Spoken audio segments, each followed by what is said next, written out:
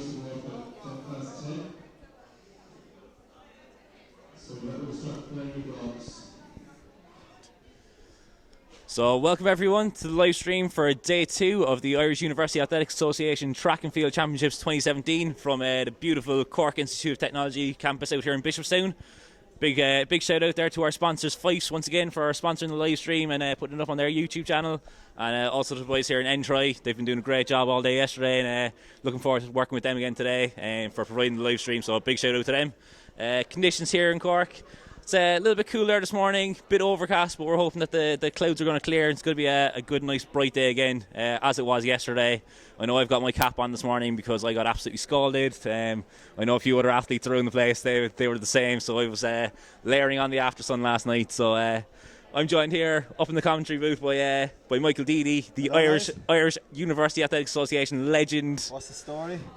So he's got the pink earrings in again today. No. But they fell in. They fell in apparently. They're the spares. You've lost the normal ones, have you? I know, and I'm changing them for the banquet tonight. Oh yeah, you have to match the suit, yeah? Or are they going to match the tie? Are you gonna? They'll match everything. Do you coordinate these things? Yeah. Oh yeah, absolutely. So yeah, we're going over some of the starts here. So we're starting with the 200 meter semis. It's a bit of a change to the scheduled timetable. We weren't expecting to have semis in the 200 meters. No. There was a bombarded with entries for the 200 in particular. So we ended up having semis, and they're going to be held this morning before the hurdles. We have 2 semi finals, and guys are just getting warmed up over in the track there. So we will just give you a kind of a gist of who's in the first one anyway. In lane 1 we have Shane Keevers from UCC. In lane 2 we have Simon Usman of DCU. In lane 3 we have Johan Ergo of NUIG. Lane 4 Zach Irwin, IT Sligo. Lane 5 Ian Madden Lane 6 Mark Slaughter, IT Carlo. Lane 7 Owen Dobie, NUIG, and Connor Wilson of AIT in lane 8. That's a fairly that's a stacked semi-final, in fairness. Like, it's actually, to be honest, it's probably more stronger than the second one. Although I am looking at the second one here, there's a few big names in the second one here. There's a few big names in the second one. This is anyone who gets to the final, this is going to absolutely deserve it. Oh yeah. You're going to have to run well here. I don't think there's going to be anyone holding back. I think a lot of these athletes have been eyeing the 200 over the 100 meters. If you can look at both the standards of the 100 meter results going on the 200 meter results, you can see a lot of the big names are favouring the 200 meters at the University Championships. That could be just a preference. Could that be trying to build strength for later in the season, possibly? Probably, getting the endurance work in the longer sprints. Yeah, before you focus on the. Preferably, I wouldn't like to run an extra 100 meters, but I suppose these guys are probably actual athletes, like, you know. I'm not saying that I'm not an actual athlete. Like, you're an actual athlete. Thank you very much. Thank you. You were flying down the track there yesterday. Stop. I have to tell you a story actually about this morning, right? Right, I've had this injury, lower abdominal strain, right? But I woke up this morning and I was just brushing my teeth there away, and I accidentally swallowed the toothpaste. Okay, right, yeah. Right, and Sean Donohoe turns to me and he was like, Didi, I think I've discovered why you've been injured, right? That toothpaste has been going into your lower abdomen with the last number of years, and now it has gotten injured. And he was like, I think I've gotten to the bottom of it. So Shane McCormack, if you're listening, it's not actually a physical injury. I've been swallowing toothpaste. So there you go. I'm sure those things are related. I think that's definitely a physiological reason why you would he's get after messing with my head now, because I better stop swallowing toothpaste. Like, he's after psyching you out now because of this. He really is, like. You're gonna have to get that dry toothpaste or something. They've got that, haven't they? It's tasty though, in fairness. It's that minty. I mean, you're gonna have that minty freshness now for the rest of the day. Oh, really? Yeah. So that was my most exciting. Well, we're staying in Rochestown Hotel. And God, that's a fancy hotel. You're half a mile from my house is where you are, yeah? Yeah, you were saying that yesterday. It's only down the road. Jesus, lads, it was $9.50 for a continental breakfast. Like, what the? Like, they not throw in a bit of breakfast. I could have just brought the cereal with me and an old bowl and had it in the room, like. But I'm not that smart. Sure, Dunn's Stores is only up the road. You could have got up there and maybe got some Fyffes bananas. I'm not that familiar. We went to a nice place last night, Rock and Joe's, for a bit of food. Ah, geez, a bit of Rock and Joe's. And there's a petrol station, like. So we went over there and got a few munchies for today. What you need to do now, if you get a bit of time between here and the banquet. Can we just stop, right, and just admire Simon Archer's dreadlocks again? Every time they come on screen, it's a highlight. His arms are like 32 inches. Pythons. He's definitely an Pythons, I believe NFL player. Like he definitely has been in it. He's like, he'd knock any man out. He seems to be walking away from the 200 meters though. Where's he going? Sure, just going to find a quiet space to get focused and get ready for this. Right, guys, we're going to try and find out where that guy's going. But as we pan over, we can see Johnny Walsh there. If anyone wants to tweet us, where is Simon Archer going? # where is Simon Archer going? UCC legend, Johnny Walsh. With the trucker moustache, it has to be admired. Those handlebars. The handlebars. You wouldn't see them on a BMX. There's Aina Madden there. Glutes Madden. Fade Madden. Beats Madden. Beats by Madden. Imagine if they were headphones. Beats by Madden. Beats by Madden. And if you're listening back in this later on, will you make those headphones for me? Beats by Madden. If you can pan down to the finish line there, a lot of people were talking about a clock yesterday. We were missing a clock. We were missing a clock, and we're just going to give you a nice surprise here now when we pan right the way over. I think we sort of spoiled it by the massive Michael pan. Leedy has sorted you out. Look at that. Excellent. Timetronics classic clock.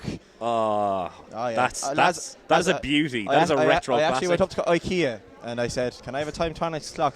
And they're like, I'll sort you out, right? I'll just put it together in this little cardboard box here. So there we go. Michael Deedy was actually here all night assembling that after buying it in IKEA. He got it as a flat pack. I got very upset yesterday, you know. It was like, no clock. And there we have our Fyffes pull-up stands. I was putting them up this morning, along with the flags over in the far end. And there's lots of bananas still left, and blow up bananas, so I'll go around and hand them out later on as well. Excellent. Trying to get some students to give me a hand. Jesus, you're trying to get students to give you a hand. That's a toughie. As I've learned recently, that is nigh on impossible. Nah, sure, look at. Students are useless. They're here to run the races. So am I, but I don't think they understand that. Aye. I'm only running the relay later on. That's at 3 o'clock or something, so I'll be gone from 2, so you won't have to listen to me for too long. all you dedicated listeners. Mikey, you mentioned some of the races that are later on today. Any particular highlights you're looking forward to today? I'm looking forward to the 100-metre final. 100-metre final, yeah. The 200-metre final. 200. Well, looking at that 200-metre start list for the semis, that's going to be. I'm not being biased, right? But I am looking forward to some of the distance events like the 800 metres and stuff like that, because they're really, lads, they are the real athletes. They go into lactic a lot earlier. Oh yeah, absolutely. And they're trying to get around that track. Like, you know, 800 metres. It was my event back in the day. I'm not going to say my time because it was slow. I'm looking for Angus Meldon to come through strong in that one. Absolutely. Yeah. But I think 800 metres. It's probably the nicest race in terms of, you know, it's a tactical race. It's the first race where you're really going to get tactics in it. Yeah. But also, you know, it's short, it's fast, it's explosive. So you're getting the best of both worlds with it. So is there any chance there? Actually, no, he's running off there. I was going to zoom in on Pat Lynch. You know, what a man. Trying to get him up out of the bed this morning. In fairness, he was here an hour before these events, so I'm happy enough with that. Yeah. Like he's in. There's no point in being here too early. He's in the 200-metre semi, and he's in the 100-metre final for wit. Like haven't had a guy in the 100-metre final since David Hines, and that was back, Jesus, 3 years ago, something like that. Yeah. So good to see Pa representing the wit in the sprint finals. WIT sprint team appears to be coming on quite strong. I know. Traditionally more of a distance college, you know, represented well at the cross country, and that seems to have faded in recent years. But you've got a lot of sprinters coming through now, apparently. Yeah, that could be all down to the fact that Shane McCormick is now our development officer in WIT, and he's a very sprint-minded man. So I'm sure that he'll try and source some distance athletes for us too. But look, you get the athletes where you can get them, and absolutely. And hopefully we'll see a few coming our way. Trying to pry anyone out of the woodwork and. Get them out to races. So look, get them out to training. This is my year down now, so I won't have much to do with WIT Athletics. It'll be all IUAA from here on in. Or if anyone else feels like giving me a job, I greatly appreciate it. I have a few as it is, so you'll have to really offer me a good one. a few paid ones, easy money. I love how the pole vault is just always inactive. I wonder why. I think they're really trying to put it at a good time today when no other track event is on, just so we don't have any mishaps. I noticed that bar on it isn't made of elastic this time. So No, that looks like a fairly sturdy pole. Like, I'm pretty sure if that whacks you, you're dead. I seriously hope we don't see that one rebounding onto the track. No, we won't. Yeah. Be grand.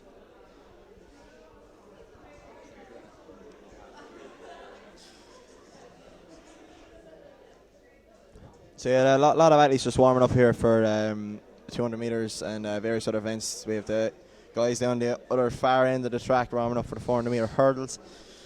And as we get more start lists into you, we'll be able to give you more updates. After that, after the 400 meter hurdles, we'll have the 3,000 meter women's final. We'll have a slight break. There will be field events like triple jump and the hammer happening. Then we'll have the 100 meter finals at 11:20 and 11:30, men and women. We'll then after that, then have the 800 meters, then the 3,000 meter steeplechase. And to be honest, lads, I won't tell you much more unless you look on the website for the timetable yourself. So athletes just getting into the blocks here. We might just take a quick run through again. We've got Shane Keevers from UCC, Simon Essuman from DCU, Jonah Erugo from NUIG, Erwin Zach from IT Sligo, Aina Madden from UL, Marcus Lawler from IT Carlow, Owen Dobie from NUIG again, and Connor Wilson from AIT. So they're in the blocks now, just about ready to go here. Here we go. I love a good sprint. Day 2, first race, 200 meter semi-final. Some good starts there. Yeah, off Jesus, we go. Marcus Lawler Out of the straps like a hare. Oh my Has to be God. expected, really. He is monstering the turn. Zach Erwin and Aina Madden in track, but Jesus. Flames coming out behind the feet of Marcus Lawler there. Marcus Lawler. Powers around. Lads, this could be an IUAA record. Like, he Erwin is Zach pulling there, away coming from through the in lads. seconds. Oh my God. It is, lads, 21:52. He slowed up before the line. Lads, I thought he was going to go for an IUAA record in the semi-finals. He's saving himself in the final. 21:52 in a semi-final. I reckon he knew pretty early on he had that one in the bag. So lads, he's in good nick. He's in really good nick there. I don't think the lads expected that. They were really trying to push there, but Marcus pulled away and he slowed up before the line. It was almost Usain Bolt like. That's what that was, Usain Bolt. You know, you hate to keep making that reference, but it's the most valid thing that you can say. It's Usain Bolt-esque. Yeah. The Carlo Cheetah, they call him. You do? The Carlo Cheetah. Yeah, the Carlo Cheetah, yeah. And you know what? It's a fairly apt nickname. Sure. Yeah.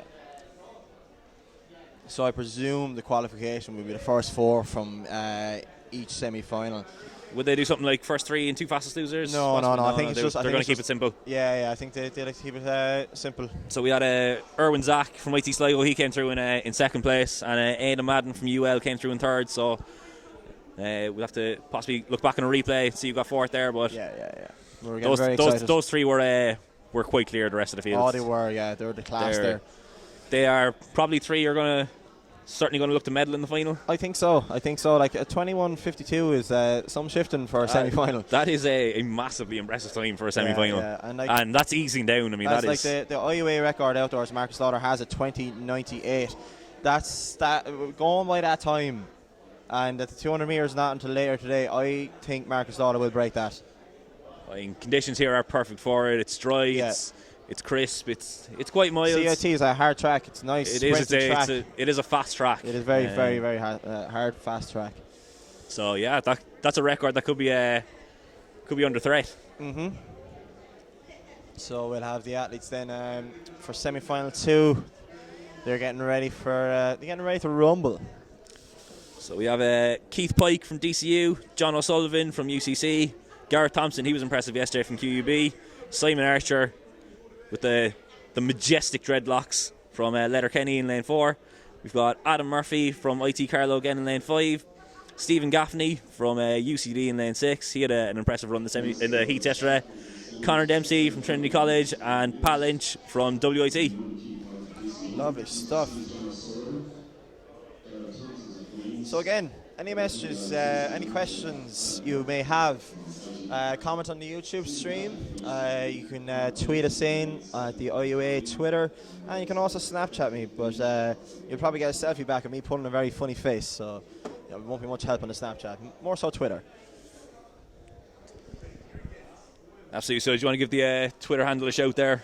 IUAA Athletics. I'm sure they all know it by now. Probably, yeah. They do. Yeah.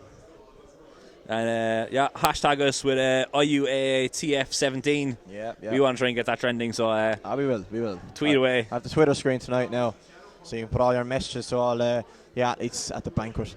Anyway, here we go. Semi-final 2. We have Keith Pike, John O'Sullivan, Gareth Thompson, Simon Archer, Adam Murphy, Stephen Gaffney, Connor Dempsey, and Patrick Lynch.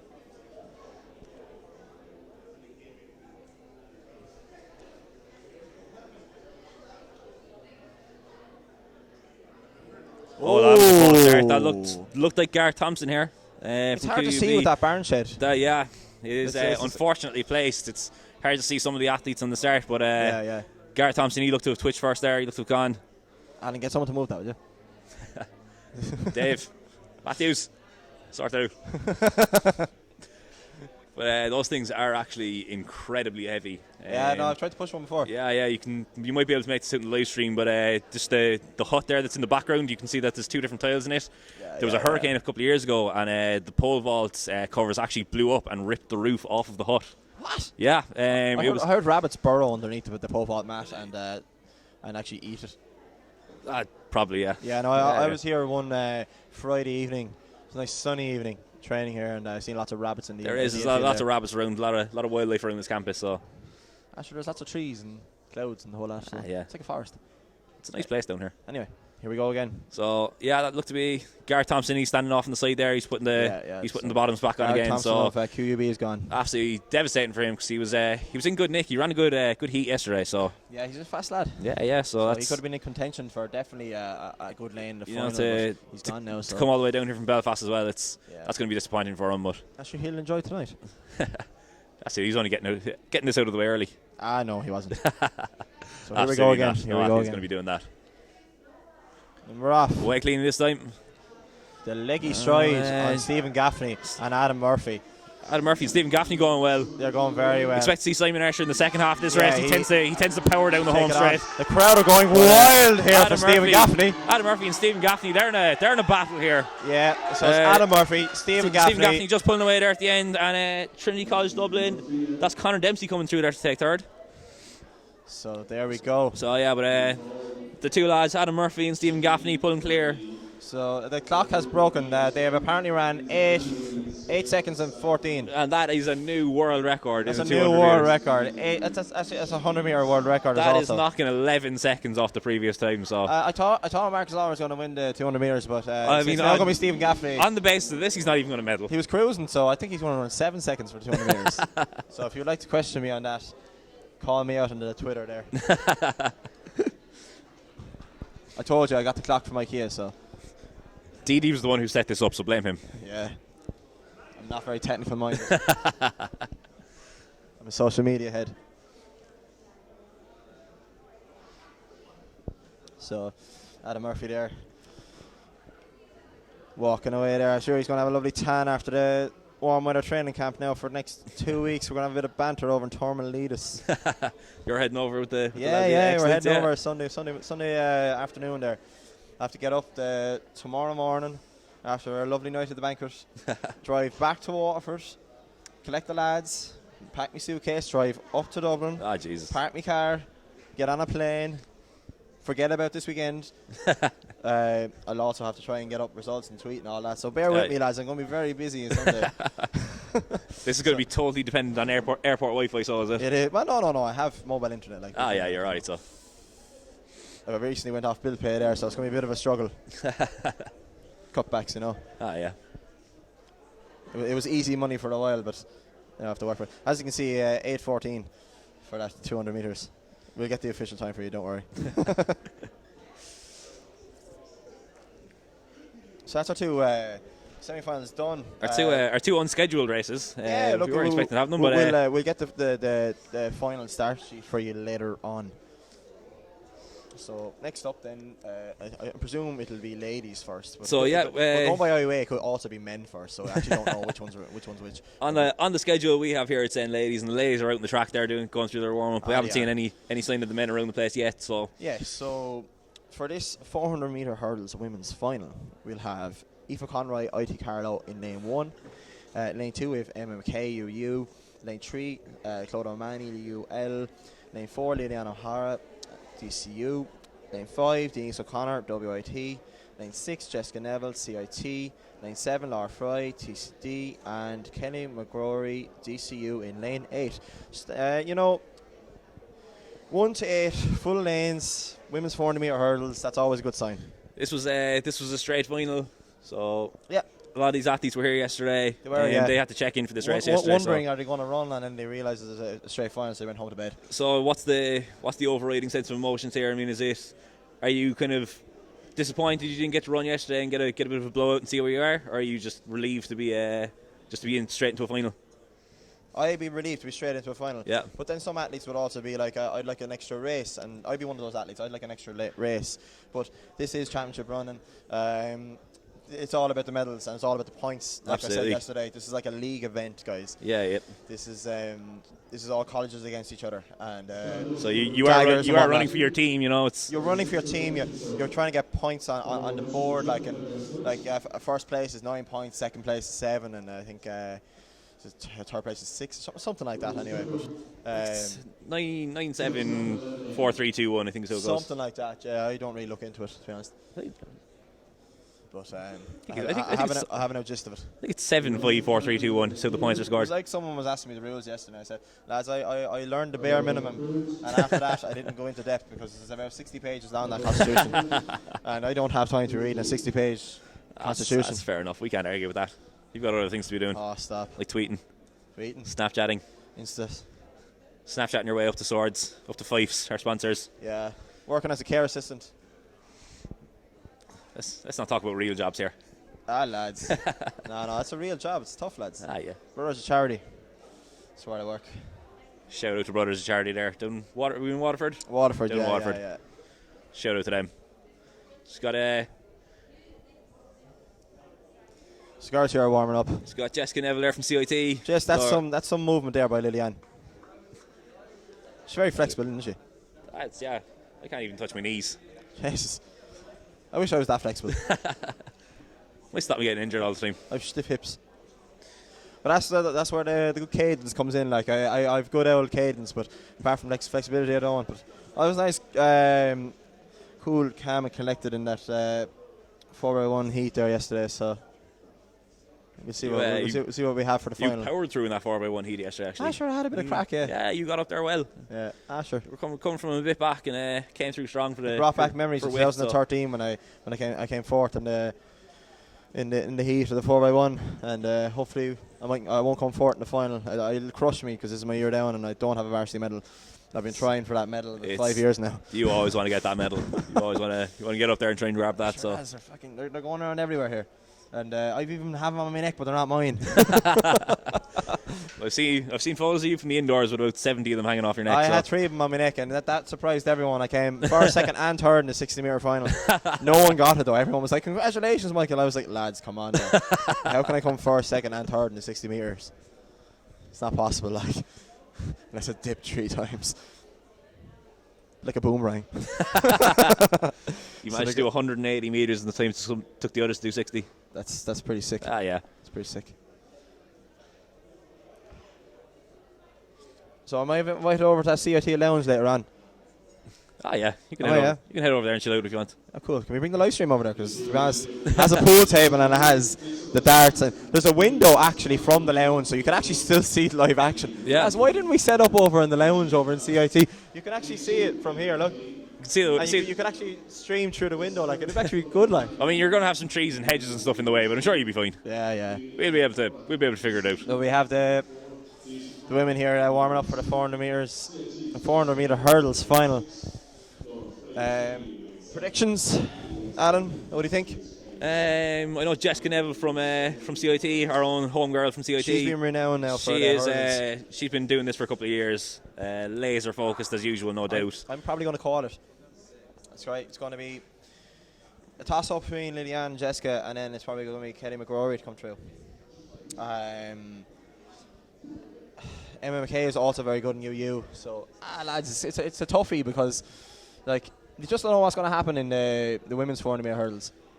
I mean, hurdles are always unpredictable. Yeah, I mean, like, you can clatter a few, but I remember that's seeing more the sprint men's 400 meter hurdles there last year, and Paul Byrne was cruising around. Oh yes, And that was very flattered unfortunate. the third to last hurdle coming off the bend.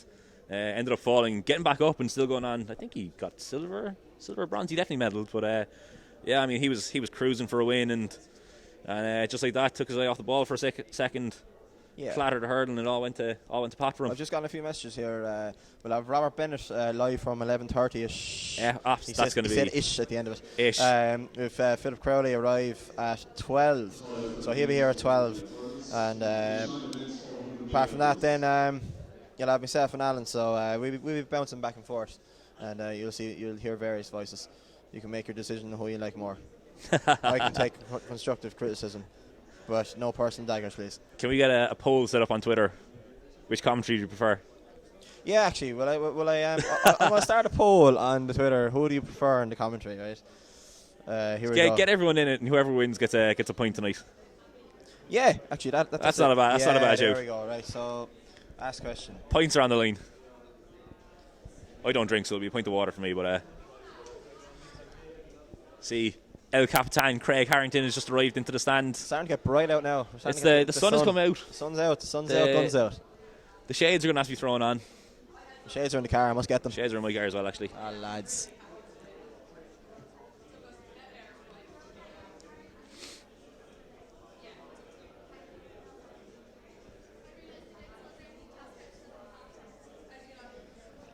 So choice one.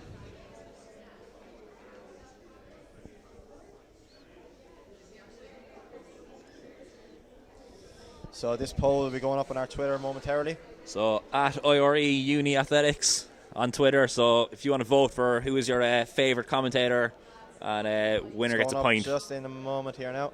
Courtesy of the IUAA. Yeah. Yeah, absolutely. So that is live. That's live, and everyone's currently at 0%. So you can vote Alan O'Brien, Michael Leedy, Philip Crowley, or Robert Bennett. They're your four people that you can vote for. So there's our main man, our star attraction on screen, Thomas Barr. We don't want to keep harping on about him, but he has that swagger about him. He's got that glint in his eye. He's ready to run here today. He got that nice car too, that nice Skoda. Oh yeah, seen it there this morning. Oh yeah, perks, eh? Yeah, stop. It suits him down to the ground. If anyone wants to sponsor me a car. Racing blue. Look at that. Look at that flexibility from the UL athlete. It's Claude O'Mahony from UL. Going through the last for a warm up here. Is that guy wearing a Fyffes? A football jersey? I think that's a Dundalk jersey. They're sponsored by Fyffes. Yeah, they are actually. Yeah. If we can try and get him to turn around there. No. He's wearing a football jersey. So there you go. So Fyffes, if you're listening, there is a Fyffes Dundalk football jersey at the track. It's always a good thing to see. Yeah, absolutely.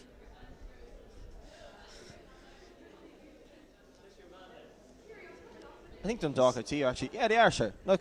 That'd be we're going to assume that's Joseph Holloway. Yeah, that's probably Joseph Holloway. Yeah. He's in Dundalk. So repping Dundalk. So I presume bigging up the Dundalk crew. So I presume he must be on the underage team or something then.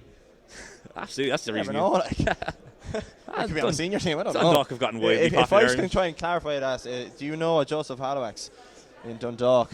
Dundalk have gotten massively popular. I'm sure. They've got a lot of fans rocking the replica jerseys around Dundalk. So they've really I don't know if it's such a wise choice wearing it down here in Cork. The big rivalry between Cork and Dundalk the last couple of years in the League of Ireland. So there is, yes, in fairness, yeah. So a couple of classic league finals, cup finals. So yeah.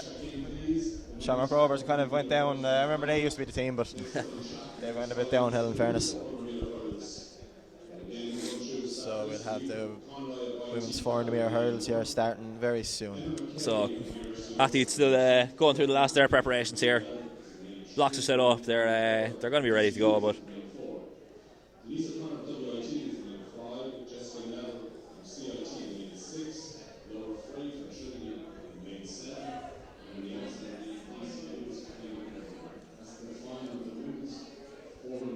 So again, this is a final of the women's 400 hurdles. These will be medals will be decided in this race. Who will be your champion of the 400 women's hurdles final? argue would say this is the most competitive it's been in a few years. Oh yes, definitely. Yeah. Like it's a straight final, but 1 to 8 is full, so it's always a good sign.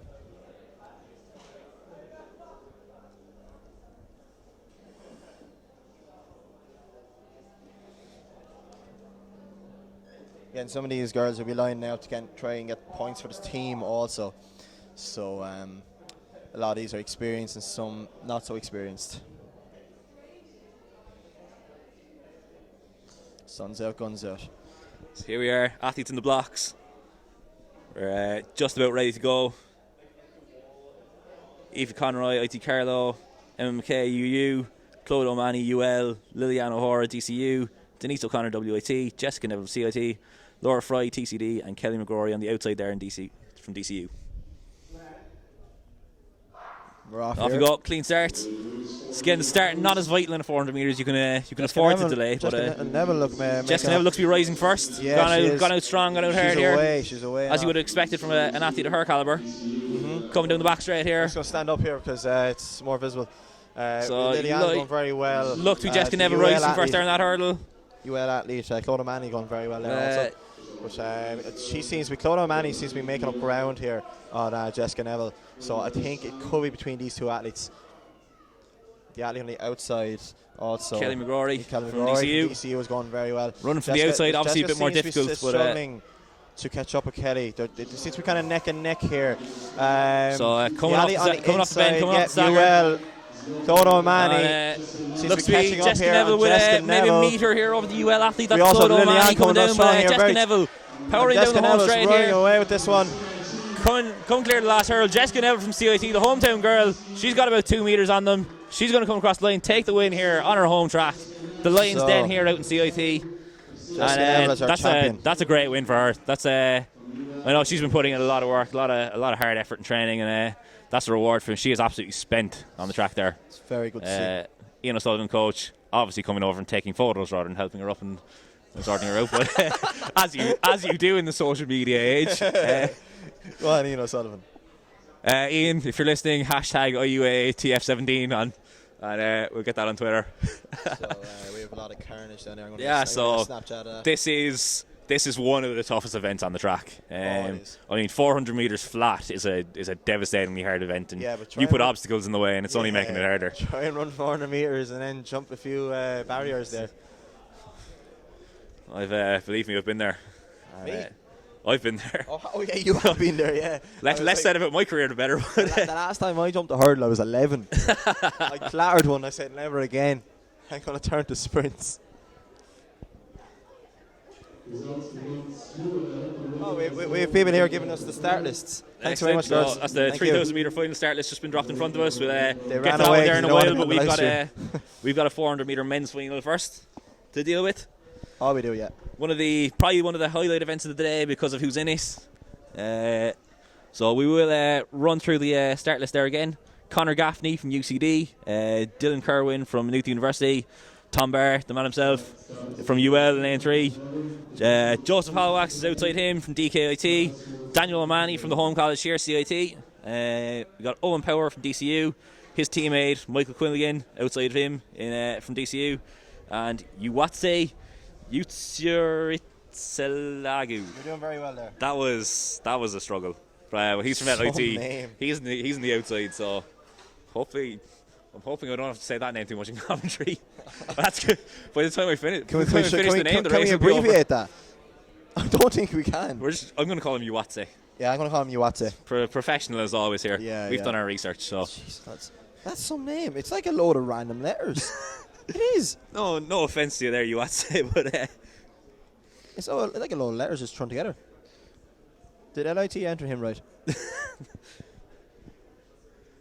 So Jessica Neville there on the track. She's soaking in she's managed to get back on her feet, soaking in the victory here, as you are well entitled to.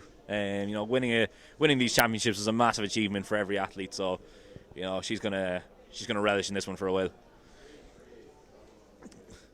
And ran a good race. You know, she was strong. She hit it hard from the front, which is can be a dangerous tactic in 400 meters. You don't want to go off too early and blow up in the final 100. But no, she was strong the whole way around.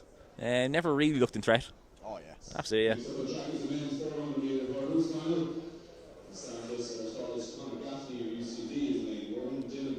So they're just calling out the starts there.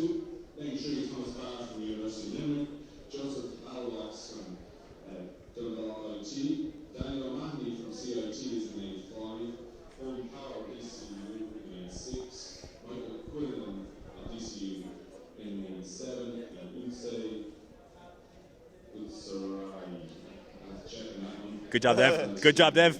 Dave couldn't pronounce that name either. Sorry, you, what's it? He's laughing as well.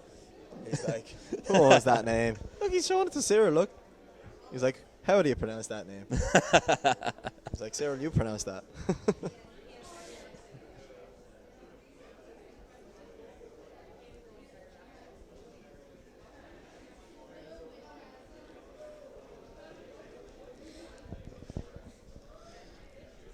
So again, I'll be putting posts up on all the IUAA social media there. I'll get down on track in a while there when we get our assistants to take over the live stream.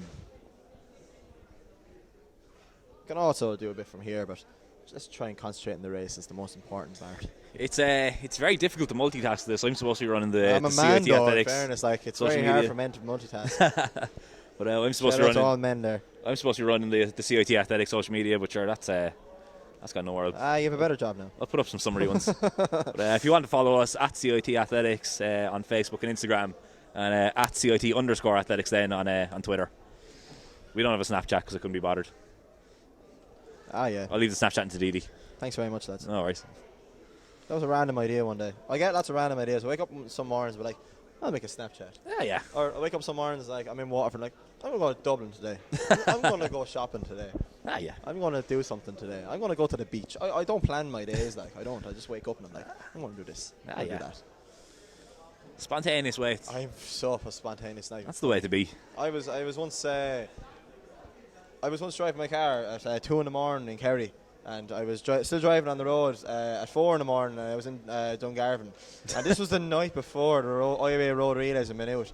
And I remember someone saying to me, "Lady, you're not meant to be a minute tomorrow." And I was like, "Yeah." So I got into bed at 5, and I woke up again, and I was down to Wexford to collect Sean Donoghue at 8 a.m. So I got up at 7. 2 hours later, I got up. And lads, I was fairly fired up for that minute road relays. And we also went out in JW Sweetman's that night. Yeah. So that was a long weekend. I drove 1,000 kilometres. So driving's my thing. That micro got a good run out, so. Nah, I'm not like that anymore though. That was just once off. Bit of crack. You've settled down now, have you? Yeah. Settled down now. That's what happens when you get real jobs. You have to settle down. I know, I had the real job. I just had a few days off. So Cameron's trained here on Daniel O'Mahony, hometown hero again from CIT. So CIT well represented in the 400 He was going very well actually in the 400 He won his semi-final yesterday. He's a young lad. He's only a first year. He's only just in the door. Okay. But yeah, I've heard the name before at school. Alright.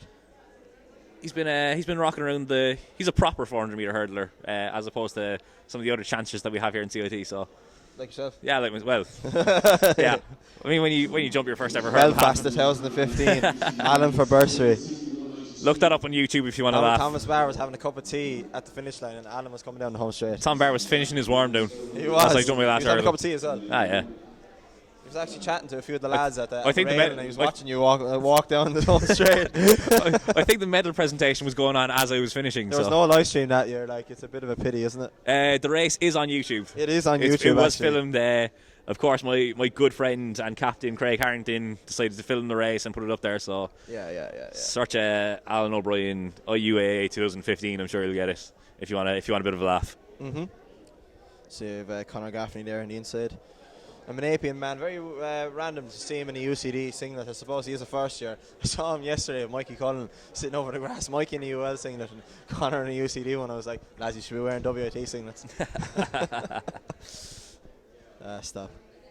So yeah, live tweets going up from the IUAA website straight onto the Twitter there of results. So Look, I'll put results up as well, but I have no control over that, so I'm going to try and get the website to put up as many results as I can.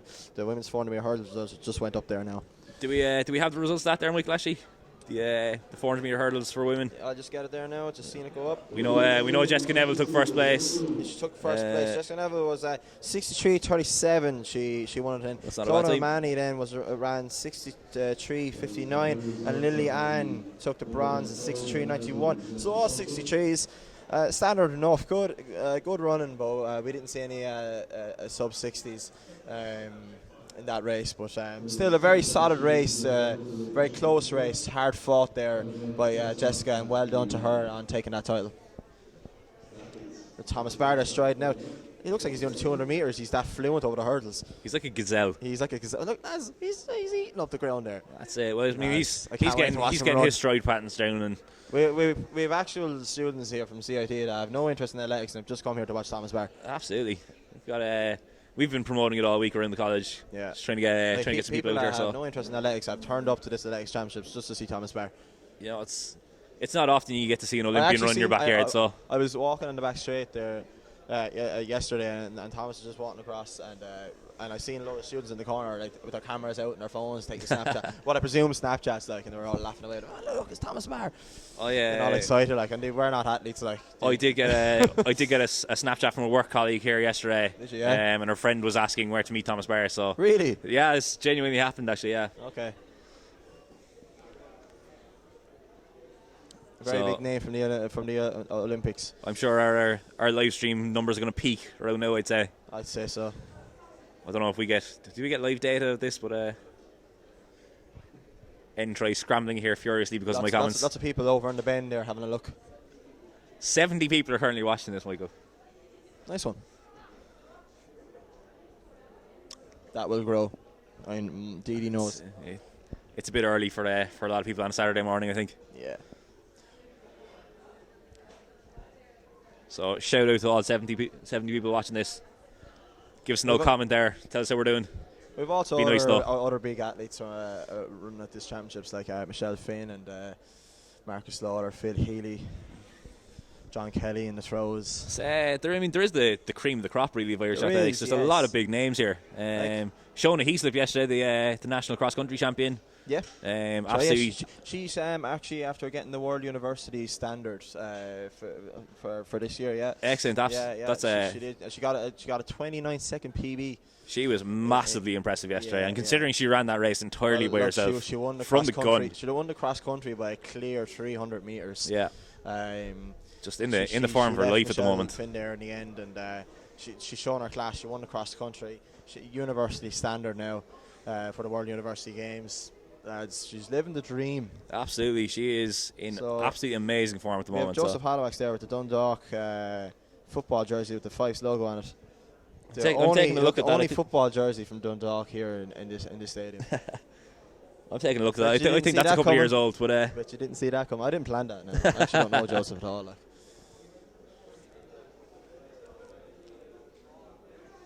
Wonder if I can get a copy of that.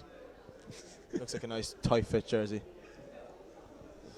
I think it looks like it's a couple of years old. But, no, it looks new enough to me. It's in great nick, but I'm just looking at the jersey itself, and I think it's from a couple of years back. So. Oh, is it actually? But I know they are still sponsored by Fyffes, so you can get yeah. But anyway, Jamie Walsh, Cyril, and Dave Matthews there having a discussion. Should we run this race, or should we give Thomas Barr the medal? Dave Matthews, we kind of have to run it just to give the crowd a show. Yeah, we do. That's what a lot of people are here for. So, but it is going to be by how much rather than if, isn't it? Yeah. Barring something massively happening, but you don't expect it from a pro like Tom Barr. Not at all. He's not going to take his eye off the ball here.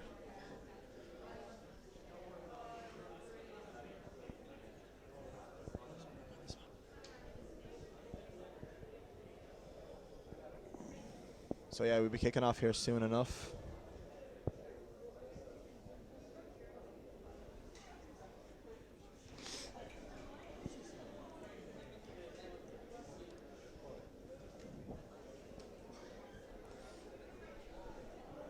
Well, I think really the battle here, Michael, that's for the minor medals, I think. So Yeah.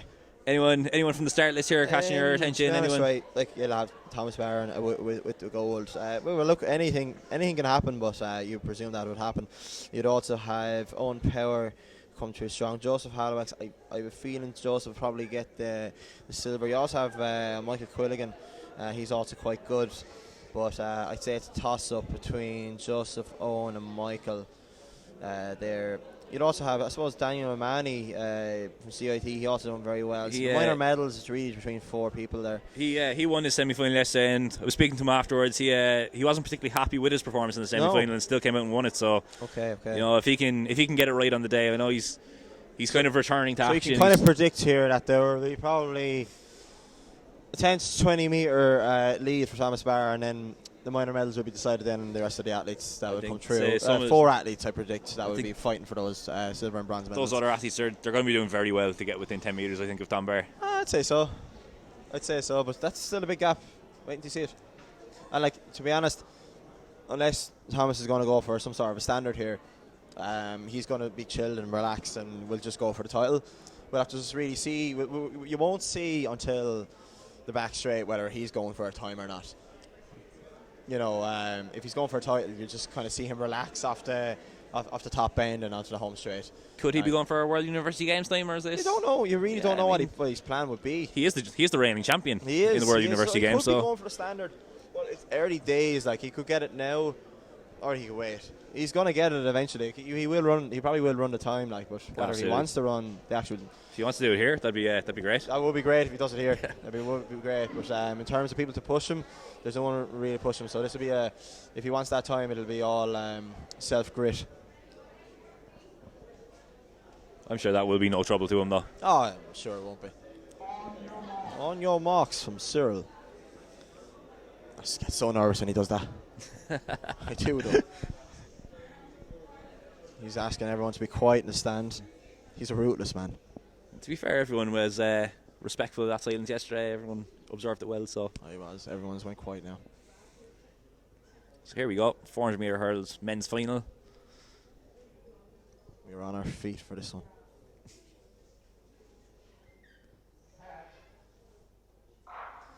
Away we go. We're off. Clean start from everyone. Joseph Halifax going very well there. Yeah, you can already see it all. Tom Barr up first, eating up the first, stagger on Joseph Halifax outside him. Daniel O'Mahony going also very well there. Yeah. Looks as is Owen Power of DCU, but so, Thomas Barr has just passed all these athletes out. Absolutely, as predicted. running away. It looks like Owen Power is second to rise out of the gold medal is others, wrapped so. up here, so we'll pan back to the other guys here. Owen Power is going very well here in DCU. Looks to might get the silver. Joseph Halifax is coming up here as well. So it's a toss-up between the two lads. Owen Power and Joseph Halifax are actually locked in a bit of a battle here, but streaking away with this one. I mean, that is a good the 20 metres. Claps in appreciation for this we'll great run by here. Thomas Barr. He runs a 50.92. 50.92. Joseph Halifax from DKIT getting up for second there. Owen Power for third. Daniel O'Mahony coming through there in fourth from CIT. So he's going to be happy with that, I think. You know, but for a first run in the CIT events, did he run the indoors? He did. He did. Okay, for his second run. But I mean, this is it's a very good run for him. This is only his second 400 metre hurdles in 9 months. His first one was yesterday. Yeah, so here we have the replay anyway. You know, you're going to have a bit of rust, but Thomas Barr kind of streaking away with that one as predicted. He ran a 50.92, which is it's a solid time, a good opener for him. I'm sure he'll be looking for more in the weeks and months ahead. Absolutely. I mean, you can see easy, just gliding over the hurdles. He was really kind of going through the motions there. I'm sure he'll be looking for more. We can find out, is that any sort of a standard. If anyone can keep us updated on the Twitter, if we can look at a few websites there and whatnot. And Joseph Halifax coming off the bend very strong as well. He did, because himself and Owen Power were rising together. He's coming over the hurdles. You can always see that he has the powerful legs, big calves, you know. Yeah, absolutely. But he ended up putting about 10 metres into Owen Power there over the last 100 metres. So yeah, a strong finish from him to take the silver.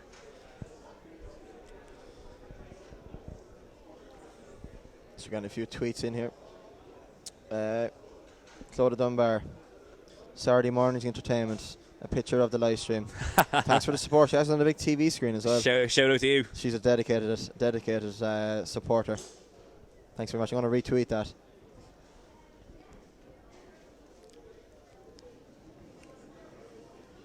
Good stuff.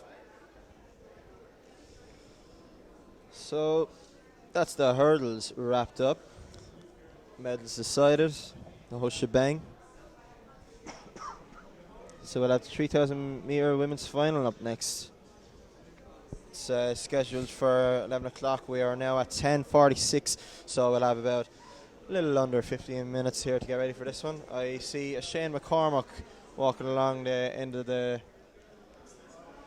track there. Must say hello to him soon. He got a haircut.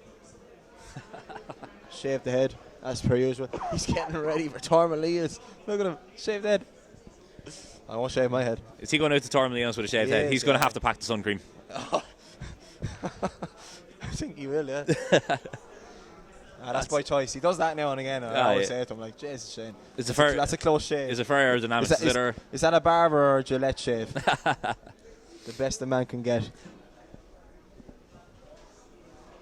So they're clearing the hurdles here off the track now for the 3,000 metre women's final. That's going to be happening in just a little under 15 minutes. So nice. We'll go bang on time here. Not before, not after. I've just gotten a message from our very own TJ Hogan from CIT. He has told me to stop talking. The real event is the walk. So tell TJ to keep his language very PG there. Yeah. We can't repeat that entire message in its full. But so we have the results here for the 400 metre hurdles mains final.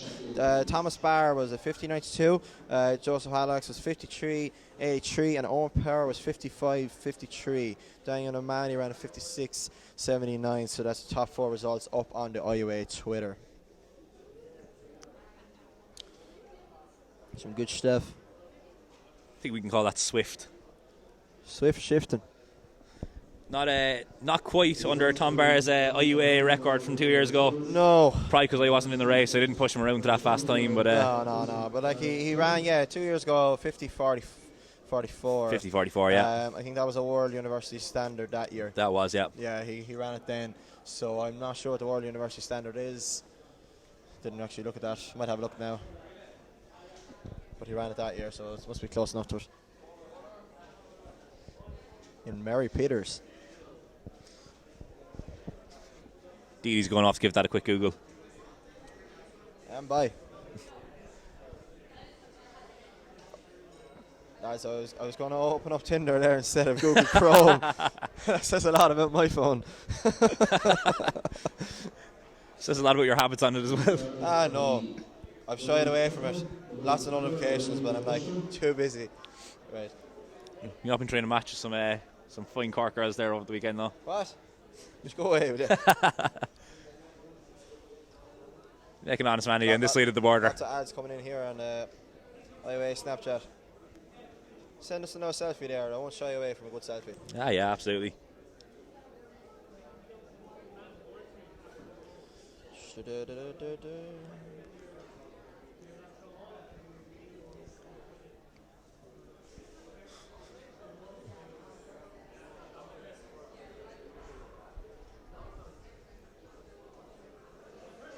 I heard a gun and I just looked everywhere. Is that race gone already? That's only a tester gun, don't worry. Thanks.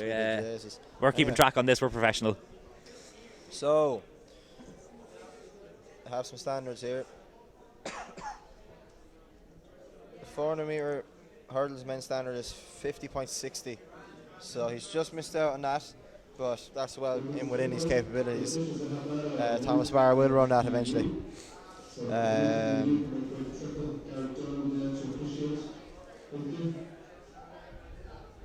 I'll keep these standards up here to keep you updated anyway.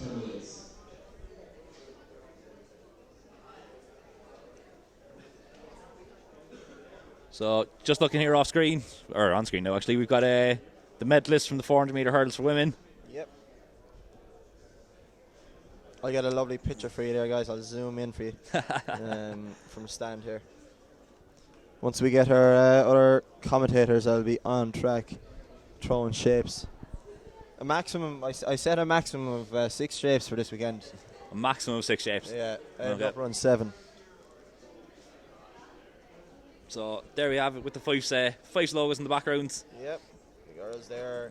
Well, Leanne seems to be sitting on the podium. I'm going to get a snapshot of that. This is a novel approach to receiving your medal. Leanne's sitting on the podium. Jessica Neville is leaning on the podium. And the other girl seems to be fairly alright. Yeah. Yeah, she's grand. And UL there. Lodo Manny. 696 there, that's Clodagh O'Mahony from UL. So made a good race of it. But yeah, Jessica Neville, the hometown girl, using the hometown advantage here, was strong all the way around.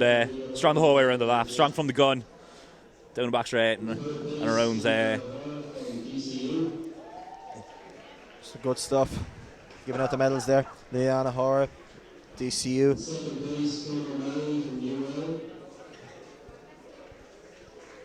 Clodagh O'Mahony there with the silver medal. And our champion, Jessica Neville, CIT. That step up to the top of the podium is going to be hard after a race like that. Oh, God, yeah. Yeah. It's a big old box. I'm sure she doesn't mind, but her twin sister Christine in front as well. She went in the 400 meter flat yesterday. Smile for camera. So we'll be seeing her later on again. The today. women love the camera. men are just like, what's that? I don't know. The men some of the men love the camera too. Do they? Yeah. I love a good camera.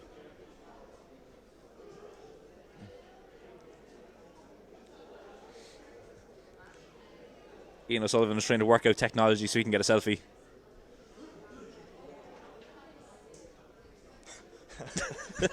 Ian O'Sullivan loves a good selfie. He loves a selfie. He loves a good selfie.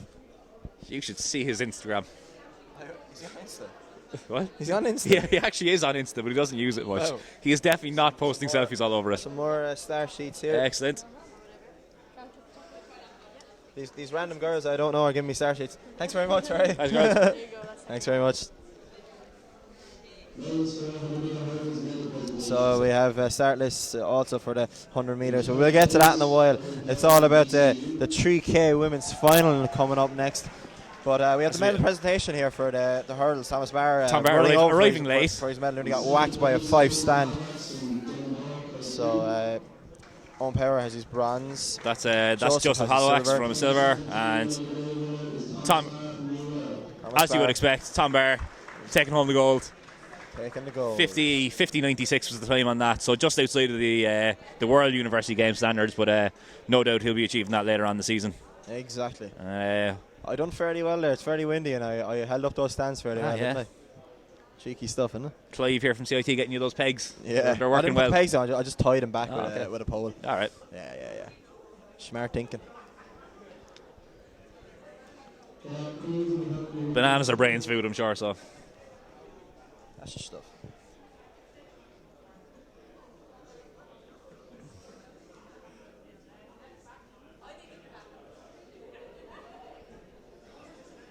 So in the Fitzpatrick, I'm getting a picture of the girls there.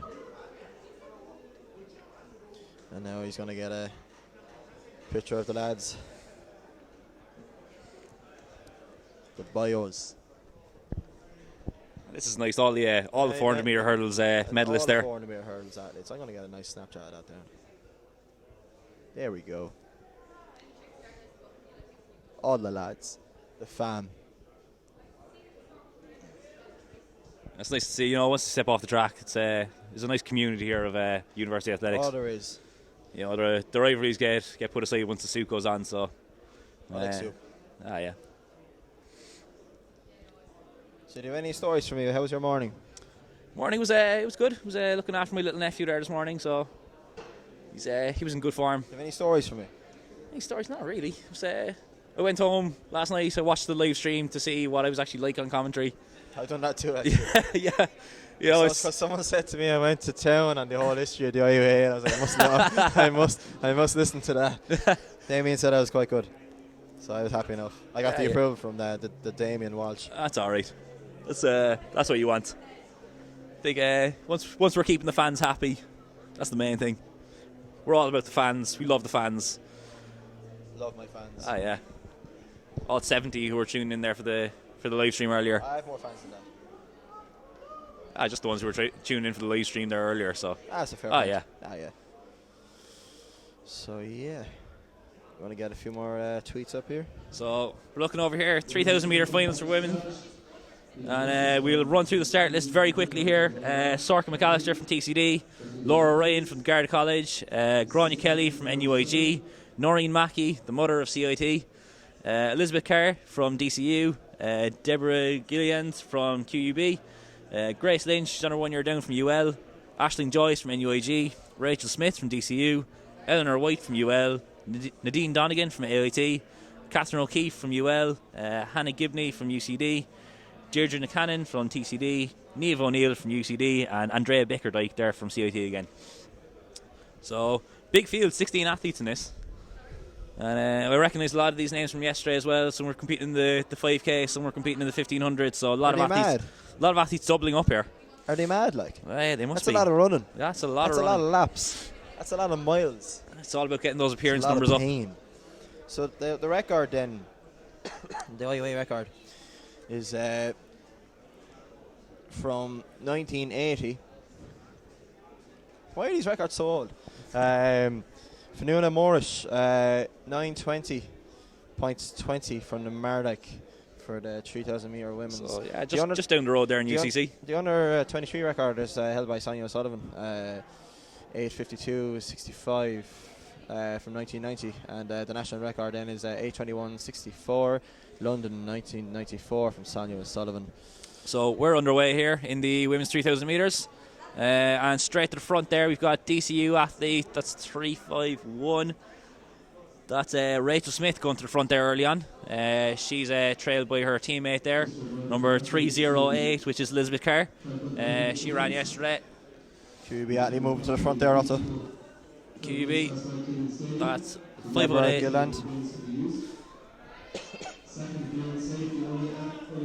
So 3,000 metres, it's a very interesting kind of cross race. You've got the speed athletes in the 1500s, you've got the strength athletes in the 5K. So it's nobody's going to really do anything at the moment. They're just kind of going through the laps. And 7.5 laps. You're going to tick off the first few and find your rhythm. And you know, after that, expect the 5K runners to try and push it on, because they want to try and burn out the kick of the faster 1500 meter runners. That's exactly it. Like they want to let everyone else use their energy. Yeah, it's an interesting dynamic here. Yeah, and they were like, sure, I'll pop in near the end and steal your medal. Yeah.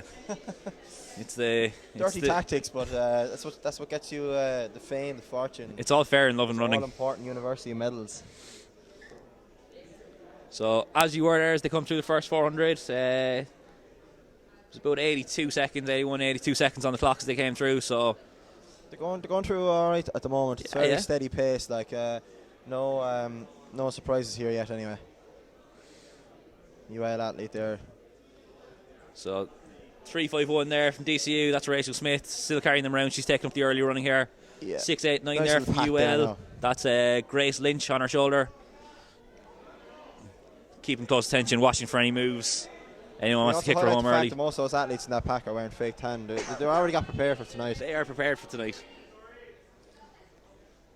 So it's a bit of a breakaway group just after happening here. Fronts after stringing out there a little bit behind, but you still have about 8 or 9 athletes there to the fore. Group of 8 there in front. A lot of see some of the 1500 meters there. Andrea Bickerdike, she was 4th yesterday in the 1500 metres. She's just sitting at the back of that pack. No doubt she's going to bide her time in and try to use her speed at the end. She was the Where's Wally cosplayer. The Where's Wally cosplayer in the viral video of last year, the viral sensation. From Aussie Man Reviews. Aussie Man Reviews. Yeah. Shout out to Aussie Man Reviews. He's putting out some great videos. It's great that he picked up on one of our own ones. So yeah. He really went to town in that CIT singlet, didn't he? You know what? It's memorable. If anything, it's memorable. It was popping up a year later, and I don't think it's ever going to go away. To be honest, we're never going to hear the end of that. No. It's all my fault. No more live streams next year, lads. Anyway. I'm going to get my feet here because it's a better view. That group of 8 is kind of starting to string out there a little bit. They're going in procession. Rachel Smith still to the fore of it. They seem to be the class of the field. Yeah. Elizabeth Carr there in close attention there in third. NUAG athlete there, that's Aisling Joyce coming around there in fourth. So, or could possibly be Ronnie Kelly. We'll have to take a look at that there in a minute.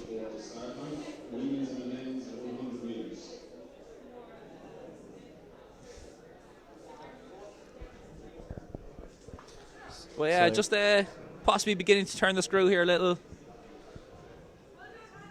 As you mentioned, Joe, some of the 5K athletes who are dropping down in distance, they'll want to make the 1500 metre runners work for this. You know, they don't want to be hanging around and leaving it to a kick. So no. They're going to be watching out for the fast athletes here. Like to be honest, I'd be keeping an eye on Andrea. Like she's a very Andrea is a strong kicker. She's known for her speed. So yeah. She's going to be looking at that.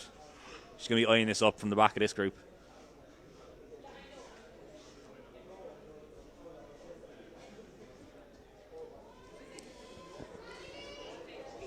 So they're coming around here. 4 laps to go. Well from UL there. This is where some of the 5K athletes will want to start making their move, I think. Yeah. Elizabeth Carr there. Tucking in very nicely. Yeah, coming through. Trinity athlete just behind her.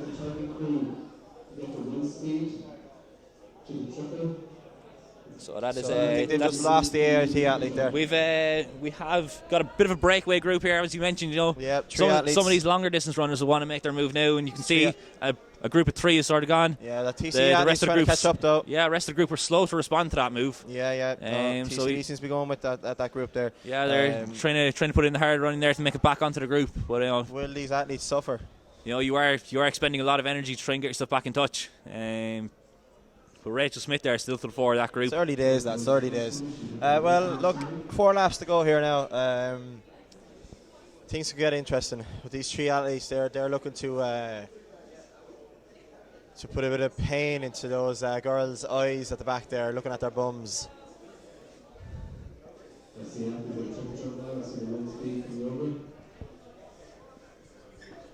Sorry, 3 laps to go now there after changing the little board there. So we're at 5:47 here now, and they're coming into the 3rd lap. So that's Aisling Joyce from NUAG is the 3rd athlete in that league group. Yeah. So Rachel Smith in DCU.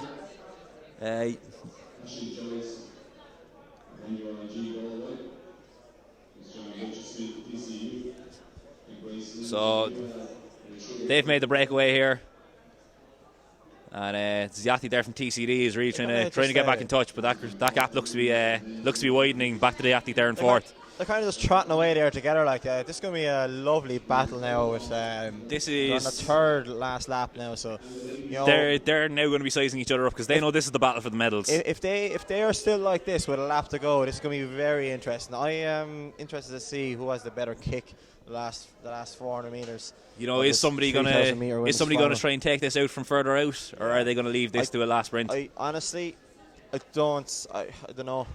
I could see maybe the DCU athlete and TCD athlete getting back into this, but I think the rest of the athletes now are starting to fall back a bit. Yeah, that chasing group has strung out quite a bit. There's probably about 5 meters between each of them, so yeah. They've turned that into a procession. But I think as these girls trot away here, the guys, so they're coming up with 2 laps to go, and we're gonna look. They're gonna size each other up, and are any of them gonna try and kick early, trying to kick from home from around here? Oh yeah. You know, is this where the hard yards are put in now? John O'Connor, if he snaps there for me later on. Come on, John. So we're starting to speed things up here. So that's Aisling Joyce there from NUAG going hitting the front here for the first time. She's kicking for this from a long way out. Yeah. And she's trying to put in her move here. So they're no longer saying buddy, let's jog beside each other. They're starting to like. They recognise that this is the race of the medals now. Yeah, this is more than likely going to be our 1, 2, 3. So yeah. There's no friends on that track anymore. Absolutely not. No friends.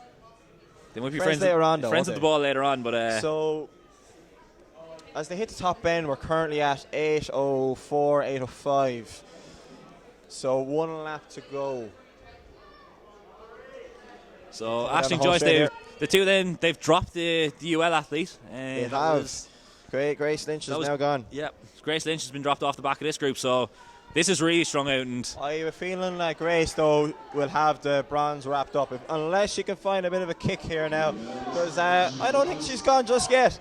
but Aisling Joyce there and from bell, NUIG. She's put about we 5 are meters at here. 8:35, 8:36, and she looks to be kicking again here. 8:38, 8:39. Aisling Joyce looks to be kicking The again from NUIG 400 athlete meters out. is just gone now. The NUIG athlete is gone. Yeah, that gap is increasing. Yeah. That's back to DCU Rachel athlete is Smith reacting, from though. DCU. She's reacting to this, and she's coming back. She is coming back. Can she? Does she have a kick? Could this be an explosive last 200 meters? This is going to be good. This is going to be good. This is the battle. This is the race now. This is the one for the win. Yeah. NUIG athlete can hear.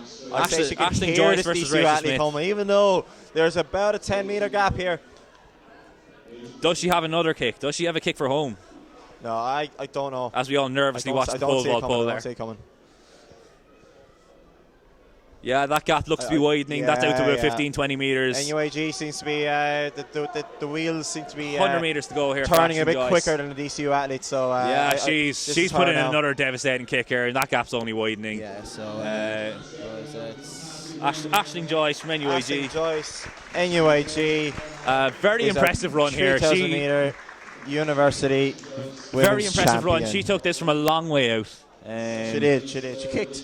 She kicked from about 600 meters to go. Yeah, and you know what, she kept kicking and she kept on going through the gears, going. So that's Grace Lynch there taking the bronze. So Grace Lynch from UL taking the bronze. Good run by her too. She was in the running there. Elizabeth for Carr, DCU. Elizabeth Carr, DCU. The other UL athlete here. That's Catherine O'Keefe So coming the winning through. time there was 9:44.59. We'll get an official time now. Coming too soon. TCD athlete. That'll be Deirdre tweeted on Buchanan. our Twitter. Deirdre Buchanan coming across the line there. She was valiant in her effort to try and chase down the leading pack, but just faded unfortunately. Andrea Bickerdike, I know she's got the lactic of a 1500 meters still in her legs there. They're all right to throw some shapes now. AIT there coming across the line. Yep. But good race. Very good race. Yeah, it is a very interesting discipline, the 3,000 meters. As mentioned, you know, you've got the strong athletes, you've got the quick athletes, and it's whichever one's going to win out in the day. But you know, you could tell there the class of the distance athletes, they were strong. And they went early, and the speedsters with the 1,500 meters in their legs yesterday had nothing to respond. So that's a fair point. That's a fair point. So that's that race wrapped up. With some athletes coming through here. That was Garda College. That was Laura Ryan there coming across the line. It was a big field again, like, you know. I mean, it was 16 athletes. That's an impressive turnout. Yeah. Noreen Mackey from CIT approaching the line here. An absolute legend of CIT athletics. We're all massively beyond Noreen. She is the mother hen of the group. Absolute legend. Great to see her out on the track once again.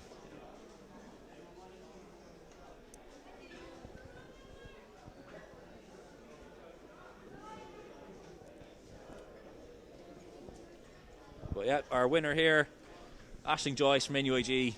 Very, very impressive run. 9:44.59 was the winning time. It's a very good medal for NUIG. Absolutely, yeah. Yeah. Like a lot of the smaller number colleges won't be known for getting gold medals. So NUIG will be very proud of that, and I hope the college reward her for that. Absolutely, yeah. Lovely gold medal in the 3,000 meters women's final. Going back to NUIG with pride. Oh, exactly. With their Donegal Tuesdays and their Mayo Wednesdays and whatnot. Lads, when I heard that, I was like, where are they getting that from? What is this, Michael? You're going to have to explain this now to me. I think it's their rag week that they call these names. They call every day a name after a county or something like that. I don't know, to be honest. Excellent. I heard it when Angus Medal got interviewed by Al Porter. I have just seen the intimidating, imposing figure of Rob Bennett. I will be back in. Rob Bennett has just walked past here, and he said his alarm never went off. I don't know about that. That's he's only an excuse. I'd say he was out last night. He's Helly Hansen jacket. I think it's a shell quality, and he's shades. I don't know if he's expecting rain today, but Don't know where he's going with his shell jacket. It's quite mild, and as you can see, the sun is out. The sun is beaming here, so He looks like an athlete that's gonna actually compete, but he's not eligible. He's done college, so yeah. if he runs today, it's totally illegal. His so official. Here are not pulling any tricks. We haven't. not. We abide by the rules. Ian O'Sullivan is a stickler for it. And Ian O'Sullivan. Right, we have the women's 100 metre final coming up here. In lane 1, we'll have Ian McMullen, UCD. Lane 2, Shona Lowe, UCC. Lane 3, Katie Burney, DCU. Lane 4, Vicky Harris, AIT. Lane 5, Catherine McManus, DCU. Lane 6, Sarah Murray, DCU. Lane 7, Grace Lawler, AIT. And Amy Cronin of UL in lane 8. So, it's wide open. My suspicion that it's going to be between Sarah Murray and Catherine McManus. You will see Vicky Harris coming through very strongly, and also with Grace Lawler. They've been running very well all the way through indoors over 60 metres. I've been watching those athletes, getting my knowledge for these live streams, even though I'm competing myself. I just happen to be there, so I have to watch the races anyway. But yeah, this is going to be a close race, but I'm going to give a shout and say Sarah Murray for the win here. You're calling Sarah Murray from DCU? Sarah Murray from DCU for the win here in this race. DCU, 2-year down athletes in this. 2-year down athletes. Sarah Murray and Catherine McManus, and also Katie Burney is also in DCU. So DCU well represented here in this final. Yeah, because the rules for the outdoors championships, you can have 2-year down athletes and you can have 2 undergrad athletes. So you can have a maximum of 4 athletes potentially in each event. As our sheets blow away, our start list is going for a wander. They do. My phone's going to be used as a paperweight. as with my fat wallet. Fat stacks of cash. No, there's not much in that. Mostly coins. I'm also going to 5 cents. I'm also going to use my phone to vote for As myself. fuels up for the entry team. Central bag. I'm going to use my phone as well, also to go on and vote for myself in our commentator of the weekend competition. I don't get to vote for myself. Of course you do. You've got your own personal Twitter. You can vote for yourself on that. Vote for myself. But if you want to tell us who's your commentator of the weekend, we've got a poll up on at IRE Uni Athletics. We'd love to hear who you think, because the winner gets a pint tonight at the banquet. So currently Philip Crowley is winning by 100%. Philip Crowley. I think he's the only person that voted so far. Okay. No, wait, it was 50-50. Someone voted for Rob Bennett. So, Rob Bennett, to be honest, I don't blame them. I'll nearly vote for Rob Bennett as well, to be honest. To be honest, I think I'm going to vote for Rob Bennett. I've actually, I don't need a pint tonight, so I know. So, Rob Bennett, you're getting a vote from CIT Athletics. And I'm going to use my other Twitter account, my personal Twitter account at AOB273. So I'm going to get some start lists for some field events there, and we'll keep you updated on that. The pole vault is currently underway, and the 100 metres up next, so there will be no mishaps. The pole vault is well out of the way. It's over the other side of the track, and the 100 metres is over here, so there will be no one getting tangled up in ropes and whatnot. They're getting warmed up for the hammer also currently, and the shot put. So, Didi, I accidentally voted for you. I meant to vote for myself and I hit the wrong button. Well, you voted now. Yeah. Don't change that. I can't take that back. Sleeping is cheating, Tom Zanetti. Anyway, where's this poll? I'm going to leave in a second there, Alan. I'm going to go and get some start sheets for the throwing events. Absolutely, we need to try and find Rob Bennett, though. Get him back up here. We will. Why, are you afraid to be on your own? Yeah. I get a bit lonely. All alone. I know we've got the entry lads here, You're but all alone, Alan. I'm leaving now.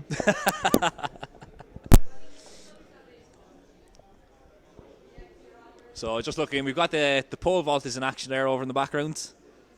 We can get the camera to pan across there to this men's pole vault. Lads are going through their warm ups. CIT with a vested interest in this. We've got Thomas Houlihan competing there. He set the varsity record in indoors there back in February. It's a record he's been chasing down his whole college career, and on his year down this year, he's finally managed to break that. Went clear at 4:71 on his second attempt, so that was an absolutely a great day for him. I know he was very proud after it. We had a gun go off in the background, but not to worry, that was only a tester gun. So we are still good. You haven't missed any action here yet. Athletes there in the 100 metres, still just getting set up, getting ready to go. So a lot of warming up, no action on the track there to speak of though.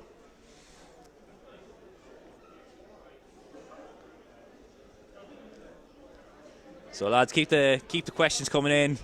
You can give a comment there on the YouTube live stream. The links are up on the Irish University Athletics Association Facebook page, so you can find them there if you want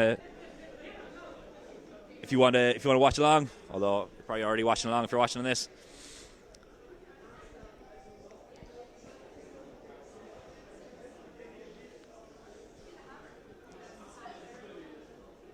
And live stream today being supplied by the guys in Entry. Been doing a fantastic job here over the weekend. In fairness to them, in top class, they've been professional, and they've been great banter over the weekend as well. So,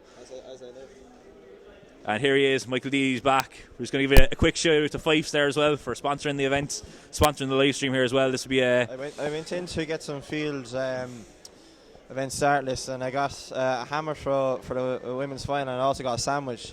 I didn't plan on getting the sandwich, but apparently it's for the IUAA, so sure, look.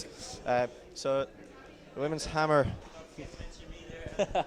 Sheldon Kirkwood, CIT legend, has just arrived here in the background, and John Shine, a DCU legend. John, how many varsity championships did you compete at? Too many, he says. Do you enjoy varsities? John, you want to say a word here? He's a shy man. They're shying away from us here, but great to see them out here. John Shine, an absolute legend. So we have pole vault men is currently underway. If you can just pan over for a second there for the women's final. So a quick pan over there to the pole vault if we can.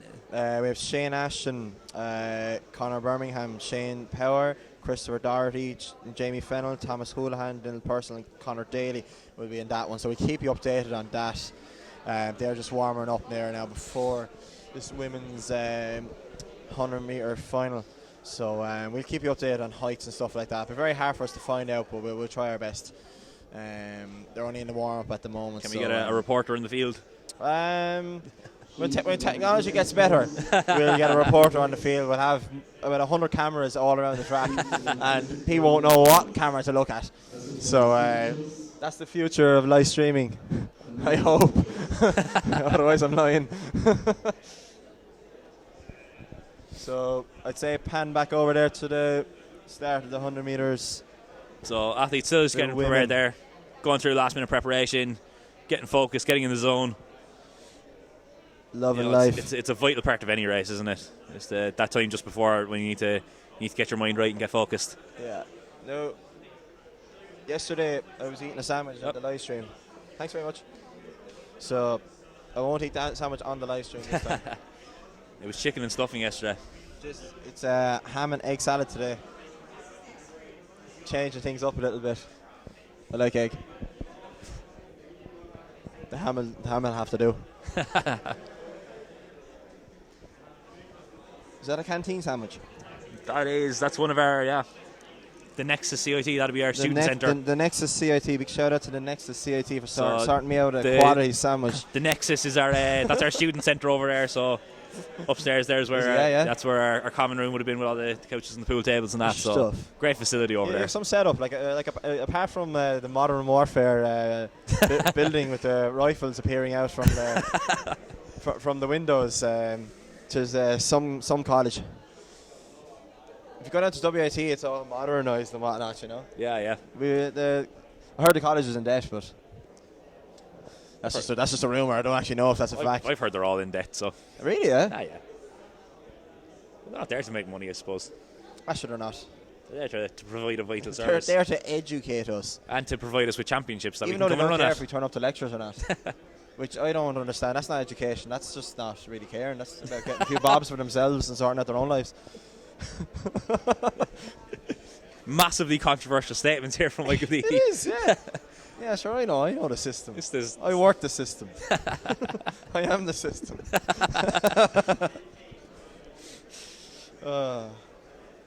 So we have some athletes there. That looks to Shona Lowe getting ready there for the 100 metre women's final, checking our blocks. Yeah. The rest of the athletes kind of just contemplating, why am I here? Why do I want a varsity athlete? Why is Shane McCormick's hair shaved? I see him there again in the lovely WIT half zip. So they're calling out there the women's names for this 100 metres women's final. Now, Michael, I asked this question of Rob Bennett, a sprinter, yesterday, Yes. and he was able to give me absolutely no answer. Okay, he tell just, me so. What is the importance of the blocks? Can you explain the How importance? does Rob not know that, right? I asked him this, and he importance. basically summed it up after 5 minutes of rambling with "it's important." That was right. Come here now, right? So, like, the importance of the blocks, right? You like to set them up, right? It's a foot back from the line, right? And whichever is your more favoured, powerful foot, it's 2 feet on that side and 3 feet on the other side. Okay. And that's how you set up your blocks. And the blocks' purpose is to give you a push at the start, and so you come out on an incline. And after about 10 metres, you come up into a nice, tall, running, stridey kind of a swagger about you. That's what we're going to be looking for here. Is after 10 metres, these athletes be up into their running and into their stride. Yeah. Now some athletes don't know how to use the blocks, and that's where we get false starts. they end up falling over the shop, like a man on the beer last night, or a woman, like either one. As the athletes get into their blocks, as the Fyffes banana goes Freddie mad Fyffes has appeared here on screen. Yeah. Shout out to Freddie Fyffes. Yeah, he's having a look there at the words for the 100 metres final. So they're into their blocks, getting settled there. The nerves. The nerves are going to be jangling. Right, I'm going to be nervous later on for this. I mean, the start is vital here, and we've seen a few false starts this weekend in various events. You can catch up though in 100 metres, not in a 60 though. But we'll see, Obviously, here we go. We are away clean. Very even running so far, but Sarah Murray, Catherine McManus here to be streaking away with Vicky Harris coming in for the bronze medal. Sarah Murray takes the title. Catherine McManus in second and Vicky Harris in third. We have a nice time there of 12:02, which is probably a minus win because these athletes are capable of sub 12. So just looking at the flags on the far side of the track, and they do appear to be blowing down into the athlete's face. Those Fyffes flags are heading towards Kerry there. So it's obviously a minus win. There's nothing heading towards Waterford, so we have the instant replay here. And it was even here for the first kind of 20 to 30 metres, and as you said, the 2 DCU athletes here that we picked up beforehand. Great technique. Everyone comments on Sarah Murray's technique, but in slow motion here you can see that her leg cadence and knee lift is very good, and the arm action is very good. You have Catherine McManus coming in there second, and Vicky Harris in third place. A great bronze medal there for her. Those three, they were the class of the field. I'm not sure that could be her first individual varsity medal. Must check that with her. So that could be a very prized possession of hers as the men stride out for the next 100 metres men's final. So on the start list for the 100 metre men's final, in lane 1, Connor Wilson of AIT. Pierce Friel goes in lane 2 from ITB. Callan Byrne, he's in lane 3 from IT Carlow. Christian Robinson, false started earlier in the 200 metres semi-final, so he'll be looking for a bit of retribution here. Garrett Thompson, his teammate. It was actually Garrett Thompson. Oh, it was Garrett Thompson. My apologies. Getting my QUB athletes mixed up here. Patrick Lynch from WIT, he goes in lane 6. Go on, Pa. Simon Archer, Letterkenny IT, in lane 7. And James Rooney from UCC, he's on the outside here, closest to us in the stand in lane 8. Now, lads, this is going to be interesting. I don't think any of these lads have a 100 metres varsity medal. I think a lot of athletes. Christian Robinson might, but all of these athletes, it could be their first time or they're in first year of college.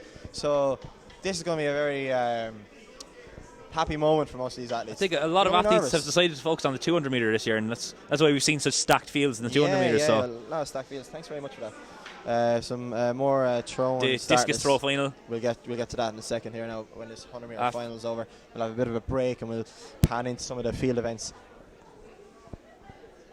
So I actually missed out on this final by 2 places. I was gutted. Devastating. Yeah. I could have to been commentating on this alone. To be honest, right, I'm delighted because we have Pa Lynch from WIT in the 100 metre men's final. Haven't had a WIT sprinter in the 100 metre final since David Hines, the beast Hines, who holds our record at 10:60 in WIT. the IUAA record for the 100 metre men's is 10:30 by Gary Ryan from Santry in 1997. Question that if you will, but that's some time. The under 23 record is held by Stephen Covert of 10:35, and the national record is Paul Hessian 10:18 from 2007. Watch shifting. That is a devastatingly quick time. Oh God, it's insane. Talk of him being the fastest white man in the world for a long period of time. He was training with Tyson Gay for a while. He was actually, yeah. Yeah, I heard he was over in the States. Paul Hessian. Got a pole vault there going off. That looked to be TCD athlete. So. Oh, was it? Okay.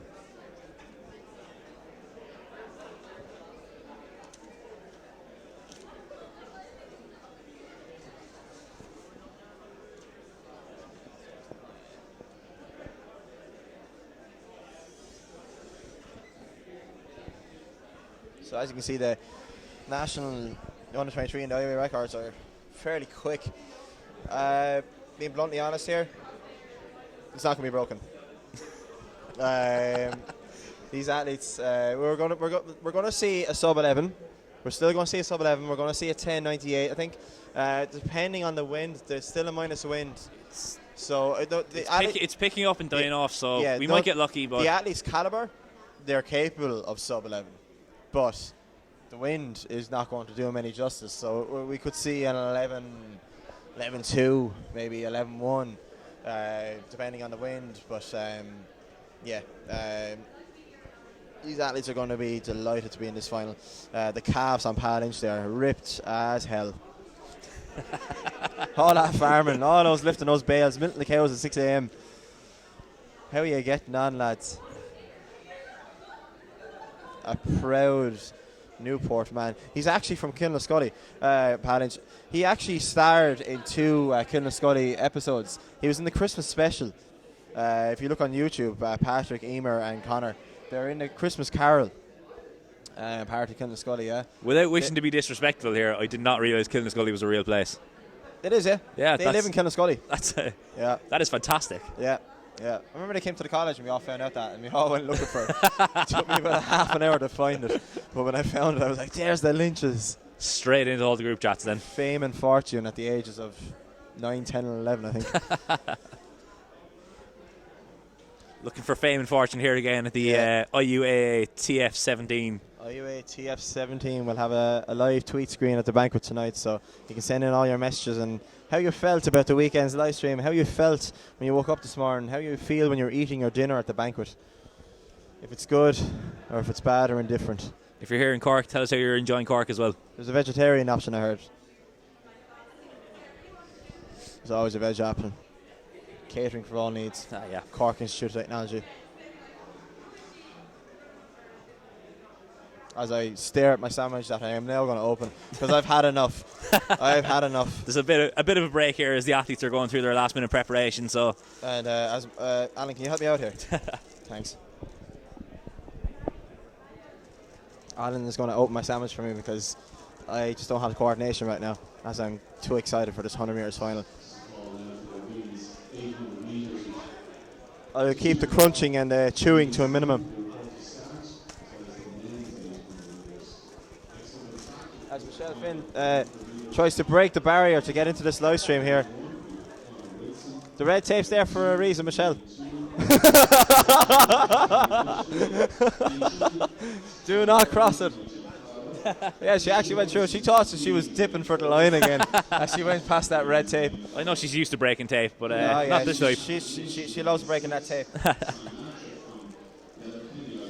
So calling out here the names as I eat this lovely delicious sandwich. So Michelle Finn should be going. What time do we expect to see her?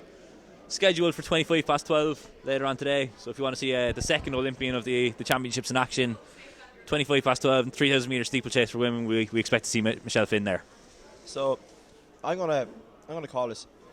It's gonna be between Callum Byrne, Christian Robinson, Simon Archer.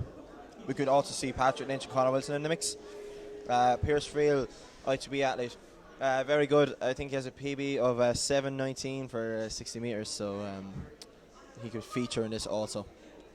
So really, it's pretty wide open field. Yeah. You know, you're looking at this. And UCC have an athlete in this sprints they do final. indeed. James Rooney there in been a lane while, 8. hasn't it? Yeah, I mean, traditionally, again, more of a distance college. So as the athletes get in, I just can't help but look at Simon Archer. He's the biggest man in this field. As he does not want to get into his blocks whatsoever. There we go. So I'm so nervous. Disappointing run from him actually I'm in the not even 200 in meters earlier, but as Catcher McManus helps out there with Christian Robinson's blocks. That could be seen as an advantage. That's controversial. Yeah, here we go. Here. Way off the Christian line. Robinson Christian is out of those Robinson. blocks with Callum Byrne in track. You also have the UCC athlete. James Oh my Rooney's God. getting up there. That's Simon blanket- Archer coming blanket too strong finish. there. I That's, don't actually know. that's an impossible one to call. We might have to try and get the replay fired up here. And he got an 11:14 on that, so the winner was Christian Robinson, I think. no doubt over the winner there. Yeah, Christian yeah, Robinson yeah. for Christian QUB Robinson, would well yeah. clear the field. Yeah, but that was a minus win, so we'll get the win for you there. It's probably a minus 1.1 maybe, 1.2. But it's quite. You called this. Yeah. Low 11 seconds. We I got the did, I replay did. coming up here. I called it low 11. We're going to try and spot who got the minor medals here, but no doubt about Christian Robinson taking the win. Christian Robinson looks to be Callum James Byrne. Rooney was getting up there. That was Callum Byrne, and it was Simon Archer came through very strong at the end. That was Connor Wilson was very close there too. So there was about 3 or 4 of them that it could possibly have been. So yeah, look, we're looking here. Christian Robinson, Callum Byrne, as I said, in the medals 1-2. We've got a slow motion replay here. Yeah. So it was IT Carlo. This was. It was Connor Wilson, and there's also the other QUB athlete, Gareth Thompson. So that's so close. QUB, Simon Archer, and IT Carlo there in lane 3. They're amongst the medal. Yeah. There's 2 medals split between the 3 of them, so one of them is missing out. But I'll be personally delighted for Connor if he gets that all-important bronze medal. But it was so close between him and Gareth Thompson, the QUB. So here we are again. Can we make this out here? The UCC athlete going very well, but I think he started. I think he faded just a little bit there towards the end. Up, I think, but he was. Can we get it? I think it was Connor Wilson. Looking at that there again. Yeah, I think it was him for the bronze medal. I think possibly Simon Archer might have just been run out of it. I think he just run out of it. The dreadlocks weren't enough. I think he just ran out of it. With that hair back and forth. I think he just ran out of track. I think give him another 2 meters and he'd have had it. But for a minus win, that was a decent time. 11:14 there. Yeah, I think. Yeah. Is it Connor Wilson from Ice? Colin Byrne, I think, from IT Carlo. I think he might have just pipped Gareth Thompson there from QUB. What might this man be? This here, CIT legend TJ Hogan. Oh, that's TJ Hogan. This is TJ Hogan. This is the man. This is the man with the shades. The guy does the infamous walk. Exactly. So how do you feel today about the walk? Confident. Did you hear that Neil Fox is going to be in attendance? Huh? The WHT legend Neil Fox. Don't worry about him now. It's me. He's a bronze medalist from 2014, man. He'll put it up to you. Elbows out. This here is the bronze medalist from 2016. Oh, 2014 more important. No, it was in WIT. Only messing. So how are you? I'm all right now. Yeah. Are you raring for this walk? There's just a bit of rivalry now between me and UCC, and after that, you and that Rory Kennedy fella. Yeah. He gave me a bit of abuse over my blonde hair, so wait until he gets in that walk. I'll give him a bit of abuse. There's been a bit of bad blood on social media between TJ Hogan and Rory Kennedy. They've had a bit of a back and forth and an argy-bargy over the last few weeks, to be fair, on social media. So expect to see things get heated on the track. Expect to see some sparks fly. Yeah. Rory has bragging rights at the moment. He was silver last year in second place, just ahead of our man TJ. So this is it's going to be some tasty stuff. Yeah, there's a bit of bite to this one. No pun intended as I look at my sandwich. So I'm going to get rid of a few sheets here because I'm turning into a college student, which I am not anymore. And I don't want to remember that. So I'm just going to put them underneath there and get organised here. I better find Seamus. So the next event on track will be 800 metres women and men. They're scheduled for 11:40 and 11:50. We are now at 11:34. So yeah, we have a bit of time now to concentrate on a few field events if we pan over there to the pole vault. Don't see those athletes out in track at the moment. Thank you very much. No. More start lists. Those guys are productive. They're You're tearing productive. Thanks very much. I've never gotten so many start lists in my life so quickly. Where were they yesterday? They just turned up out of nowhere. We need a folder or something. College, like. Look a bit young. Transition year students look to make a name for themselves. When they get into college, though, they'll turn their ways. They won't be productive anymore. They'll be doing stuff the night before, up until 3 or 4 in the morning, calling mommy and daddy. I can't do college anymore. Oh. Was that being said from personal experience, Michael, was it? No. I was a good student. Ah, yeah. Sure, look at me now. Absolutely. Doubt me now. Doubt me now, Alan. I'd never doubt you. Sure. No one does. A few people do. Shout out to all the haters. Let your haters be your motivators. I know enough with that now. I don't like all that crap. We had the TCD athlete there. Christopher Doherty. So just to keep you updated, Robert Bennett has still pulled ahead in our poll on Twitter of who is the best commentator. Votes coming in there. Yeah. I was predicted though, because I knew it was a good idea. Robert Bennett, like, he's the funniest man ever, lads. If you know him personally, like, he's some crack. Robert Bennett is the absolute man. And this is a student-run organisation. The live stream is going to be done by students and entry. I don't think they want to be called students anymore. But we have a UL athlete here in the pole vault. It's Jamie Fennell. Jamie Fennell. And he just missed out on that height.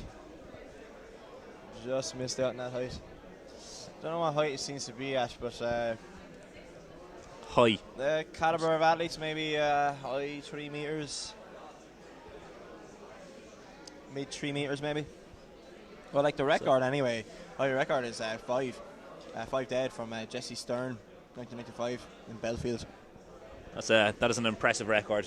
He was probably an Erasmus student because I never heard of him. That's what I said about the IUAA events. You'll have students come over on Erasmus, join the college, and be like, I want to join the athletics club. And so I was IT Carlo there, Dylan Purcell. He missing at that height. Yeah, just didn't seem to get the takeoff right there. Yeah. Spot the distinctive figure of Raymond Walsh there helping out over on the pole vault. He has some bright ginger hair there. It stands out. But, more than me? No. Never more than you. Thanks very much. DCU athlete there. I'll spot you back in Waterford. Connor Daly. Thanks very much. Connor Daly. He's a good multi-eventer. Seen him all the way up through juveniles. Good at every discipline. So we'll see here what he can pull out in this pole vault.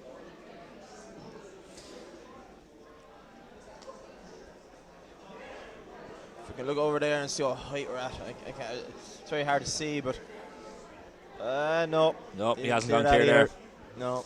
It's not a good day at the office so far. Looked to be the best attempt of the 3 that we've seen here so far. Yeah, like see now, like the TC he's going to line up. As Thomas Holohan says, you might as well give up, boy. I'm going to win this. Put that pole down, that's mine. You borrowed that from me. As he walks off in disgust. Looks back. You better look after that.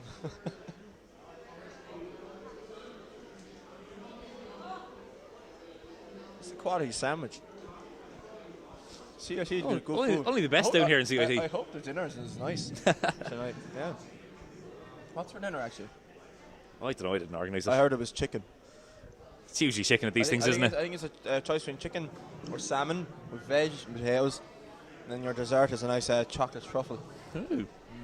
And soup or I think it's just soup for a starter. You don't have a choice in that. So Dylan Purcell, he's gone clear. And that was a very impressive jump. He's happy with that. Yeah, he looked to have the height there in the previous jump, but he made the height. All these fans are going wild for him. this UL athlete lines up to try and replicate what that TCD athlete has just done. Just do what he did. It's not that easy now, in fairness to you. Yeah. This is one of these. Alan, go on, commercial there. Go down there now, get over that pole. Jeez, I've given everything else a go at this stage. Never pole vault though. As Carfus that was always too scary the looking. plug behind us there. See, can he charge his phone? He was there all day yesterday.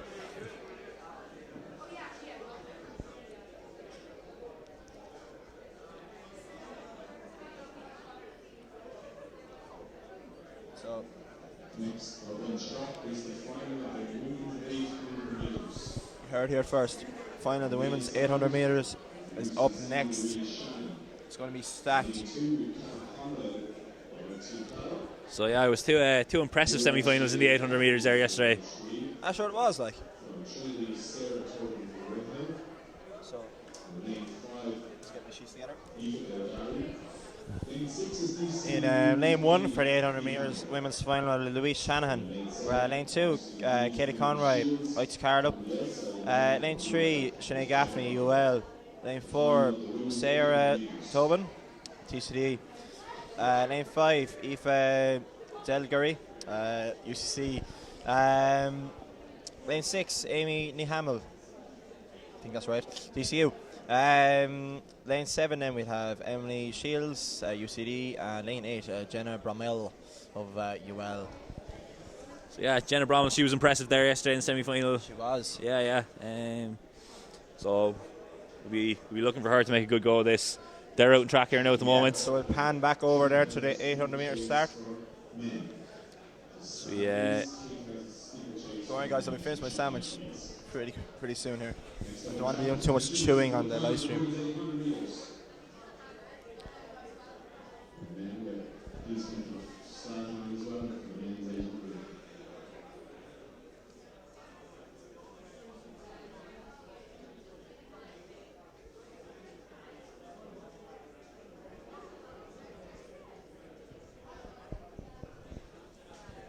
Didn't Rob Bennett say he'd be back in 5 minutes?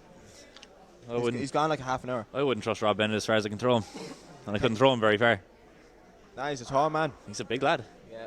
So I'm going to go source him. As Matthew Bean smiles at me and winks. How's it going, Matthew? What's the crack? Sure, not too bad. We're getting ready for the women's 800 meter final here. You going to watch?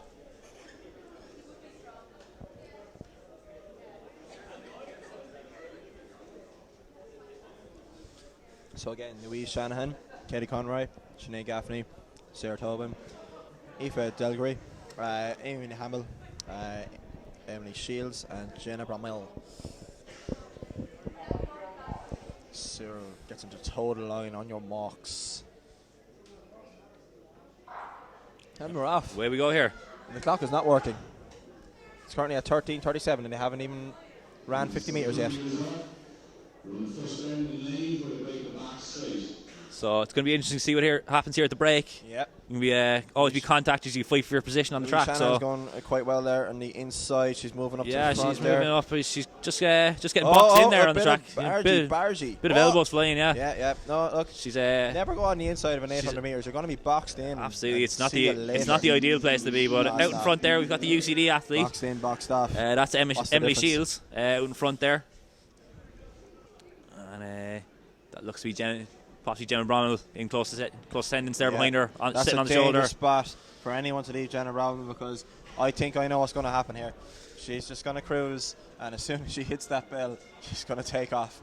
Do you think is she going to go from it? She's actually making the move to the front now. Actually, she is, yeah, she's kicking from this. We have two athletes gone. Carnage there. Down the field. It seems Jenna TCD has stayed on the ground.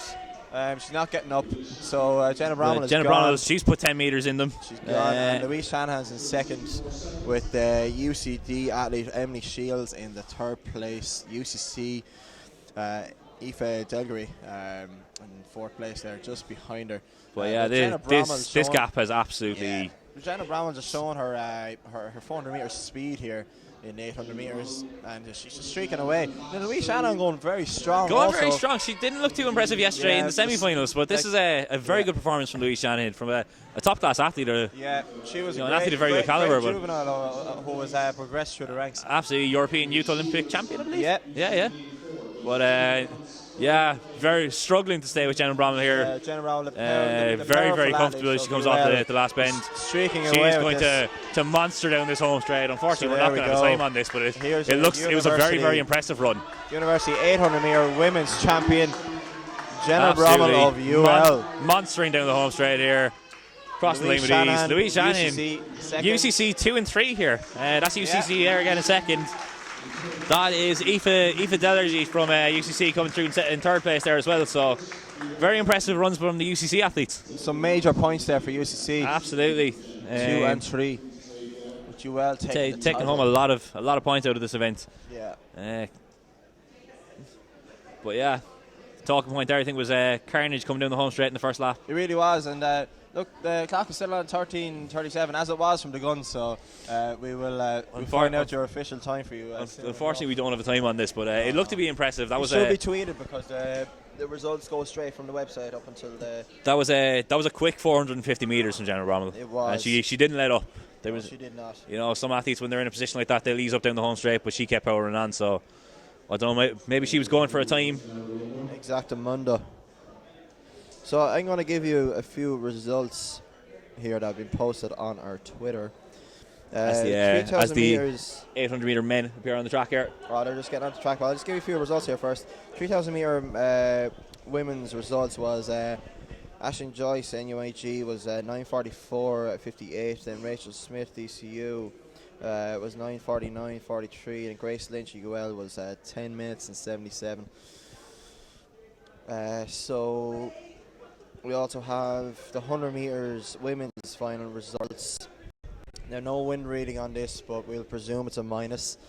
Sarah Murray, DCU, 12:01. Catherine McManus in second is 12:10. And Vicky Harrison third with 12:32.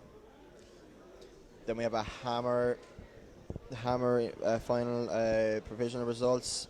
Adam King, DCU, of 63 metres and 51 was your champion there. You can have a look for that result.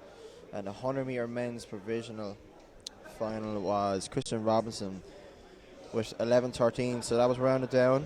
Colin Byrne was in second with 11:30, and lads, it was close for the bronze, but it was Gareth Thompson, the QUB, with 11:40. Conor Wilson was fourth with 11:42, so 200 of a second for that bronze medal. As there's girls over in the far end of the stand wearing dresses.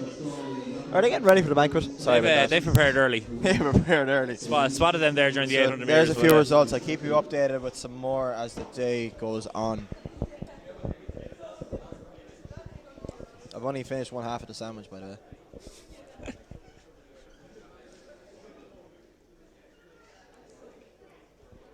So the lads here for the 800 metres. Last minute preparations.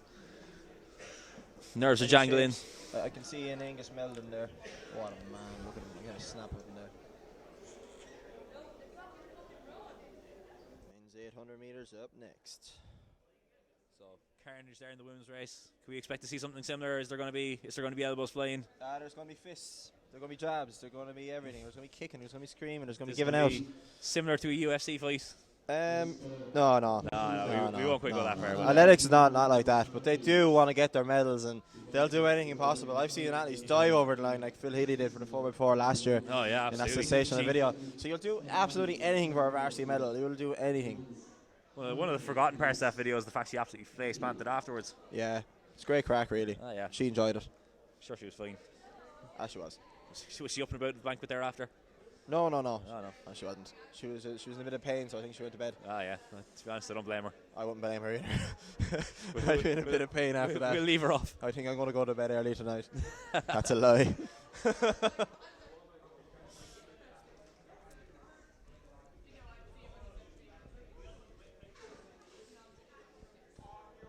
Cyril calls the boys for their on their marks. Away we go here. Some good 800 meter stuff. final. Some great semi-finals yesterday, so we're expecting fireworks in this one. And looks to be the NUAG athletes to the fore here. Lane 1 there. That's Owen Reedy from Maynooth University. DCU. John Fitzsimons. John Fitzsimons going to the front there. As our sheets blow away. Yeah, absolutely. So the field stringing out here quite early. Not quite the tense packed affair that the women's was at the opening. These guys have hit this hard from the start. So. Oh, they have, yeah. And the 2 NUAG athletes are in track there with the DCU athletes. Yeah. Angus Meldon trying to tap in behind there. The following athletes. But still DCU there to the front. I have a funny feeling that this John is them. The medals are kind of tied up here. They've established their gap already. They've got about 10 metres back to the chase. So the medals are going to be between these three, you'd feel. I reckon so. Yeah. Unless we can get a burst of speed from Fitzsimons there, still leading out, and he's kicking on. But he's not making any inroads into. No. He's not making any gap here. No. The 2 NUAG athletes still very close attendance. They're not letting up, those NUAG athletes. About 2 metres back from the NUAG athlete there in third. But as we come to 200 to go, Fitzsimons, is he beginning to struggle here? Is he beginning? He's beginning to. The lactic is building up. To be honest, the NUAG athlete looks a lot more fluent and a lot more. There's more in this athlete. Yeah, he's going to kick. He's going to overtake him. He's waiting here. Yeah, look at him. Comes around the bend. Angus Mellon looks very under pressure. So I'd say it's going to be NUAG. Angus Mellon. 516. Angus Mellon is going for it. Angus Mellon is going for this. This is a massive kick here coming down. Brilliant. 100 metres to go. He's gritting the teeth here. 1-2, who's going to get it? Angus Meldon is your champion. Oh, that was a 800 metres men's champion in 1:52. 1:52 is a very impressive time. It's a very impressive time. I have seen some of these races at these championships before being very cagey. Not here. These guys went from the gun. The IUAA record for the 800 metres is David Matthews at 1:50.36. He was 2 to 3 seconds off that, so that's some really good running. Dave Matthews has that since 1999. And you could just see Fitzsimons there from DCU beginning to struggle. Yeah.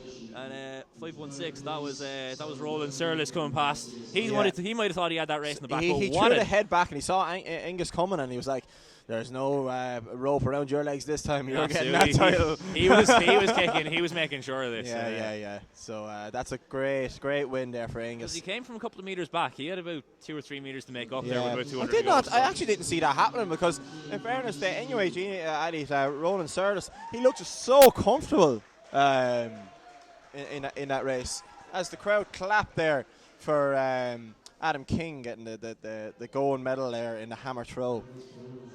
Where Adam is in. Dab and a dab. Look at that dab. Mark that dab out of 10. That's a 9 out of 10 dab, that is. That was and the leg and everything. He put his all into that. Oh, he did, yeah. He was planning that. Oh, yeah. I wonder, he's on the live stream. Everyone forget about the live stream. Everyone forgets about it. Anyone watching that, tweet him. Yeah, tweet him. Let him know that was sent out to as 2 lads have all their fans, their fangirls. Yeah. Fangirls taking photos or Snapchat. # legends. It's been a productive morning for NUAG. Oh, there was an instant replay of that tab by Adam King. Just the technique was absolutely on point. Stop. I want him to do that tonight at the banquet. He's going to be Clayton Hotel. That be his party piece. Adam, do your dance. Do your dab. King dab.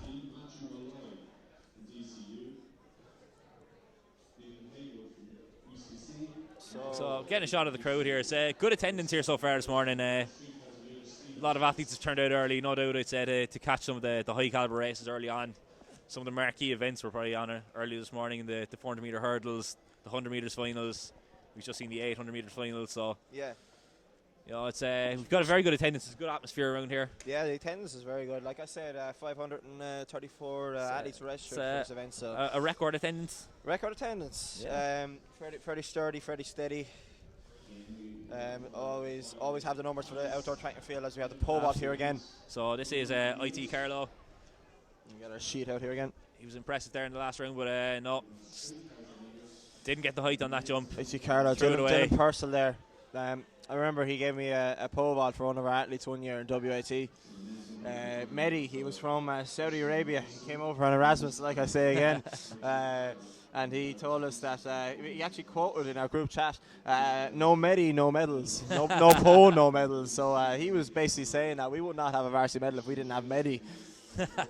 Did he have confidence or what? And you know what happened? He didn't even register. He was trying to convince us he was like a 440 pole vaulter. And it was like, lad, you're not close on the IUAA record there, so you better throw some shapes. But no, he didn't throw any shapes. No shapes were thrown. No shapes. But thanks to Dylan Person that year. That was about 2 years ago for a lend of that pole. Got the DCU athlete there lining up. Mm-hmm. It's Shane Power. Shane Power, because I know Conor Daly and Shane Ashton. So Shane Power as he knocks the pole there. Unfortunately for him. Not happy with that one. No. He'll try and get his technique right now and get psyched up for his next jump in this, trying to fix what went wrong there for him. Tom Houlihan still strolling about. As our Freddie Fyffes Banana decides to take a little dance in the middle of the screen. How are you, Freddie? He's looking very happy there. That's some idea, like. That was a great idea. Like, I didn't even plan that.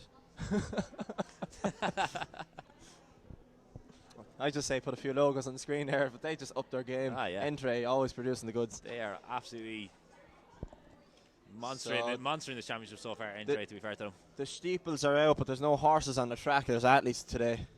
So I see a few athletes milling about right there. Yeah, there's no fences. Imagine if we had like actual green artificial fences, like they do in the old the horse jumping. Let yourself go. Instead of actual barriers. I wonder how the athletes would be able to jump over the hedge like.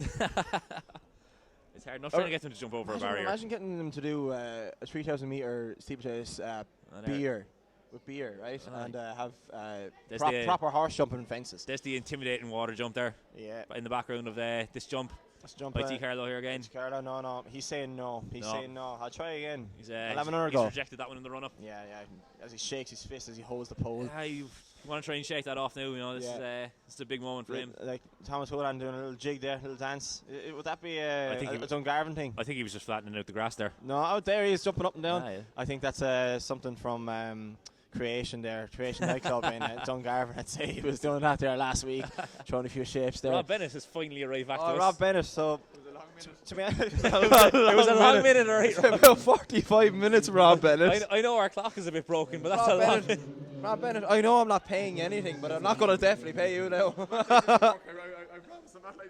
Right, you're not late for work. Dylan Purcell not clearing that height. I'm going to leave you in here. Okay, you're going to take over for the live stream, and I'm going to go down on track and keep you updated online. Didi, if you want to give us a few messages from around the field, possibly that'll be. I'm going to take my sandwich. I'll keep the phone there handy. So. Jellies and my water. Excellent. As we have the. Jellies though, because I actually don't eat them. We do. We say a goodbye there to Michael Deedy for the moment. It's a pleasure having him here for the morning. As Rory Kennedy joins us here in the commentary booth. How are we getting on, lads? Rory, so we had a bit of a word with TJ Hogan earlier. He's feeling confident for the 3,000 metre walk. I know there's been a bit of back and forth here on social media about it. There is, but looking at TJ's track record in races, he's not a consistent performer. He doesn't know how to pace himself. I think he's going to blow up after the first lap. That's my prediction on the whole thing. You feel he's going to fall into the trap of going out too hard here? Yeah. Trying to impress the home crowd, maybe? Yeah, the mixture of nerves, the home crowd, and his pride.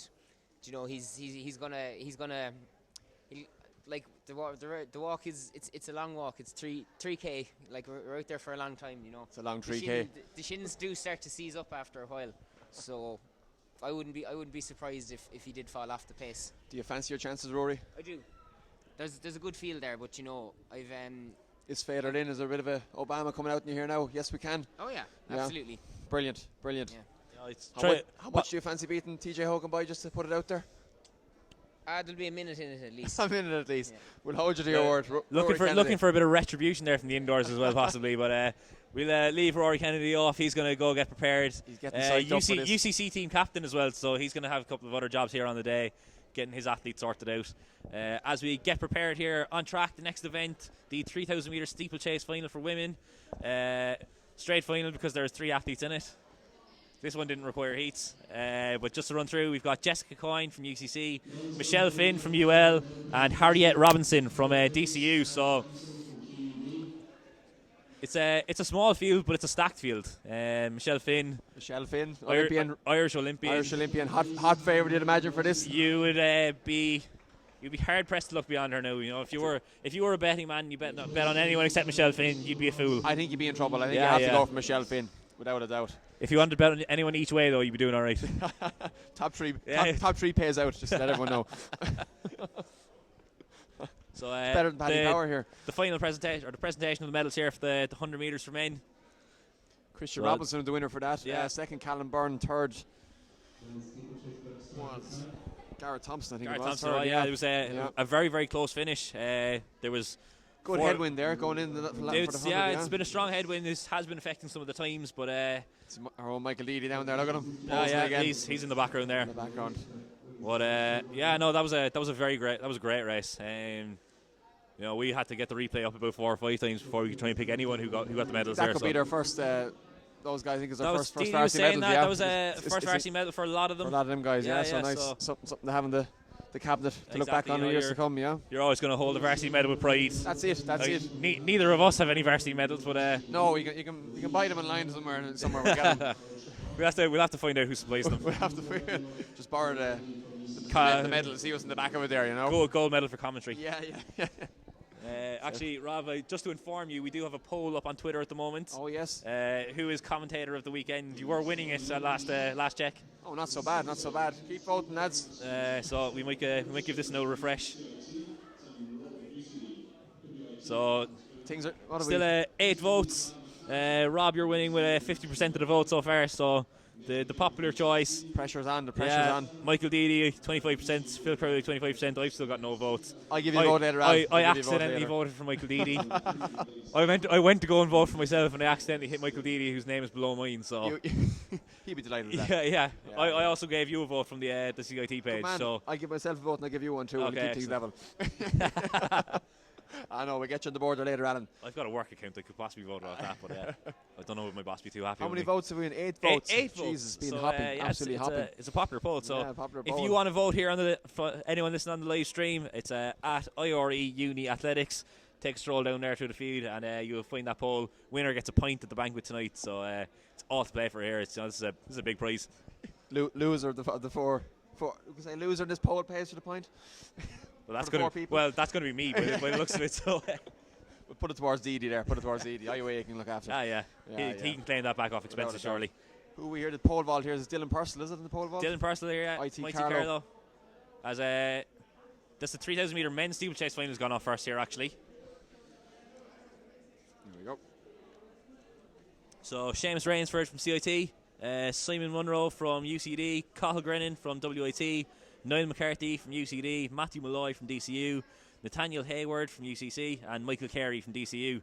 And that is Michael Carey to the front with Nathaniel Hayward there. I think he's a Canadian import into UCC. That's right, yeah. So he's here for the year. So very good athlete. He'll be one to look out for definitely in the closing stages of this race. He'll be eyeing this one up. And the lads here already established a bit of a gap here. The 2 lead athletes as they approach the first barrier. But very, very difficult to tell. You know, you've got a lot of good runners, but you can have some very poor hurdle technique. So, you know, these races are won and lost in the hurdles. It's like the entry Grand National here at the moment. We call that one the chair. But they're away at DCU here leading Michael Carey, Nathaniel Hayward, UCC. Is this his first event, Nathaniel Hayward, for UCC, or did he do it indoors? He ran the cross country. Yeah. I don't know, was he at indoors, but so he has been around the campus. He's been around for a year, so nice little medal to bring back there. If you got one to absolutely. Canada. Yeah, you'll show that off back in the other side of the Atlantic. You can show that one off to his friends. He will. As they approach the water jump for the first time. Daniel Carey going in and attacking that. He's gotten a bit of a gap there off Nathaniel off the jump there. Seamus Rainsford absolutely flying over. Seamus Rainsford was his first ever water jump, so big round of applause for Seamus Rainsford there. He's gotten over this. It's better than some CIT athletes have done in the past. Not to mention Nori Mackey. Mackey. Yeah. Just mention a few. Daniel Carey clipping the barrier on the way over. He's going for the technique of actually putting the foot down on it. Yeah, he's going. Whereas some athletes like to actually hurdle it. So Here, passing the home straight here now. Yeah. Go to the next one. Good technique for that. There you go, the Canadian jump. Yeah, that's good technique there from yeah. Nathaniel. He's Nathaniel Hayward. He seems to have good hurdle technique. Yeah. Seamus Rainford going clear there, that again. But yeah, Daniel Carey, he's stretching this one out. He looks comfortable.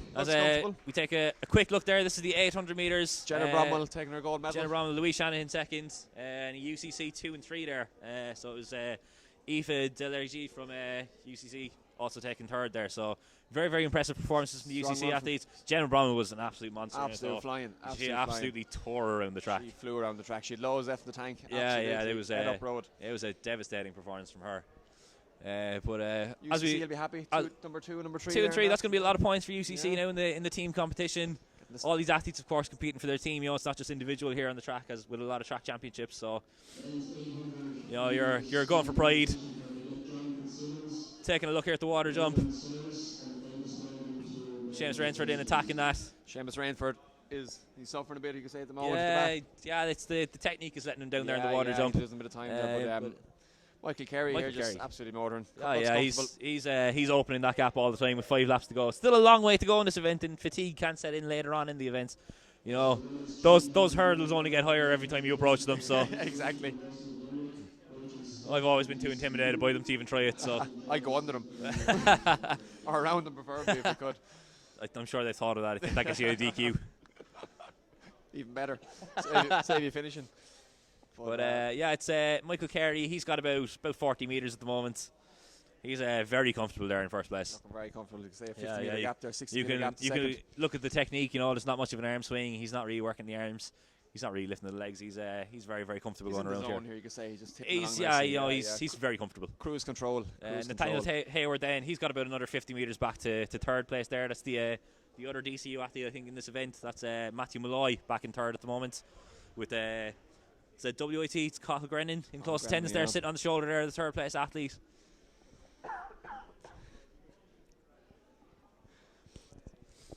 Michael Carey just coming up to the next down the home straight there again. At his ease. 4:23, 4:24, 4:25. Is he breaking a sweat?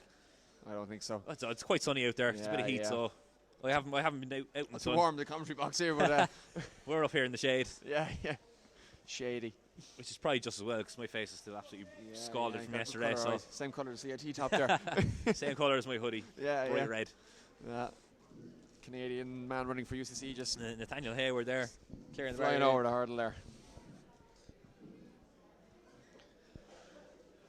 So the gap's really beginning to appear. Yeah. Nathaniel Hayward, he's nearly got about 100 metres there on third place. Yeah. Is he closing the gap a little bit on? Not much. No. It's still if anything, it's actually slightly increased. That's probably gone out. That's probably gone out to 50 metres now. So I just go back to bed. Do you want me to just take over this one, Rob? But we'll keep our focus on the water jump here. Michael Carey coming in again. Now. Will he get soaked? No, he's good. He's got that technique down. Waterproof socks on, he's fine. Surprising he's wearing socks. A lot of steeplechasers, they actually don't wear socks for the event because it saves you going around one sock. You get very uncomfortable as the water get in there, he is. Very, very comfortable. He's looking cozy here. Have the 800 men's got the 800 metre men's, that was an absolute belter of a race. That was those boys went hard from the gun. A lot of times in varsity championships it can be a tactical affair. Guys look at each other and just wait for the kick. But no, these guys went hard at it. Great comeback from Angus Meldon there, wasn't it? Yeah, it was an absolutely fantastic kick down the home straight. Sorry for John Fitzsimons from DCU. He made all the hard running. Didn't quite get his reward in terms of a win, but he's got a medal anyway to take back to Dublin. So he's got to be happy with that. In second place then for the other NUAA. Thought he might get up for the silver, but just ran out of track, unfortunately. Ran out of life there towards the end. Yeah. Back here then to the 3,000 metre steeplechase men. And that gap at the lead, that's gone out to about 60 metres now. That's increasing all the time. It's actually got more, I made a bad call earlier. It's gone out to about 110 metres as well, back to third place from second. So. Say 1 and 2 is sewn up. 1 and 2 sewn up, barring any disastrous water jumps or something. If anyone decides to go for a dip. Although to be fair, I'd say Michael Carey could nearly go for a dip and keep going on. So, what temperature is that water, Alan? Will it be 16, 17 degrees? Pleasantly cold. I don't have an exact figure on it, but I'm going to say pleasant. We'll get in a Fahrenheit. I'm going to say refreshing. Refreshing. That's probably a good way to put it. But the race for third place, as we look across the track here, that gap has gone out. DCU athlete there, I think it was Matthew Malloy from DCU. Yeah. He seems to have broken Cochran in there from WIT. He's put a bit of gap between them. Looks to be about 7 or 8 meters there now. So 2 laps to go. So for Michael Carey. Mike Carey, and this has been a procession. This has been a walk. Procession is the word. That's a strong word there now, Alan. It's a strong word, but with a gap like that, it's a procession, it's justified. Yeah. Cochran there struggling there in the water jump. The UCD athlete there. That's a fine leap. That's a fine leap. No fallers yet. Yeah, they're leaping well. They're leaping well. Everyone here is going clear. Yeah, leap of faith for a lot of them, I think. You can see our man Seamus Rainsford there across the track. I think fatigue is beginning to set in with him. Fatigue would be the word, yeah. Yeah, we've got Michael Carey coming around here. He's probably got Seamus in his sight there. He'd get him after. He'd get him in the final bend, they say, He's eyeing him up. Probably see him here coming out of the water jump, maybe. No, not quite close enough yet. Technique hasn't faltered whatsoever from Absolutely, Michael Carey. Absolutely. I mean, you can tell he's not exerting himself. You know, this isn't necessarily a race for him at this stage. It's a procession. He's able to just come around at his ease, at his leisure. Yeah. And look at that. Technique perfect. Hasn't lost technique. He does have the technique of putting his foot down on the hurdle. Yeah. I know a lot of hurdlers or a lot of steeplechase, they like to hurdle these ones. To clear the hurdle. Sure, look, if it ain't broken, don't fix it. Exactly. Final lap here then for Michael Carey. Absolutely, he takes the bell. And unless he has an absolute nightmare somewhere around the track, I think he is clear. He's got about. He's 100 metres on him, has he? 100 metres on Nathaniel Hayward. Not far off 100 metres, I'd say. Yeah, possibly even more actually. Nathaniel Hayward must be suffering a little bit in second, but he's struggling. He's running hard. He's running hard from the bell. Tried to make a race of this early on, but just the class of Michael Carey. Yeah. But Michael Carey, Nathaniel Hayward, he's got about 130 metres back to third place there with Matthew Malloy, who's broken clear Cochran in. They had a bit of a race there. They had a bit of an argy-bargy for a while, but can't beat the argy-bargy. Matthew Malloy eventually breaking clear. His last jump here, coming up now to the water jump. Can he make a clean one? Let's see. I'd be surprised if he didn't. Splash. Oh, clear. Oh, yeah. Simple as that. No Simple as that. One more jump to go. Dip the feet, out you go. Yeah, absolutely. Perfect technique. Ring the sock there afterwards. Ring the sock. Great drying today, though. Great drying today. So there's a bit of wind there, a bit of heat. The mothers will be happy with today. He's going to have dry socks going back. Yeah, great drying today. Yeah. Well, big round of applause. This has been Michael Carey just coming up massively impressive performance. 9:41, 9:42, 9:43 in the clock. We have a clock today. We have a clock today. The clock is here. Brilliant. It's been a bit, big well done there, Michael Carey. 9:48.33. Marauders over the line. Marauders over the line. I'm breaking out the thesaurus and trying to use as many words as I can. Nathaniel Hayward just coming into the final 100 here now. So, a good performance there from him. Tried to make a race of it early on. Attacks that last barrier. He's giving it a go here in the last 50. Fair play to him. He's going for a time here, to be fair. He's trying to dry the socks. That's what he's at here now. Just get the air flowing. Absolutely. He's coming across the line there. And great second place finish for him. Brilliant. Yeah, he's a strong athlete. He's a good athlete. Seamus Rainsford coming across. He's got one lap there to go.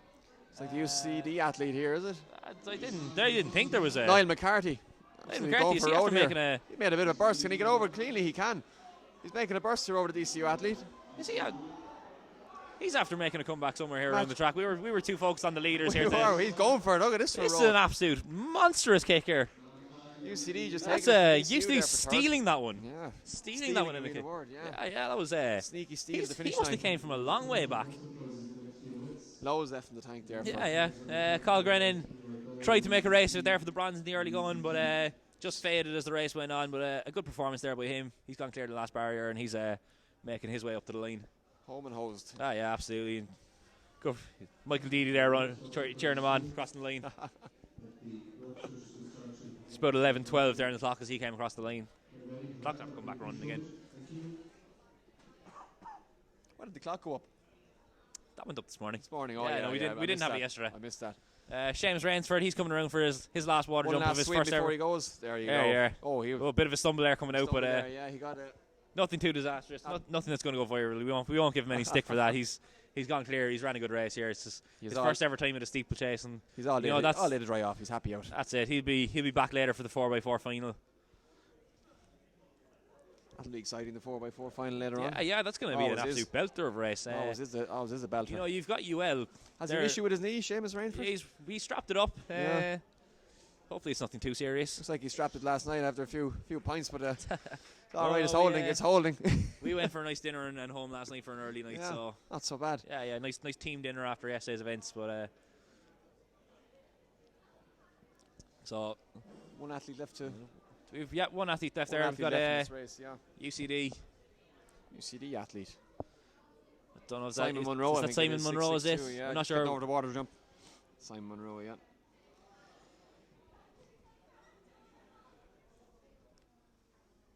Just come up to the last bend here now, Simon Monroe. I think Simon might possibly have one more left to go, actually. Simon one to go. Possibly. We'll see here now as he approaches.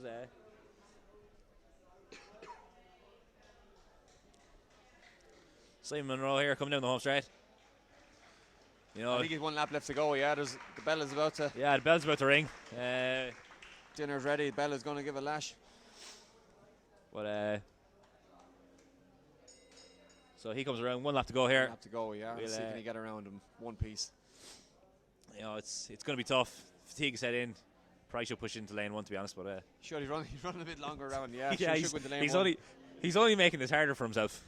Someone get on the loudspeaker there and just tell him moving in. There you go. He's coming in a bit there now. Ah, yeah, he's pushing in. Yeah. I know some athletes, they like to kind of push out as they hurdle, so Yeah, just to get an angle on just it. yeah, Better angle. All about the angles coming into exactly. that. But yeah, he's getting over the. He's getting over the. This is one event I've never even been tempted to do. It's Never even considered it. No, never, tempted. yeah. Yeah. Stuff of nightmares is what I call it for me anyway. I look at those barriers and think, nope. Yeah, get him off. The You track, know, quick, you know move when him. you know when you see a horse come up to a jump in the show jumping, they reject. That would be me every time. So, I mean, I have seen people go around in races and go up to the barrier, stop and put their foot up and climb over. But in fairness to the guys here, they've given it a go all day. Ruby Walsh wouldn't even get you over one of them jumps. I think Christ Alan no. O'Brien. You know. To be honest, that'd even be more of a hindrance. It would. It'd probably be less likely. So Simon Rowe comes around for his last water jump. His last jump. Let's hope he gets. He's He's applauding the crowd. He's loving this. He's loving this. He's if not a showman. The pole vault has just stopped for him. Here we go. There you go. Oh, dirty splash that was there. a big splash there. Big. He's going to lose points for that one. Yeah, about a 5 out of 10 there for the dive, I think. What do you think? Was he looking for a penalty? Was he looking for a penalty there? Big dive. So we had a shot there of Tommy Houlihan as Simon Monroe came past the water jump. We'll keep an eye on him as the competition progresses because he's going to be looking to go big. He's going for the record, isn't he? 471. Well, that was the indoor record. Yeah, but the outdoor record of 471 as well. The outdoor record is actually it's 5 metres. We had the outdoor record is actually it's quite high. Simon Monroe, he's coming across the line here to rapturous applause from the fans. He's hardly going to jump it again. No, he said that's enough now for Tom me. Houlihan here then on shot in the pole vault. I think his first jump 4:30. I think he said to me earlier on he's going to go. Is that he's going to open up? For the Waterford native. He's got the shoulder strapped. He's got the KT tape. He's training well. He's up in Dublin at the moment now, flat out training. Absolutely, he's telling me earlier on he's won 9 national university titles, indoor and out. Looking to make double figures. Ooh. Bad jump there from Tom, but he'll get going. Uncharacteristic there from Tom, but first one's a gimme.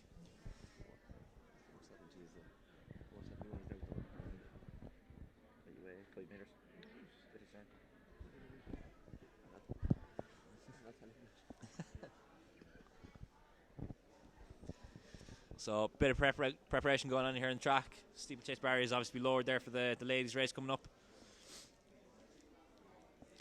Tom Houlihan today is fancying his chances for the record. He was saying the IUAA record, which was set by Jesse Stern, 5 metres back in Belfield in 1995. He'll have his work cut out today with a little bit of a headwind for Tom, you could say. It's that pole vault, but it's not ideal conditions. Not ideal conditions for a record. It's certainly not bad here. Yeah. But there is a bit of a breeze. It's a bit of a kicking up now and again. So bit of a breeze are coming into you for the run in for the pole vault. Absolutely. So it kicks up every now and again. You can get lucky, you can get unlucky, but is that the famous Tony Walsh over there? Of course it is, yeah. Ian and the famous Ian O'Sullivan. Famous Ian O'Sullivan, delegating with their athletes. Tony ran in Munich in 1972, ex-Villanova athlete, is that correct? Yeah. It would be 70. 72. Yeah, I think Jumbo Elliott was his trainer back in Villanova. Man, he's the same raced the great Steve Prefontaine on a number of occasions. So the same stable as the famous Ronnie Delaney. Absolutely. Olympic gold medalist 1956 in Melbourne. Tony Walsh is a gold medalist from the World Cross Country Championships when they were held in the Curragh there in Kildare. So the plains of Kildare.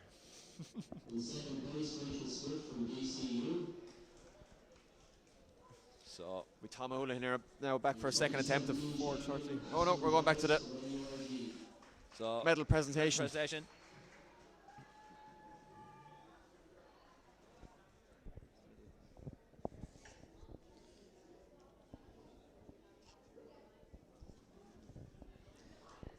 NUIG athlete there taking the gold medal. I think that could be the 100 meters. 100 meters. Yeah, I think that's what it was. Here you are, Tom, in the second attempt, 4:30. Can he get it? Oh, no. Again, yeah. Tom not going well here today. Tom's struggling there now. Tom is suffering a bit, lads. Rob, when you were chatting to him, any indication that could he be struggling with an injury or something? No, he said he was fine. His shoulders at him is small, but you can see his KT tape there in his right shoulder. But other than that, he said he was okay.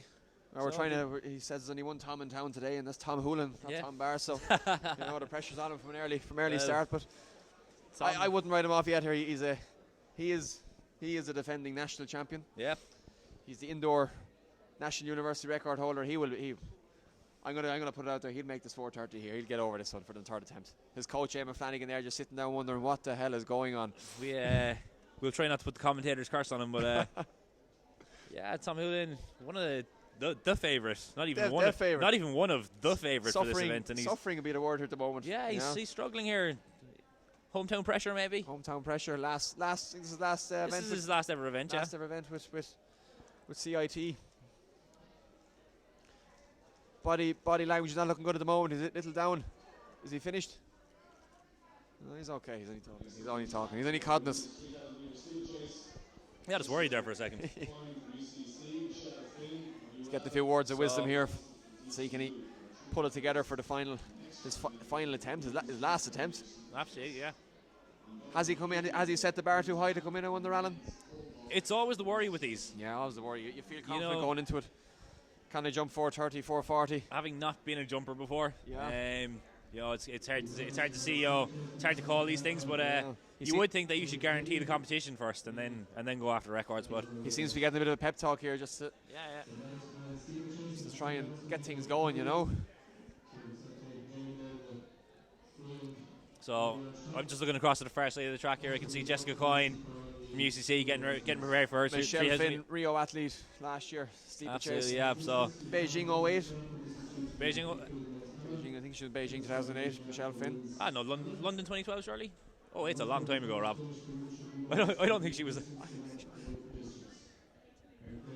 We'll come back to that. Yeah. I'd be fairly confident in saying it was London 2012, but definitely Rio 2016. We know that one. World-class research got into this, but so yeah, Michelle Finn there, gears off, she's ready to go, sinks on. Jessica Coyne there as well, the flowing blonde locks, she's there ready to go. And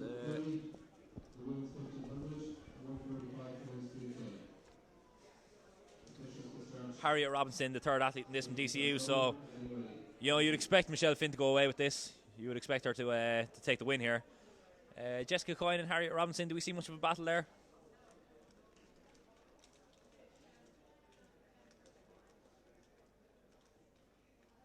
World Championships. 2015 World Championships in Beijing. And you went with Beijing, but go back a bit far in 08. She was only in her teens then. Probably her early teens as well, to be fair. That was about 10 years ago. 10 years ago. Yeah. But 3 athletes anyway for this 3,000 metre steeplechase. Jessica Coyne, Michelle Finn, Harriet Robinson, DCU, UL, UCC. So all these athletes coming away with a medal, which is nice. Yeah. Everyone's a winner. Everyone's a winner here. If you can finish this, you get your medal. Yeah. But there's only one medal on Michelle Finn's mind, and that's the goal. That's the goal. Absolutely, yeah. Expect her to see her take this from the start. Operation Gold. And their way here, and this Jessica Coyne is leading it out. Yeah. The early pace. Do we expect Michelle Finn to be going for a time here? Is she gonna take this out strong, or is this get in, job done?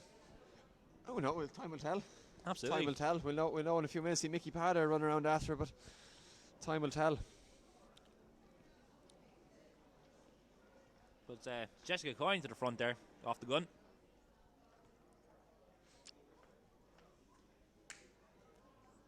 We can see Michelle Finn now just beginning to assert her lead there now. Putting herself into the lead as she approaches the first barrier. And just an absolute flawless hurdler, to be fair. Looking over here at the pole vault, I think Thomas Hoolan could be done. The bar seems to be down on the pole vault. So yeah, disappointing. I'm sure he wanted to go better than that. I'll feed you facts.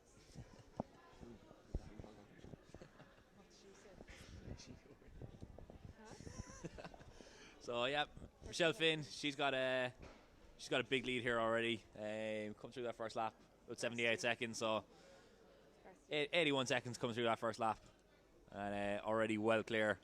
Jessica Coyne there, UCC, well clear of Harriet Robinson in third. So this is going to be a difficult race to commentate on. It's going to be 1, 2, 3. Yeah, I mean, it's going to be a 1, 2, 3. Barring anything major happening. Spectacular, yeah. I mean, I know with steeplechase there's always a risk. Always a risk. I mean, slipping, falling over a barrier. You can slip on a water jump or something if you get that wrong, if you're not focused. And the key here is going to be staying focused when you're running by yourself. That's the thing, trying to push yourself. I mean, Michelle Finn, an Olympian.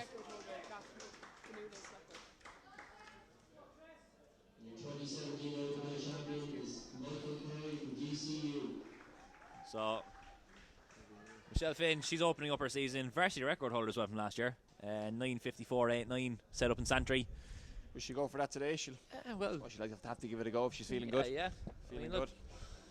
She is still chasing down the qualifying standard for London later this year. So, I suppose any attempt that she's going to get at that. 6th in Europe at the moment, so she's in good fettle. Absolutely, and only getting better. So.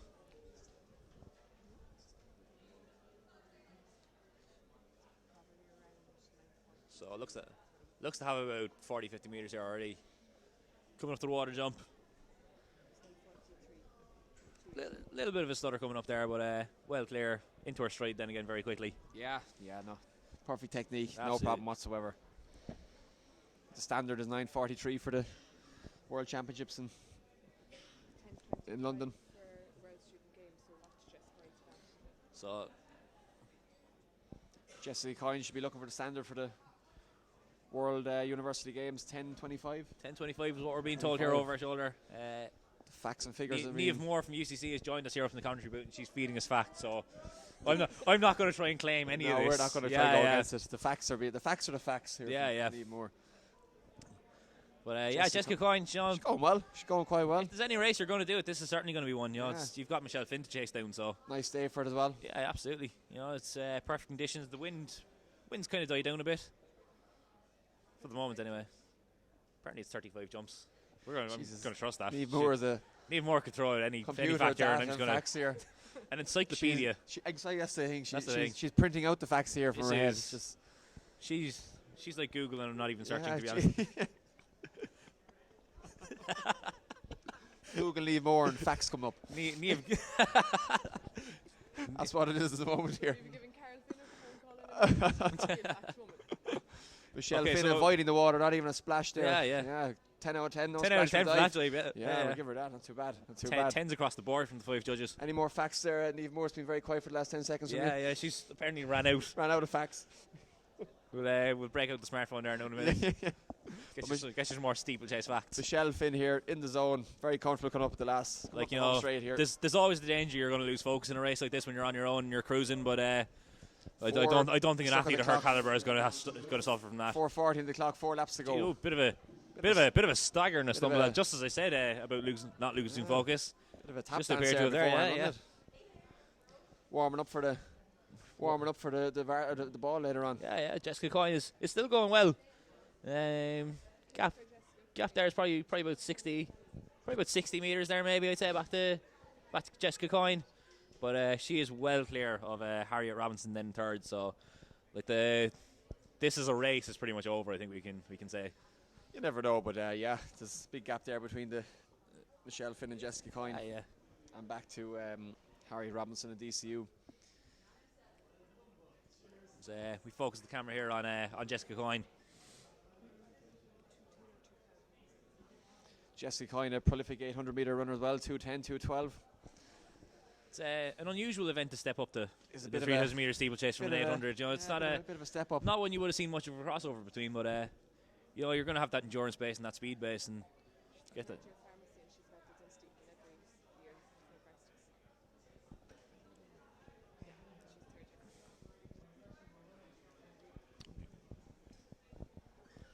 Yes. Jessica Coyne, we've been told another fact of the day here. She's medalled at every varsity so far. So looking good here for another medal. Yeah. Just finishing your guaranteed medal here yeah, today. The 100% record. Yeah. Anyone looking to put bets on for next year? Going for a 100% record of medals at varsities. Absolutely. This is your woman to go for. If in doubt, back her each way. Back her each. 3 laps to go here for Jessica Coyne.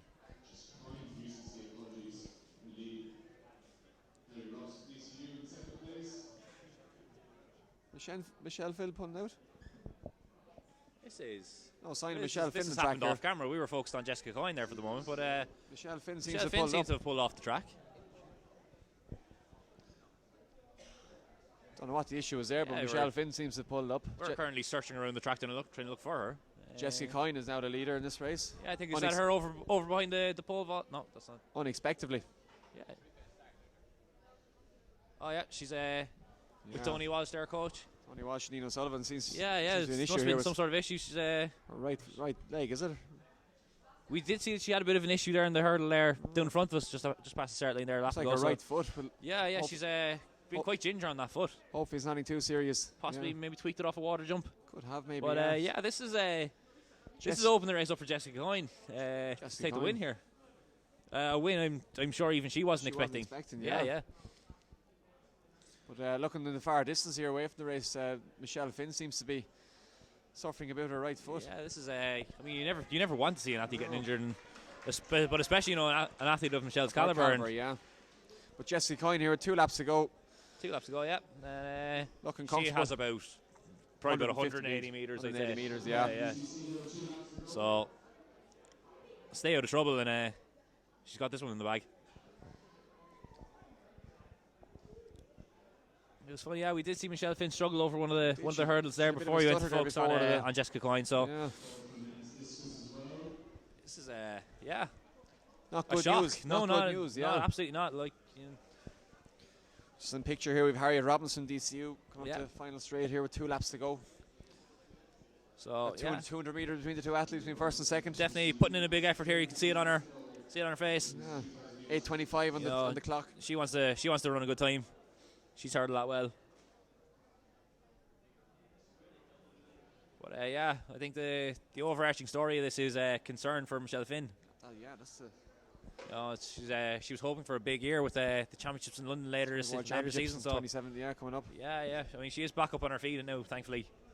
But maybe she just tweaked something. Maybe thought, could be precautionary with a bit of luck. All going well, but time will tell. No need to necessarily push yourself when you've got bigger things to fly now at the end of the summer. So that's where her focus is. Jessica Coyne gritting the teeth there. 1 lap to go. Let's have a look at the clock. See, can she get that 9:00?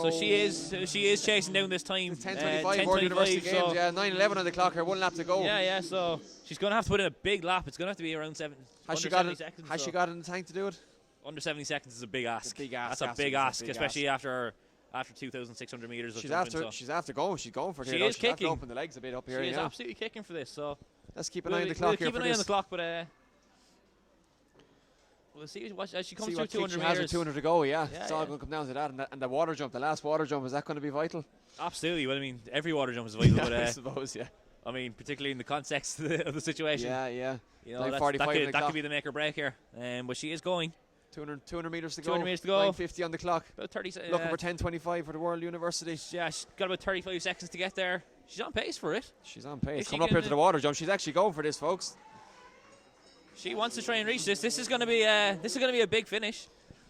9 out of 10 for the splash there. Wasn't too bad. Alan O'Brien. We didn't see it. So 10:09 on the clock. 15 seconds to do 100 metres. 15 seconds. That's asking a lot here. She's gritting the teeth. She's going over her last jump. Especially with a hurdle in the way.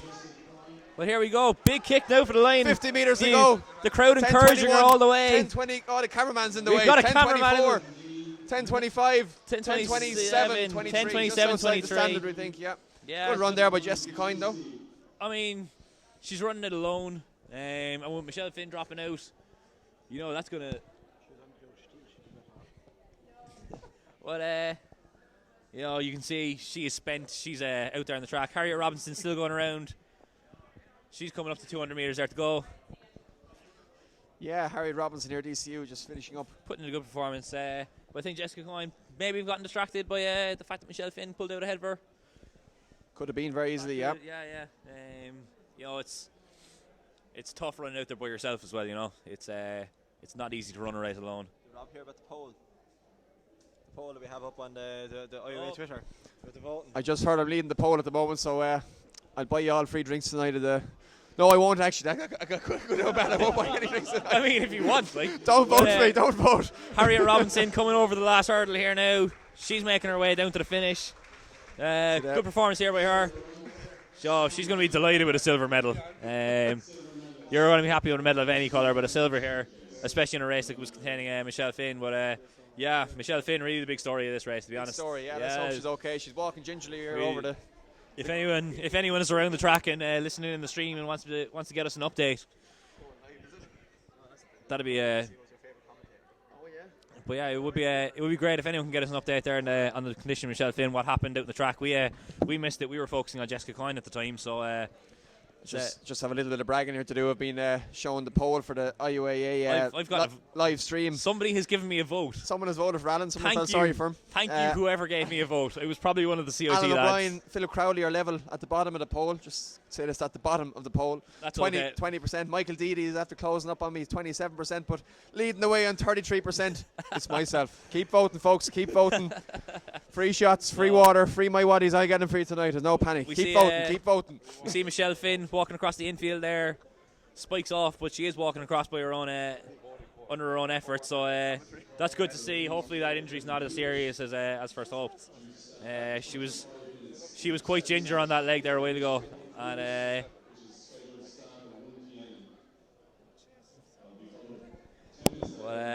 we're here. Jessica Coyne, winner of the 3,000 metre steeplechase. She is the Irish National University Athletic Association champion, and Harriet Robinson, DCU, taking second place.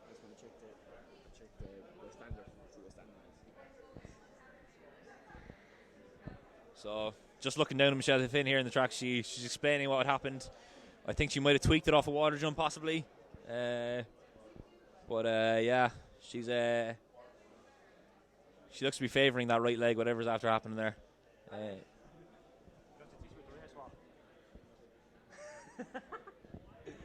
It's on now. How are we doing? How are we doing? How are you getting on? Is that it? Congratulations. Thanks very much. We're moving over to it. How much you know, lads? Look, I'll even go like that, see that? So, TJ Hogan just looking for a last minute bit of advice there for the 3,000 metre race walk. That's going to be coming up there in a little while.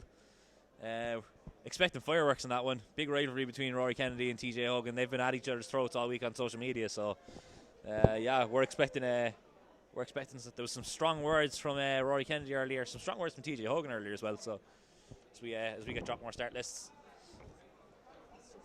Thank you very much.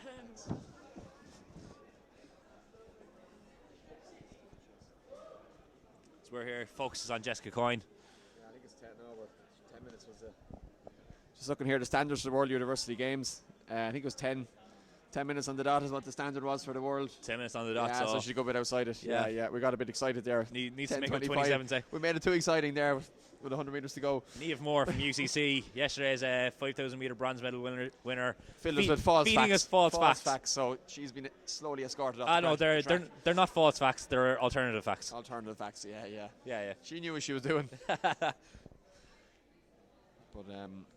next on track, then 400 metre women's final. We have Margaret Grace, WIT, Ruqayyat Shabolale, AIT, Grania Minan, defending champion DCU, Orla McPhillips, 1 year down with WIT, Aisling Drumgool, UCD, Phil Healy, UCC.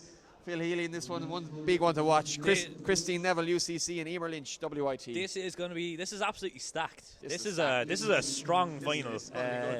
Grania Moynihan, a very, very strong athlete. Phil Healy, who we all know about. Aisling Drumgool ran very well yesterday. Yeah, this is there's 4 of them there looking for 3 medals. There is. But you'd have to go with Phil Healy.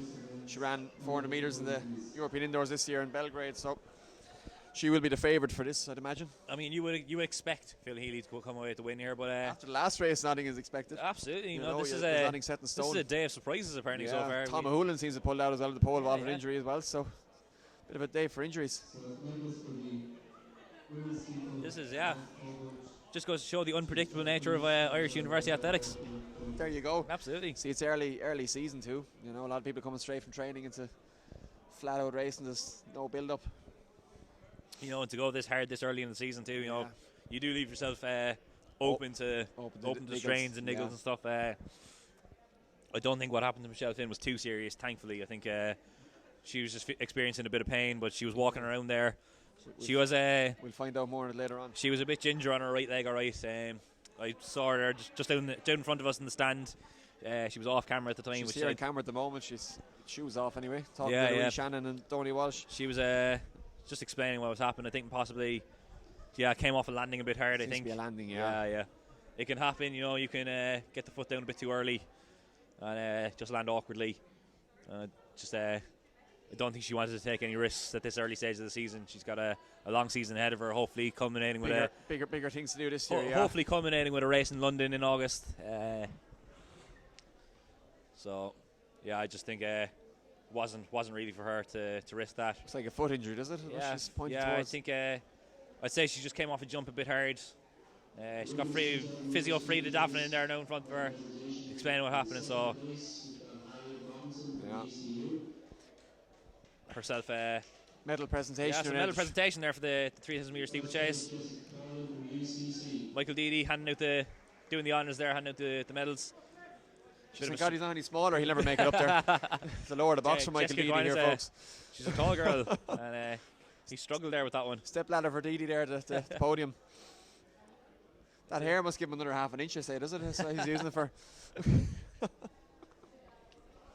He's going to kill us over his hair. We're giving him Chris over his hair all week. I'm sure. Nice photo there, first and second, 3,000 metre steeplechase. Unusual not to see a third, but unfortunately Michelle Finn pulled out. Yeah, so she'd love to be up there. Absolutely. Such is life. Such is life. It does good show, you know, these medals are held in very high regard even by Olympians. Yes, they're prestigious medals. Yeah, absolutely. They want to win this. Bragging rights as well for the colleges, points for the college. Yeah, you know, you want to do your bit. The colleges are very good supporting the athletes. You know, a lot of them are going to be on bursaries and scholarships and stuff, and that's going to help them train full time and reach their potential. So, you know, the athletes like to come out and reward their colleges for some big performances. But unfortunately for Michelle Finn, tweaked something here on the day, and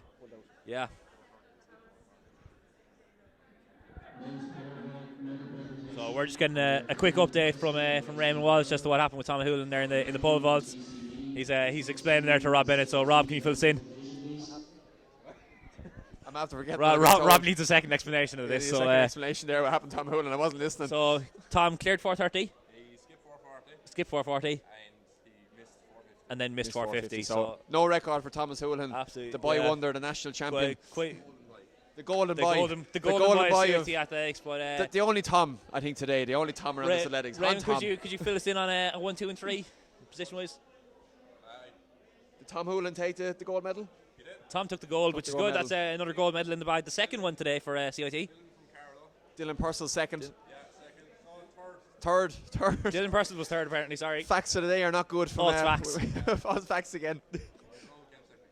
Yeah, okay, well, we have first and third anyway for the time being. But we have first and third. We'll try and do some research results there and get will seconds. Be posted later on, yeah. Tom O'Houlihan, we were a bit worried here up in the commentary box because we were following some of the other races at the time, but no, Tom took the gold. The golden boy is CIT Athletics. Absolutely, that's won another national title number 10. Another national title number 10. He's reached double figures for national titles. Same as Henry Shefflin in All Ireland's. We just see him here in the distance. He's coming up here for an interview. Absolutely. Can we try and nab him? No, he's walking back down. I think he only wanted to chat with Ray. No, he's not happy. He's not happy. Yeah. No record. I think Conor Birmingham was second. So just to confirm there, the pole vault for the men: Tom O'Houlihan first, second Conor Birmingham, and third was Dylan Purcell of IT Carlow. So second medal of the day, second gold medal of the day for CIT. For CIT. Yeah, Jessica Neville in the 400 metre hurdles was a clear winner. The first final of the day. Wow, so the CIT athletes in their home track there. Yeah, absolutely. They're fighting doing their hard. bit. They're fighting hard.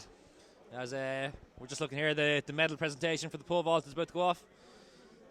So Dylan Purcell third, Conor Birmingham second, and our own boy Tom Houlihan, national title number 10, the favourite, obviously coming into this event, and he's He told me earlier he's selling his Mercedes 05, so big shout out if he wants to buy it. Is it on done deal? $3,000 I think he's looking for it, so here he goes. So Conor Birmingham, Trinity College Dublin getting his medal. The golden boy of CIT Athletics coming up here for his first place, Tom Houlihan. As we would expect, national title number 10. Number 10. Probably not the height he was wanting for, but looking slim these days, isn't he? He's after. yeah, he's. Oh, look at this! Oh, look at this! What is this? What is he doing? Oh, What is he doing? It's a whole new variation. Tom It's Houlihan. not a dab. It's not a Usain Bolt. It's the Houlihan. Take a bow, son. Take a bow. The Houlihan hand. I don't know. The hand of Houlihan. The hand of Houlihan. Hashtag hand of Houlihan on Twitter. Hula hand. Oh God. Tom Houlihan, what are you doing to us? It's his final event, I think, with CIT as well, isn't it? So nice way to finish it. He's a year down, so He's shoving on. He's mid-20s. He's going off at the top, so yeah, absolutely delighted for him. He's a great guy, great character around CIT as well. Always good. Always gets the party going when we're going away to races. He got his poles for being national champion. He was telling me earlier, he got his poles taken to the track for him today. Normally he carries them in, he just got them all carried in. Yeah, because it's an infamous sight. He normally sends us a picture from the road with the pole vaults on top of the car. So he's finally getting some perks. Yeah, finally getting the red carpet. Takes nine national titles to get that. When you're going for double figures in national titles, you can get people to carry your gear for you. Apparently, yeah, exactly. Ian O'Sullivan there, distance and coach. Is he going to carry his medal? Is he going to carry his medal for him? That's the way things are going. Everything's going to be carried for Tom, I think, today. Somebody carry his points there tonight. And, he doesn't drink. He doesn't drink. No, he's like myself. Tom's a pioneer, Fair play to him. But he can get we'll get him a pint of Raza. I'd say deep down he's still a bit disappointed. He would have liked to have got the record. He would have liked to have signed off on a stronger performance, I think. But look, you can't argue with the result. He's on the top step of the podium again. Seems to have some bit of an issue with the shoulder. You see all strapped up. You can see it there, strapped quite heavily. Yeah. I think he's explaining it there to Ian O'Sullivan. So just have to get the start list here for the pole vault final with the women. For women. Lisa Houlihan, sister of Thomas Houlihan. You've just seen it earlier on there. Does it run in the family? Oh, it does, yeah. Absolutely. Will they go for the double? Oh, yeah. Time will tell. So we've got has the 800 metres been run yet? It has, unfortunately. Trigger shot, you have missed those. They were two absolute belters of races, actually. Angus Meldon took the gold for NUIG 10 in the metres main. to go, absolutely head up road. He kicked him from about 50 metres out. He came from a long way back, to be fair. And Jenna Brommel monstering around the women's one. She kicked with about 450 metres to go and never looked back. It was a very, very impressive performance. So yeah, you can catch those. I don't know if you can rewind this live stream. Yeah, you can scroll back in the live stream. So yeah, definitely would recommend going back and watching those races. They were two absolute belters. So you can catch those. Sorry about that trigger shot. Unfortunately, trigger shot. You have missed them, but we can tell you they were before the 3,000 metre steeplechase for men. So once you find that in the stream, you can go back. It was only 2 or 3 races ago. So yeah, you want to get out of bed a little bit earlier, trigger shot. You would have got it then. It's a Saturday morning. We'll leave you off, but we'll let you off with that one. All right. This is what the live stream is here for. Anyway, going back to the pole vault final, the list here for the women: Lisa Houlihan, Derval Foley AIT, Ashton Mumford TCD, Ellen Larkin UL, Mirren McGinley TCD, Laura Frey on her 1 year down with TCD, and Una Samuels University of Limerick, which I think is our first. For Una Samuels, our first intervarsities. First intervarsities. Best of luck to her then. Hopefully she got a long and successful career ahead of her. Yeah, hopefully. So can the Houlihans do the double? Houlihan 1 and 1. I mean, the pressure is on now for pressure's on for Yeah. Lisa. You know, I think it's on her all her life. I don't think she wants to go home and Tom's there with a gold medal and she's not. You know, no silver medal. Yeah. You know, right. sibling rivalry. You always want to one up each other. Gold or bust. Gold or bust.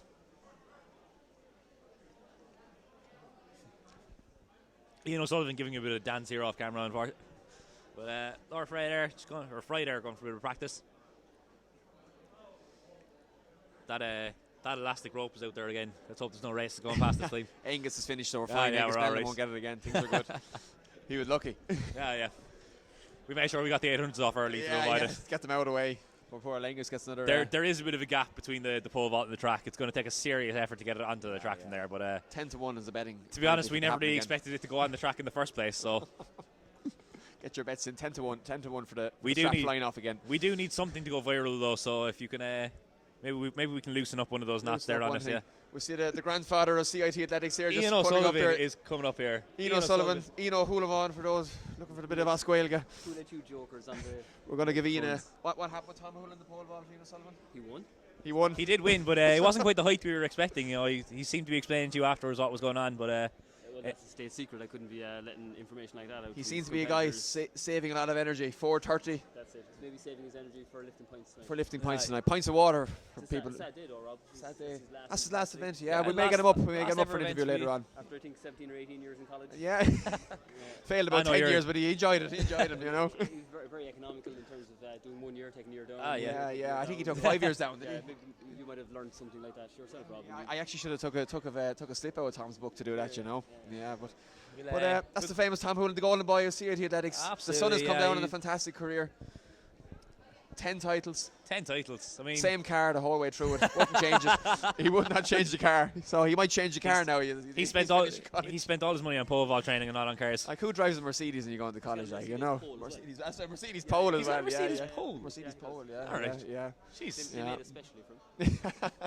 Carl Benzer back in the day made it from. Perks when you're winning national titles. That's the thing. We never got any of those, did we?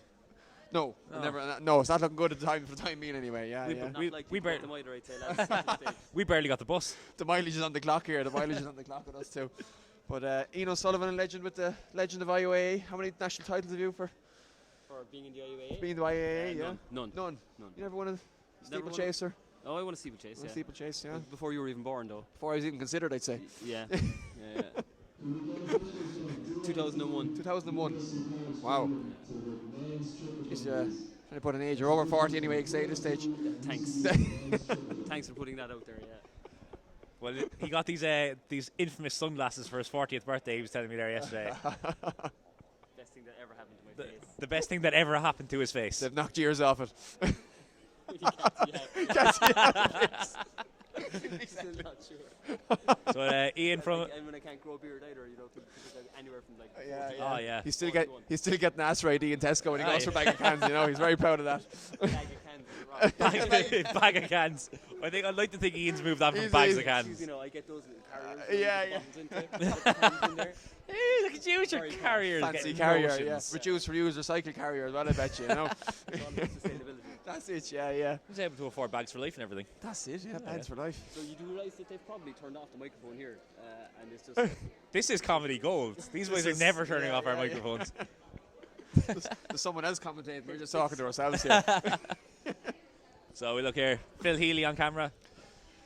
Fancying our chances. Yeah, you'd expect her to win it. Thoughts on Phil Healy, Ian O'Sullivan? 400 metres, I don't know anything about that, it's below 800. I think it's one lap, Rob. Miles for life, miles for life. If you use blocks, Ian doesn't know about it. Yeah. Is that what those things are, those yellow? Yeah. Okay, yeah. So Christine Neville, the other Neville. The not CIT Neville. They look quite similar. Yeah. That's because they're twins. Yeah. So the start this year, you gave her the 400 metre final of the women. Margaret Grace, WIT.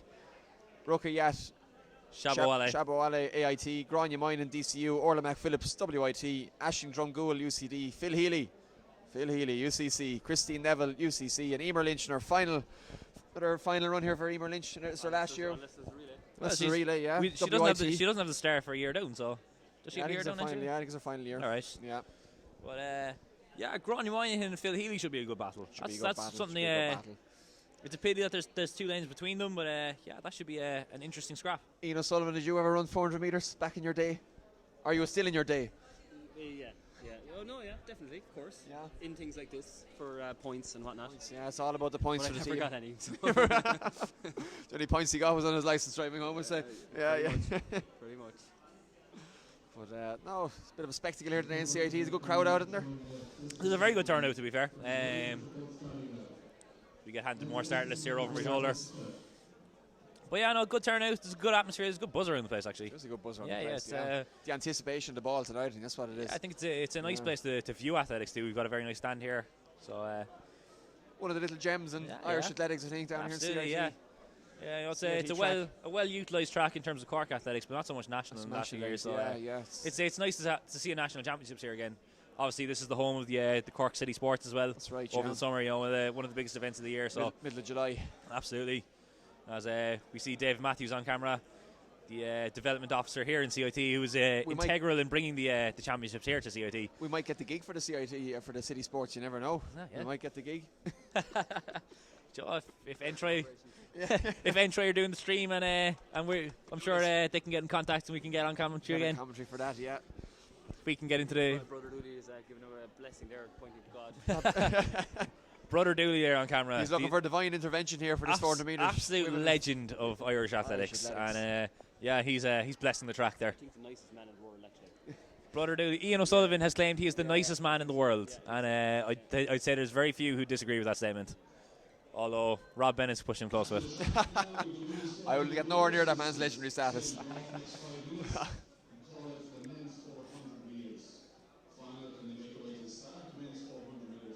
Dave Matthews there just telling the guys to get their act together here for the 400 metre final of the men. Yeah, these sprinters need that, you know. Yeah, sometimes they just need a bit of a kick. We're used to taking our breaks.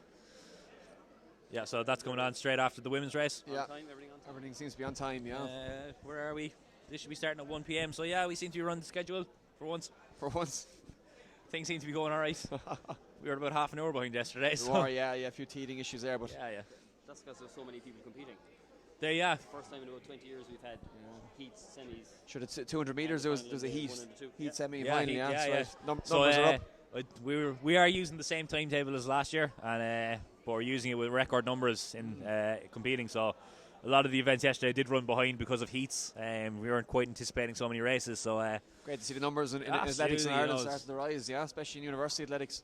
You know, there's been a lot of work done at grassroots level in Irish athletics, and you're starting to see this coming through now at university level. So yeah, hopefully a lot of these athletes will go on in and compete for their clubs in senior championships and maybe international. Yeah, we'll never know. Seeing the stars of tomorrow today. Yeah.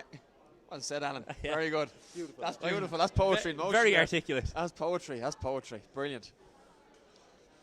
So Chris Regan there, just part of the starts team. The stripy top there, getting things in order. Are you commentating on the officiating as well? We are, yeah. That's a good idea. Yeah. I mean, the The officials. whole race just commentating on what the officials are doing rather than. Oh, we have. Yeah. We have. Yeah. We were struggling for material during the 3,000 metre steeplechase and the 5k yesterday. To be fair. So Ian O'Sullivan got a good few mentions yesterday. Yeah, you've been you're our go-to. We spot you in the crowd and just talk about you for a while. What you're doing. You were dancing there for a while a minute ago. That wasn't on the stream though. I just commented on it and let everyone know. So tops are off and we're here. Singlets are on and ready to go.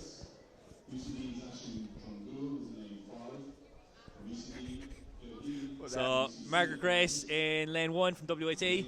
Rukia Shabawale of AIT in lane 2. That is the ring to it, hasn't it? Coming down the final straight. Shabawale, 100 metres to go. Grania Moynihan, DCU lane 3. Look for her. She's going to be strong in this one. Orla McPhillips, WIT in lane 4. Aisling Drumgool from UCD in lane 5. Phil Healy from UCC. You'd expect her to be the favourite for this race in lane 6. Christine Neville, her teammate from UCC, outside her in lane 7. And Emer Lynch, WIT, she's on the outside there in lane 8. Athletes are just behind their blocks now. Yeah, lane 8. It's not the one you want to be in for 400 metres. No, you want to be sort of in the middle, 5, 6, 7. Yeah, absolutely. You know, they say lane 1 is a difficult lane to go in, but lane 8 certainly without a judge of the pace there outside you. Still the same distance the whole way around. So absolutely. Same for everyone. Cyril is just calling them into their blocks.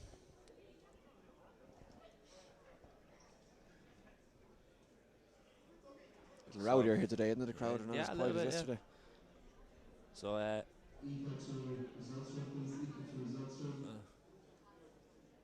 timing there for the gun is up. Cyril is ready to fire.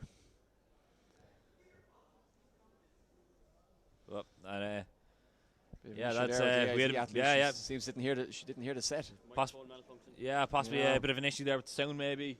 There was still a little bit of noise here around the stand, so yeah. I'm expecting a big shush here now from Cyril. Yeah, absolutely. Pretty soon. Yeah, it seems the athletes in AIT didn't hear the. Yeah, I didn't hear the call. I think possibly. The set. Yeah. It was Ian O'Sullivan has departed us here. Going back to officiate like an absolute champion. If there was medals for officiating, Ian O'Sullivan would win gold. He'd win gold. He'd win Absolutely win gold. He'd win every he'd medal. He'd win gold, silver, bronze, copper, steel, lead, tin, whatever iron. he wants. Give him the whole thing. Yeah. So the athlete's just trying to Plastic. refocus here now. Plastic, whatever medal.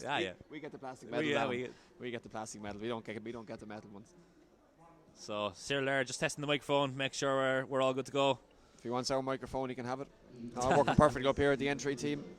No issues here. Those boys doing an absolutely stellar job. Everything absolutely perfect here for us. Even have jellies in front of us. Jesus Christ. This is hospitality. You can smell 5-star even. Entry boys are very proud of the props we're giving them. Can smell the coffee here coming as well, but I don't think it's for us, but that's alright, I'm not a coffee drinker anyhow. There's a shush of epic Jesus, proportions. That's how you shush people. That's how you quieten down a crowd. On your marks, get So on your marks, here we ladies, go. or you will be in trouble.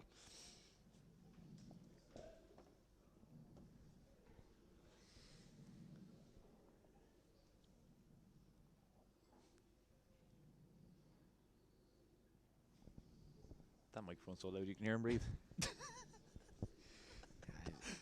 Is he going to call? Here we go.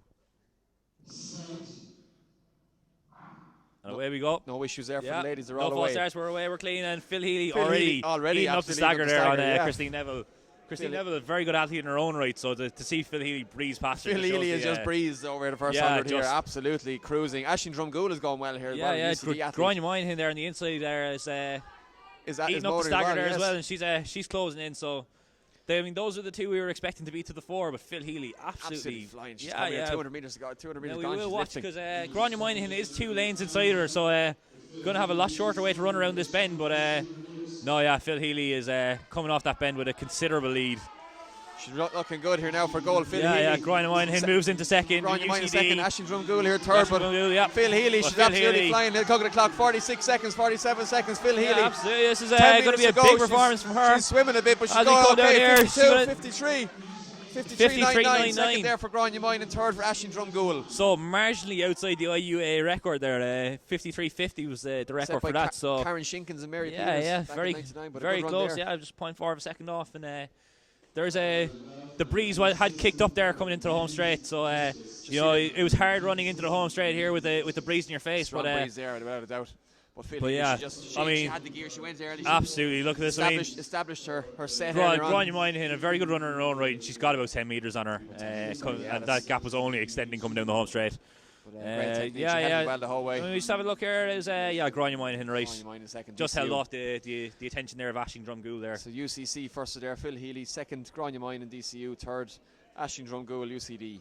As you predicted, relatively comfortable for Phil Healy. But good run, 53.99. Absolutely, yeah. That's not far off the IUA record. That is -2 win there into that last home straight. It's tough. It's utilised on the other end, all right. But absolutely, that's the thing with 400. You do have the wind on your back and the wind in your face, but it's one or the other. You nearly have it the other way around because when you're swimming.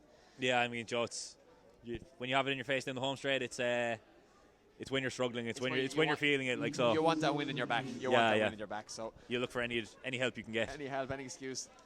Any help when you're swimming. Somebody throw out a life jacket down there. Lifeguard to the last 100 there, please. So do we have those life buoy rings around anywhere now? You do a lifeguard course back there? No, absolutely not. Oh, yeah, okay. I can't swim from me to you. The doggy paddle is all Alan does. He goes into a shower, he gets worried. Mightn't come out. I haven't had a bath in years. It's all showers. 400 metre men. Final here we have Zach Higgins, lane 1, DIT. Sean O'Callaghan, lane 2, UCC. Brandon Array, DCU, lane 3. Big strong runner, Brandon Array. Carl Griffin had a good run yesterday, lane 4, UCD. Paul White, Dunedin Olympic athlete runner for UL, lane 5, UL. Paul White. Ben Mays, lane 6, Queen's University Belfast. Sean Donoghue, lane 7, WIT. And Owen Buggy, lane 8, DCU. How we think this will go today? This, Rob, I have to say, absolutely. It's wide open. This is stacked. This is wide open. This is a massively talented field. Oh, yeah. Brandon Array, the favourite. Carl Griffin, Paul White. Ben Mays, all run very, very well. Sean Donoghue was running well this year as well. He had a run over the indoors, the IFAM. He had a storming last 100 metres because he looked to be out of contention there yesterday, but came through like an absolute train at the end. So training well down in Menapians there. So yeah.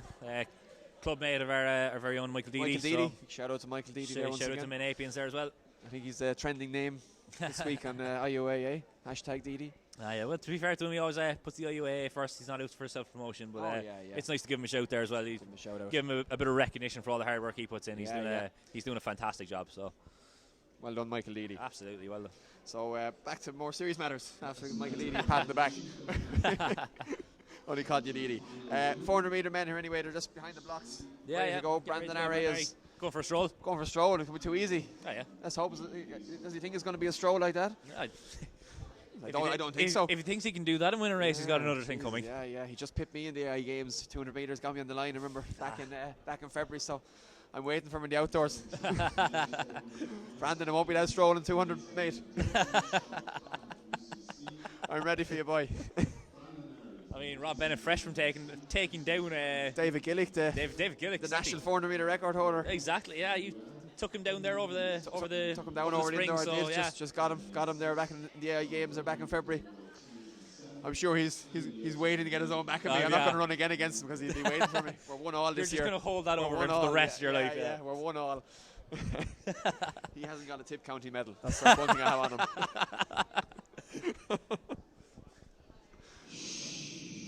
As the shush descends across the track. Yeah. That's the way you silence the crowd there now. That's how you quieten people. Cyril's shushing has been fantastic. It's brilliant. We better shush as well, I think. No, I think we're okay. We're allowed to. We're the commentary team. He said that, Cyril, not me. I was listening back to the live stream, and like when he shushes and we'd like lower our voice, you can't hear it. So I think we have to talk away. Fire away, so Alan. Absolutely. Fire away. So Zach Higgins, DOT lane 1, Sean O'Callaghan, UCC lane 2, Brandon Arry, DCU lane 3, Carl Griffin, UCD lane 4, Paul White from UL lane 5, Ben Mays, QUB lane 6, Sean Donoghue, WAT lane 7, and Owen Buggy on the outside there from DCU lane 8. And they're away, clean start by all the athletes here. Absolutely, that's what you want to see. Who's making the first break? Brandon Arry. Brandon Arry is eating up the ground there, and Carl Griffin initially. He's gone out very hard. We'll have to see if this affects him later. Paul White is going well there as well. Paul White, outside of him there as well. Ben Mays is going well. Yeah, he's eating up the stagger on Sean Donoghue already. At the moment, you'd have to say is looking good over the first 200. Brandon Arry is absolutely monstering around here. But we'll see now with PB last year in the with 400 meters, that can all change at 300. So here we go. About 150 to go with Brandon Arry, Paul White, Ben Mays. Let's see what these boys have with 100 to go. Brandon Arry now is just after finding gear, but it's Ben Mays outside.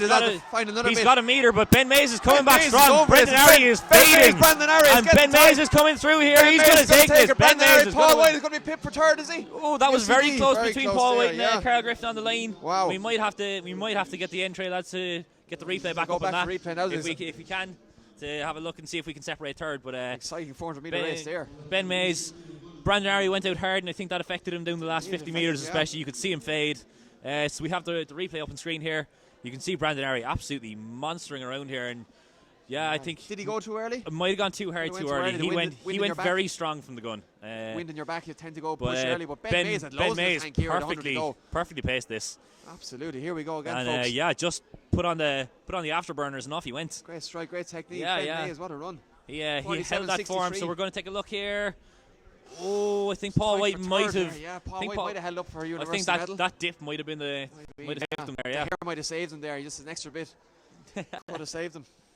47.63 on the clock there for Ben Mays. Great run. That's not far off the IUAA record. 47.25. Robert Daly from 2001. Here we go. Here, just checking. Slow motion replay. We're going to see if we can spot Ben Mays and Brandon Arry. Very, very obvious which one positions there. But we're looking at the battle for bronze. Did Carl Griffin manage to get up and pip him on the line? Paul White is holding with about 5 metres to go. I think he just has it. I think. Oh, I don't it's know. very, very tight. Very, very tight. I don't know. I couldn't call it. Did Paul White get complacent there? No, I think he died. There was a lot of wind there. Yeah. He was swimming there. I think give Carl Griffin another 5 metres and he had that. But Here we go again. This is super slow motion. Entry lad's doing a great job. This reminds me of me running. This is normal speed for me here. This is not the man who took down David Gillick. He goes faster than that. Only half the man I used to be 3 weeks ago. But let's see. Paul White he has it. So he has it here, but Carl Griffin comes strong through the end. 2 metres to go. Looks like Paul White's from here, you'd imagine, but Carl Griffin made a dip. I'm going to go Paul White. Am I? Oh. No, Carl Griffin, I'd say, got it. Genuinely, I that's don't it. know. I don't know, I'm lost. I don't know, Jeff. I don't know. I don't know, Jeff. I Is don't there know, a race? Jeff. I don't know, the race on. Kevin Finn here from Need Olympic, Paul White's stable. How did he get up for third, Kevin? Third, yeah. We think he got up for third, Yeah, we think it's third. He got up for third. I might check the IUAA Twitter there. Yeah. The results are going straight up there, so they. Yeah, we think he got up for third. So no results yet up in the IUAA Twitter, which is where all the results are going up. So at IRE Uni Athletics, if you want to check out results there, they're all going up there straight away. I'm gonna call it Paul White for third. When I looked at it in real time, I thought Paul White. But looking back at that super slow-mo replay from Entry, that's confused me a bit further. It looked like Carl Griffin maybe. So we'll have to wait until official results come out. But I'll keep refreshing this tweet feed here and see if we get an official. One more look here. We're going to take one more look. It's kind of hard to tell from the angle we're at here. We're in super slow here now. You can't get much slower now than this, lads. So it's all about the chest getting over the line. Yeah, that's Paul White's. That's Paul White's, I think. Yeah, I'm going to make the call. I'm going to make the call. Paul White. Really don't know. The entry boys are looking here. Yeah, we're Carl Griffin, but. Entry lads are suggesting a dead heat, and we should give them both a bend. We're pulling the plug. We're going home. We're giving up. We don't know. I'm not interested in dead heats. I'm here for winners and losers. None of this. Everyone's a winner attitude. But yeah, great race there. Brandon Arry absolutely wasn't expecting that. I'd say he would have planned to have a good run in that. But he had a good run. But I think, as we mentioned with the 400 meters, 400 meters for women, Joe, you've got that wind into your face and down the home straight, and when you're struggling, that could be the difference maker. Ben Mays is really after. Ben Mays had an really absolutely come on a belt of a race run there. Yeah. He paced it perfectly the whole way around. He stayed consistent, and his form down the last 100 meters. He tracked Brandon the whole way, you could say, didn't he? He just pipped off Paul White there in the last bend. So.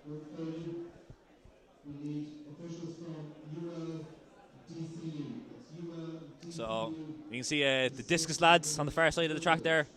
They're getting ready to throw.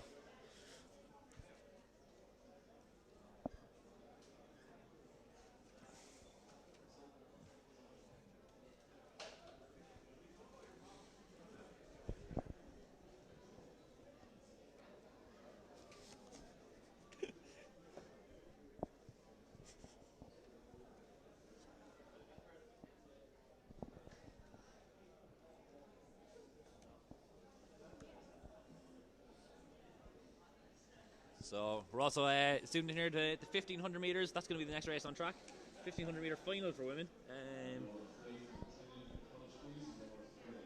The 1500 meter walk final for women. Getting my 1500 meters mixed up there. Yeah, so that's the next race on track. That's not actually scheduled to go off until past, but they all seem to be lined up there and ready to go. So lined up, yeah. Yeah. Could we possibly be running ahead of schedule? We could be, dare I say. That'd be unprecedented. Siobhan Nash, DCU. Claire Kennedy, DCU. Kate Field, DCU. Three DCU athletes here. Yeah, they've got their year down athlete there in Kate Field, so they can have 3 in this one. Sinead O'Connor, DIT. Cleona Mulroy, UL. Veronica Burke, DIT. And Aisling Hennigan, TCD. So, Kate Field, probably the favourite for this one, we would imagine. Yeah. I don't know much about the walk, Alan, but... yeah, she's the one name I know. So yeah, we'll see how it pans out. Yeah. See how it pans out. To be honest, I didn't expect to be on commentary this long this morning. So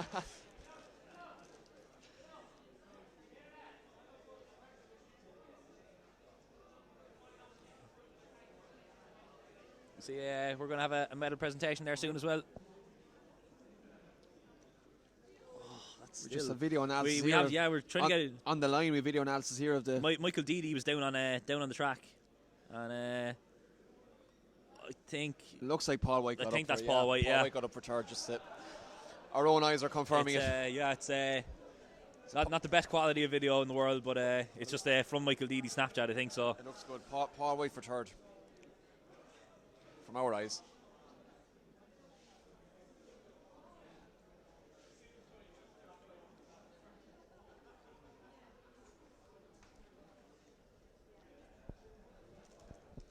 So I think we're going to have a medal presentation there down in front of us. I'm assuming that's going to be for the pole vault. Pole vault, I can see Laura Fry down there. Great servant to Irish University's athletics. She was competing in the pentathlon there yesterday. Entry lads have thrown more jellies down in front of us. These lads are great.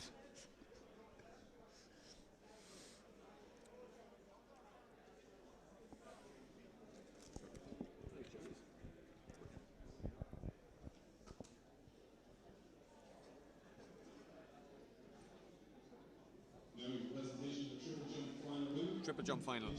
Triple jump final, my apologies. So, WIT getting on the roster there. With third place finish. Laura Fry, second place there in triple jump for TCD. She's going to be absolutely delighted with that. She'll be happy with her medal, yeah. Great servant to Irish University Athletics. So, yeah, absolutely delighted, I imagine. And DCU taking the win there. Another gold medal there for DCU. DCU obviously one of the strongest colleges out there. I think yeah, without a doubt. Yeah, DCU, you know, they're always producing top quality athletes. So the last couple of years they've been number one in the medals and points list, haven't they? They've been well up there. And yet they always cheer very loudly at the banquets. They do. Well, we have 2 gold medalists in CIT we this year do. at home, so we can cheer away this year. Yeah, Tom Houlihan and Jessica Neville. We can fire away. TJ Hogan coming to the walk now later on, so that could be a... You never know. You never know. You never know. With a walk, anyone can get disqualified. Anything can happen. That's it. As our start list blow in us. The bag of jelly is holding him down, but it's getting less and less by the minute, so the weight has been pulled off the We've paper. got tape, we've got phones. We have everything holding. Nothing is an actual paperweight, but sure, look. Wallets. The shoes are coming off, everything is here. Rob's actually sitting up on the table now. To hold all the paper down. Breezy conditions up here in the commentary box. Is that the start of the women's 1500 down there? They're still going through last minute bit of preparation. I think still deliberating. I think I can see the figure there. Kate Field just striding out. She'll definitely be the one to watch here. Very, very strong walker. Was away from the sport I think for a while, but came back and didn't seem to have lost any of her steps. So seems to have the pep in her step. Yeah, exactly.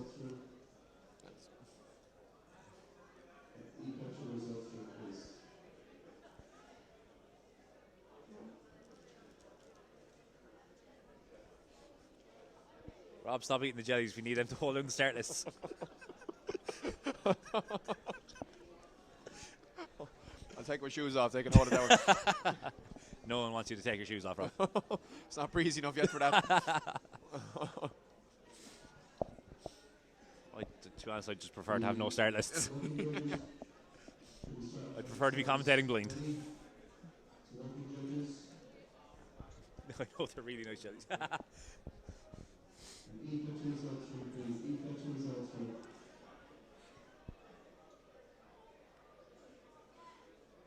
So yeah, we're still awaiting the start there of this walk.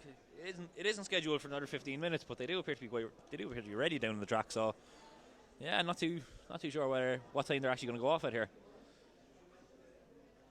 You can see Rory Kennedy getting the singlet on here down the stand. He's going to be going in the 3,000 metre men's walk just after this. Silver medalist from last year, Rory Kennedy. That's right. TJ Hogan, bronze medalist. Absolutely. So, yeah, those 2 guys, they're going to be looking to medal again. Big jewel in the sun again. Absolutely. Yeah. This is, and CIT. You know, you always want bragging rights over your rivals. Oh, without a doubt. And those 2 guys have a massive rivalry. They have been tearing strips off each other on Instagram all week. They've been absolutely knocking lovers out of each other. Yeah. So. Yeah, the action is sort of died off a little here. Pole vault hasn't kicked off for women yet. They're still warming up down below there. There's a bit of a lull here at the moment. Yeah. So, Rob, what do you make of the championship so far? Have you enjoyed your time watching? Oh yeah, it's been absolutely fantastic championship so far. A lot of big runs from the people that were expected. There's been a lot of very good races. Yeah, cracking races. You know, because with this, you know, it's the early season. It's the first race for a lot of people. It's a real benchmark. Sometimes people are cautious. You can see a lot of tactical races, but We haven't really seen that so much here. There's been a lot of absolute belters, a lot of cracking It's a races. real benchmark for the year, like see where you're set. Yeah, you yeah, know, it's for the big races there in June, July, and August, the end of the year. So I'd say a lot of people will be happy with their performances. A lot of people that won't be happy, but that's the nature of sport. Absolutely, yeah. It's the nature of the There's sport. got to be winners and there's got to be losers, but yeah, unfortunately, unfortunately. But yeah, conditions today are quite good. Ideally, you'd like that breeze to die down, That but breeze is playing a bit of havoc in the last or the home yeah, straight there, 100 metres to go. It's you could tell, like in the 400s, you could tell people are struggling with it. But people are suffering a small bit without a doubt. But yeah, it's the last thing you want in the 400 there is that breeze hitting you when you're swimming. Absolutely, it's the last thing you want to be hitting you. You know, 400s are tough enough without a breeze. Exactly, yeah. Even in your back is still tough. You know. But yeah, the women here seem to be delegating. Yeah, the walk. It's a lot of standing around, and you'd worry for the athletes. They might get cold. You know, they've gone It's through a not too warm-up warm routine. down And there, yeah, it's not too warm now at all today. As the entry lads, they warm themselves up there. More jellies. More jellies. More jellies. Speaking of if jellies. if anyone wants to drop a cup of tea up to us there or something. Anyone want a jelly? You want to come quick? If we can get maybe 4 or 5 cups of tea up there, that'd be great. Yeah. Actually, yeah, it'd be brilliant. Yeah. If anyone's streaming this on their phone.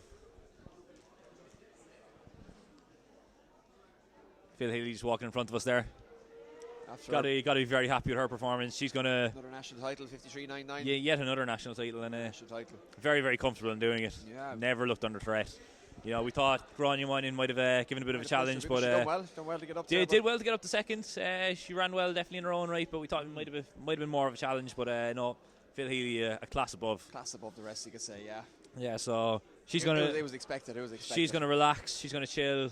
We get the lactic out of the legs and get ready for this 4x4. 4x4. Well, I know Niamh Moore, who was on the team last year. She was very coy about whether they're going to run the 4x4. Oh right, okay. Yeah, she was breaking news. Yesterday she was wasn't giving anything away. Yeah, well, wasn't going to commit to it. So if it was anything like her facts, I wouldn't believe it. There were some very alternative facts. Very alternative facts. Yeah, they were out there. They were out there. So I'm not actually sure there's 35 jumps.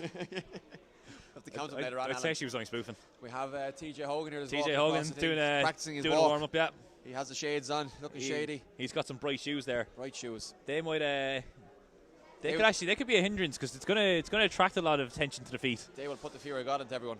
Them shoes. You know, obviously, one foot has to be in contact with the ground at all time. It's to the eye of the judges. So a lot of the time, the walkers will have 2 feet off the ground. Yes. You know, but it's because it's so quick, you're not going to be able to spot spot it. But you know, getting away with it. TJ Hogan wearing some luminous yellow shoes, and you do wonder whether that's gonna be a disadvantage in that. Is he trying to blind the judges? It could be. I mean, we'll take a look at him here. His technique looks good. His technique looks good. Yeah, definitely.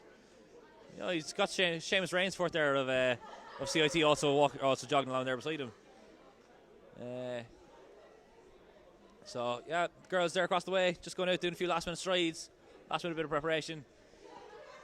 Definitely didn't get scared there. We didn't miss the start. No. Yeah, I looked over and saw nobody at the start line and got a bit worried, but no, we're good.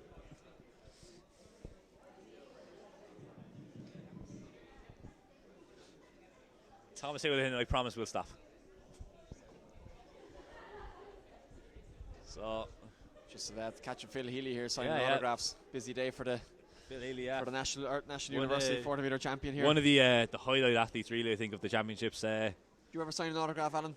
I did actually, yeah. Yeah. I was be a back in the day when I could actually run. Check. I went to the Irish or the international schools. Yeah. Championship. That kid looks happy to get an autograph. International schools cross country championships, and some kid asked me for an autograph there. So proud as punch as a 16-year-old. Very good, very good. It's been rapidly downhill since then, though. Oh yeah. Doesn't it go to show how big the star Phil Healy has risen? You know, signing autographs. I mean, obviously a viral sensation. Everyone knows her name now. You know, that really put her into the public imagination. So great to see. Absolutely. You know, it's always great when you get a focus on athletics, for the right reasons. It tends to be for the wrong reasons that athletics hits the mainstream news. Yeah, so it's great to see the positives. When you get a story like that, it's absolutely fantastic to see. You know, we're all athletics fans first and foremost. You might be able to tell, but we're not actually professional commentators. Just like jellies. Yeah, we're being paid in jellies at the moment. So, you know, it's always great when athletics hits the mainstream media for a positive reason, and Phil Healy certainly did that with the aid of some commentary from the depths of hell. So Really put it out there. absolutely, you know, that went viral all over the place. That reached American news and New Zealand, Aussie Man CNN, reviews, Aussie Man. Australia. See Tom Barr here coming onto the track down there. Tom Barr. Getting He's no doubt ready he's for the signed a few 4x4 autographs later on. right this year. Oh yeah, Or- yeah. No Has doubt. he? Has he? Do people know him? Who is he? I don't know. Some guy. Some guy signing autographs. Yeah. Yeah. I think he. He'd be looking forward now to the I think he 4x4 might have won a later on. race or something, but Yeah. He'd be looking forward to the 4x4 now later on. yeah, he will. UL, the overwhelming favourites, I think it's fair to say. Yeah, but you never know in sport. What weird.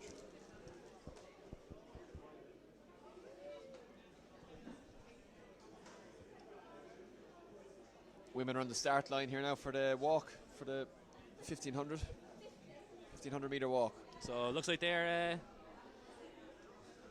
might get them off a little bit ahead schedule here. See the phenomenal Michael Deedy is just after Deedee's here. being escorted up the stairs It's all here. right. We're safe. Deedee's here. Oh, I'm going to do a bit of backballing now, so I've been relay coming up soon now, so Okay. Deedy's the relays. Fancy your I'm chances, going to warm Deedy? up an hour and a half before this. I'm not making any mistakes this year, guys. You heard it here right now.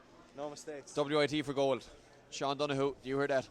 I heard it, yeah. But that's on record now. No mistakes. I'm on last leg. You'll see my shapes. Did we see Tony Stafford here earlier on? Is he making an he's appearance? He's making a comeback. Making now. a big He said comeback? He'd come back for the relay because he knows what's that. I've been telling him this for months. Big four. I said get on that relay team. Big shit's going to happen. Big 4x1 relay finish. Deedy, of course, an integral part of it. So yeah, he's Who you were doing the first leg, Deedy? I'm doing the last leg. Doing the last leg. came through like a truck there yesterday. So yeah, definitely put him on the anchor leg. Yeah. So looks like we're just about ready to go here for the 1500 metre walk there for women. So Rob, do you want to give us a quick rundown there to start this again, maybe? I will indeed. We have Siobhan Nash, DCU, Claire Kennedy, DCU, Kate Veal, DCU, Sinead O'Connor, DIT, Cleona Mulroy, UL, Veronica Burke, DIT, and Aisling Hennigan, TCD. So as you expect, Kate Veal straight to the front there. And she's they're being away. pursued by the DIT athlete, which is Sinead O'Connor. So Not the singer, Sinead O'Connor, if anyone's getting mixed up. nothing compares to her. Nothing.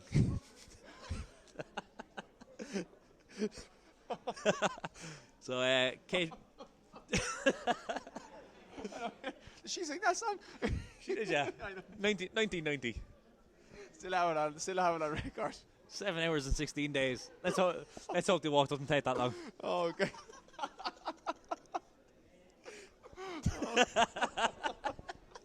Where did I find you, Robert? Where did I find you, Robert Bennett? Oh. Very good, very good.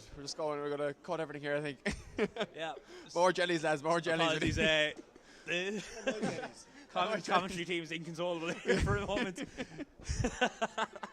But yeah, Kate Veal, to get back on track, Kate Veal is opening up a bit of a lead there. She's got about 5 metres there over the chasing group. 3 laps to go, she's flying. 1 minute 15 Veronica there for Burke, the first Sinead lap. O'Connor and Trinity College Dublin, that's Aisling Hennigan there.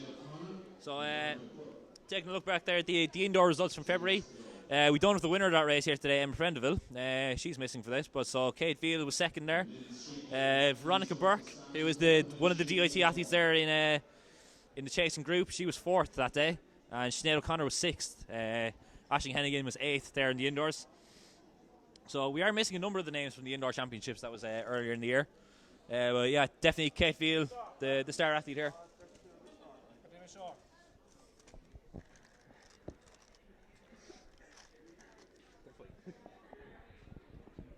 So Kate Veal opening up a big lead here. She's got that lead out to about 20 metres already within the opening 500. So yeah, this is definitely going to be a strong performance from her. She looks on it today.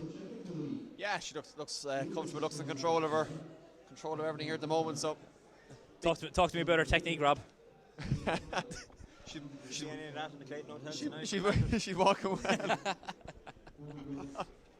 Yeah, looks good. No, you can see she's got the knee straight. The arms are bent at a 90-degree angle. Obviously, with the rules, the leg has to be straight when it hits the ground, and it has to remain straight until it's underneath your body. That's the way it works. I have to have 1 foot on the ground at all times. So there's judges, 4 judges around the track. You can see them there. One's going to be coming into shot here now as Kate Field breezes past. There'll be no fear of her technique there now. See the yellow card there in his hand. So 3 warnings and you're gone is how it works. 2 laps to go. And I've just exhausted all of my knowledge of race walking on that one. So 2 laps to go, Al. You're going to have to find more. Yeah. 3 minutes on the clock there now. So we've got a DIT. That chasing group has split. So DIT, that is Sinead O'Connor is the lead DIT athlete there with her teammate Veronica Burke following on. And they just seem to have dropped Ashton Henning in there from TCD.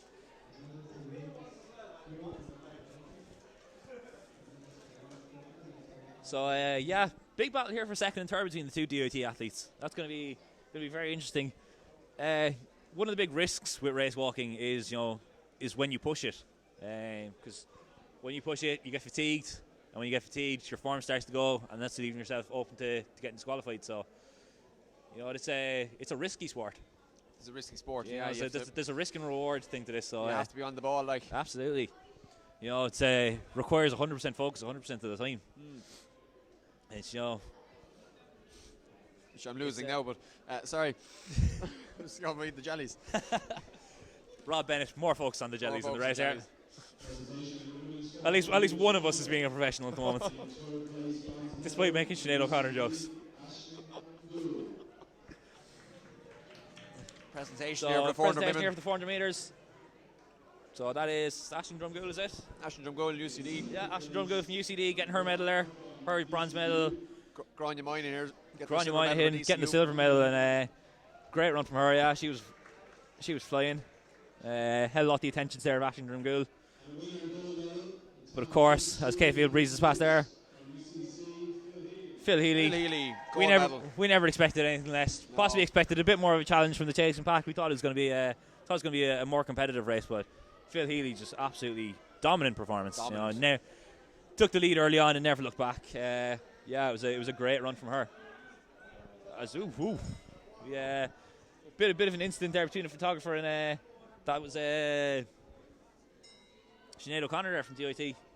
Just seemed to impede her there for a second, but doesn't look to have taken her out of her stride. She's kicked away from her DIT teammate there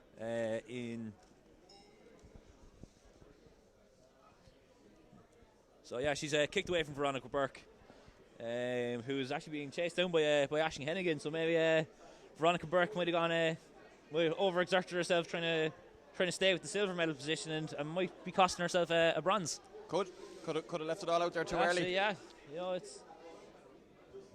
But Katie Veal is just. Kate Veal is making it easy. Absolutely, she's a class above this field. It's great to see her getting back to her best. She's making it easy. She is a top class athlete, and making light work of this field. Declan Kidney after arriving in there. So Kate Field down the home straight. Technique is flawless. Yeah. And you can hear she's a big name in Irish athletics, and you can hear that from the applause here in the crowd. The crowd recognise her, and they're crossed the line 6:23.08. 6:23. So that's solid time. That's fairly shifting for 1,500 metres. Yeah, that's moving good. Well, I know people who'd be happy to run that. I don't think I would run that actually. So Veronica Burke coming down to take the silver medal. Good run from her. Had the attentions of her DIT teammate Sinead O'Connor there, but broke away from that. Yeah, good time there from DIT athlete. And we've got Aisling Hennigan from TCD, Trinity College Dublin. That's going to be a very good bronze medal for her. We're taking a look at the indoor results from back in February, and she was beaten by the athlete there coming in fourth, which is Sinead O'Connor. So we have our 1, 2, 3 athletes in there now. Yeah, so for the race. That's a very good bronze medal for her. I'm sure she's going to be absolutely delighted with that. The remaining athletes just finish up here in the race. UL coming across the line there. That's tough on the body doing that walk. I did a walk once. Yeah. That seems to be the theme. I found out From talking to you, Rob, I found out I've done a lot of walk or a lot of things once. A lot of one-offs. Yeah, I was a senior schools. I was actually the 2009 South Munster Schools senior champion For walk. I was the only person in it. Absolute machine. 1,200 meters. Genuinely one of the worst experiences of my life. It is such a taxing event on the body. We've got a DCU athlete there coming across the line. That's Claire Kennedy.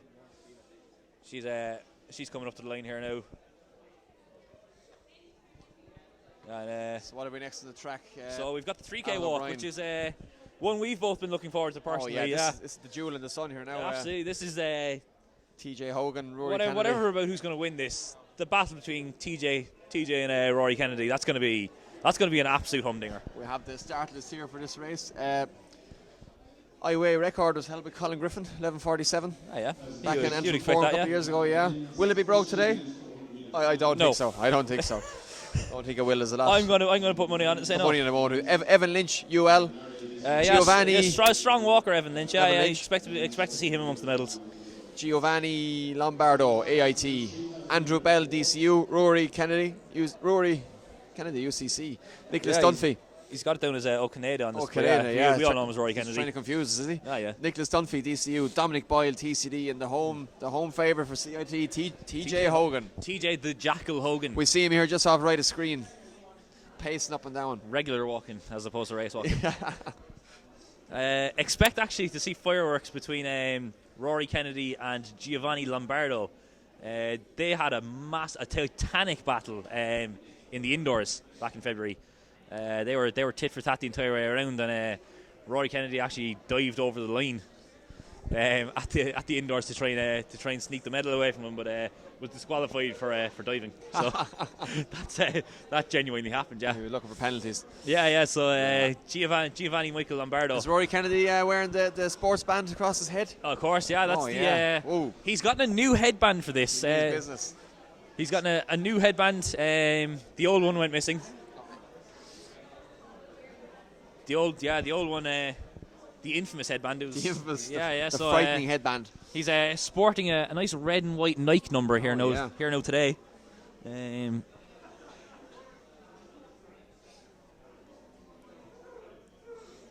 So matching the singlet. Although to be fair, it is closer, I think, to the CIT colours. Yeah, looking like it. All right, TJ might have had a word UCC would traditionally be red and black. Would be their colours. So. They're deviating a little bit here. Do they want to be CIT? Yeah, well, look. Who knows? We'll say no more of that. We all know what UCC are, though. Simon Archer here, just checking out the walkers. Yeah. Simon. Do you think he'd fancy it? Simon's in the 200-metre final later on. That's coming up. IT coming up after the walk. That's that'll be later on today. There, 2:15 is when that's scheduled for. Which looks like a pretty stacked event with Marcus Slaughter, Stephen Gaffney, Zach Irwin, Adam Murphy and Aina Madden. Oh, looking to go well. Yeah. So 200 metres was absolutely stacked this year. It was a very, very strong race. So we're just about waiting for the start of this. Scheduled time is 1:45. So. On TJ. Mikey Pa, one of the legends there of Irish athletics. That's coming in here. Absolute legend of CIT. Horse and cart of a man. On TJ. Hunt. Passionate race walking fan. Absolutely, yeah. He's known supporter of Irish race walking, and I'm just looking here at the lads warming up there across the track, and TJ Hogan, I think, is really trying to psych out Rory Kennedy prior to this. He'll be doing well, and he's giving a wave across the track. I don't think he realises he's not in shot, but technique looks good there from Rory. That's fine. You don't need to move the camera for him. Sorry. He should be coming into shot. He'll walk away. There he is there now. The distinctive, the infamous Where's Wally singlet. It's alright, it's my own singlet, I'm allowed to say it. It's our own singlet. Yeah. We can do what we want with that singlet.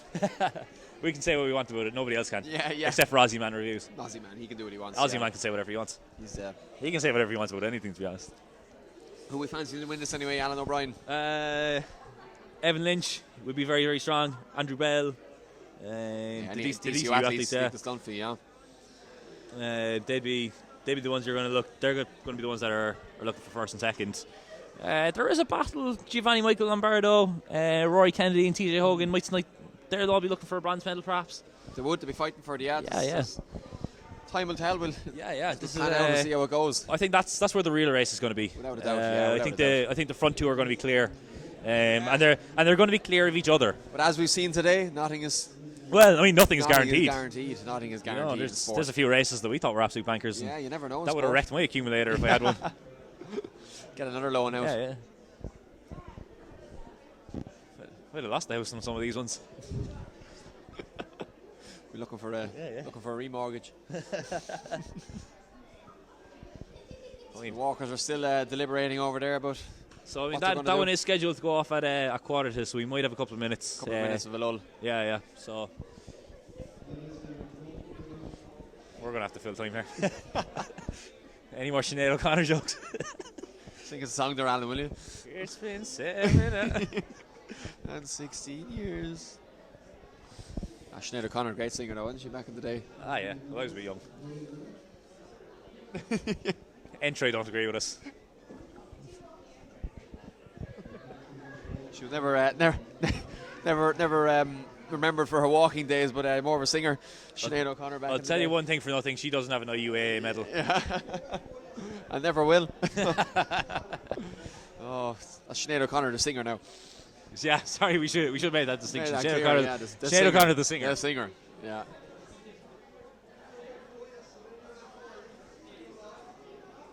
So, toeing the line here in the 3,000 metre walk.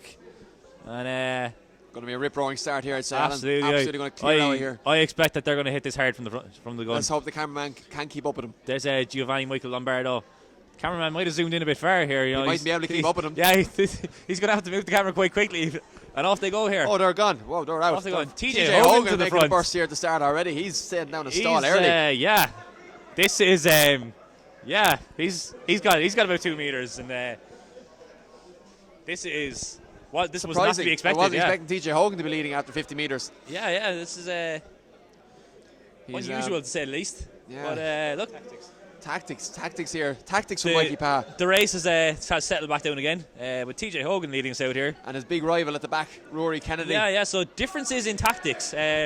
Rory Kennedy and Giovanni Michael Lombardo, again, in very, very close attendance to each other. Andrew Bell from DCU has just gone to the lead there now with his other Nicholas Dunphy, DCU athlete. Going to pip TJ, I'd imagine here. Yeah. They're your number 1-2 athletes, you'd imagine. DCU 1-2 at the moment. Again, very, very strong race walking college, so you would expect them to be going to the front. Rory Kennedy there, the UCC athlete, is taking up the rear.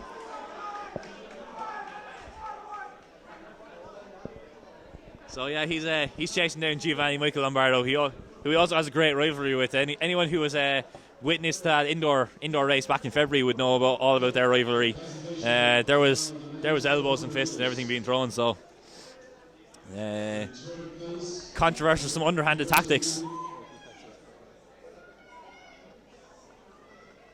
So over on the podium there at the moment, that's the result of the 400 meters. So Paul.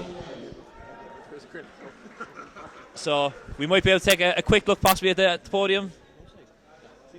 We've got the 400 meter results here. So Paul White, we were wondering about that. We were trying to see who got up to third. Paul White. Looks like Paul White is guaranteed. Paul White held off the attention of Carl Griffin down the home straight. Brandon Ari, he's there getting the second medal.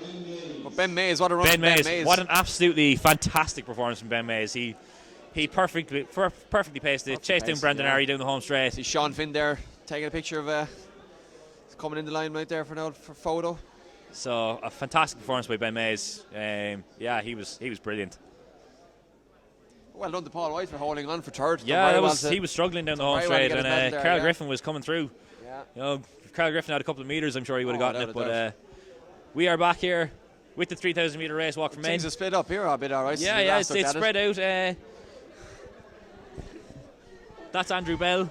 Andrew Bell, he's gone into the lead. Evan Lynch has decided he's going to make his move here.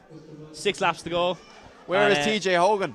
Here he's looking in fourth, is he? Yeah, he's come down the home straight. He's in fourth place. He looks in pain. He's waving the crowd on. He's having the crack. TJ Hogan. He's looking for the support of the home crowd, and he's absolutely getting it. He's walking a bit gingerly, is he, at the moment? Yeah, No, that's his technique. He's doing all right. Technique, yeah. He's out for the stroll. Taking a look at the feet. Heels are hitting. Legs staying straight. He's good to go.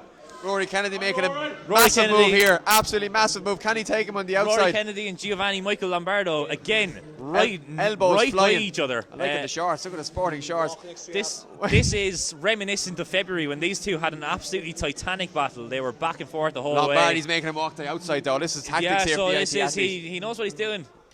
Rory Kennedy was decrying some controversial tactics after the race last year. He felt that one of the other AIT athletes impeded him as he was coming around the track. One of the back This markers. is no novice hurdle. These boys are good. But the other AIT athlete isn't here today. There's no excuses now for Kennedy. So interesting to see what happens as this race unfolds.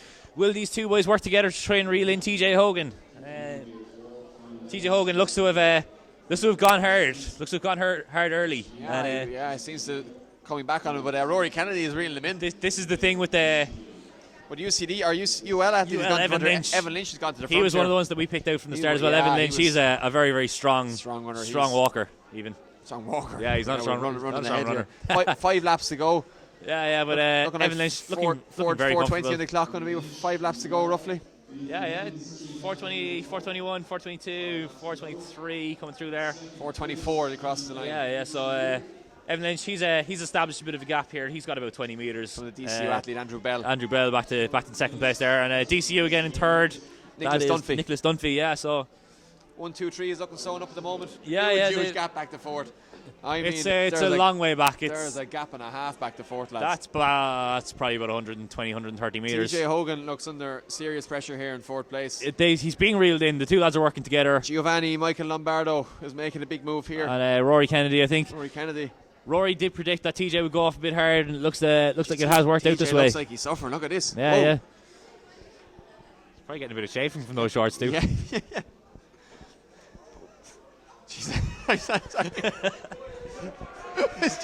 Rory looks over. TJ looks over his shoulder.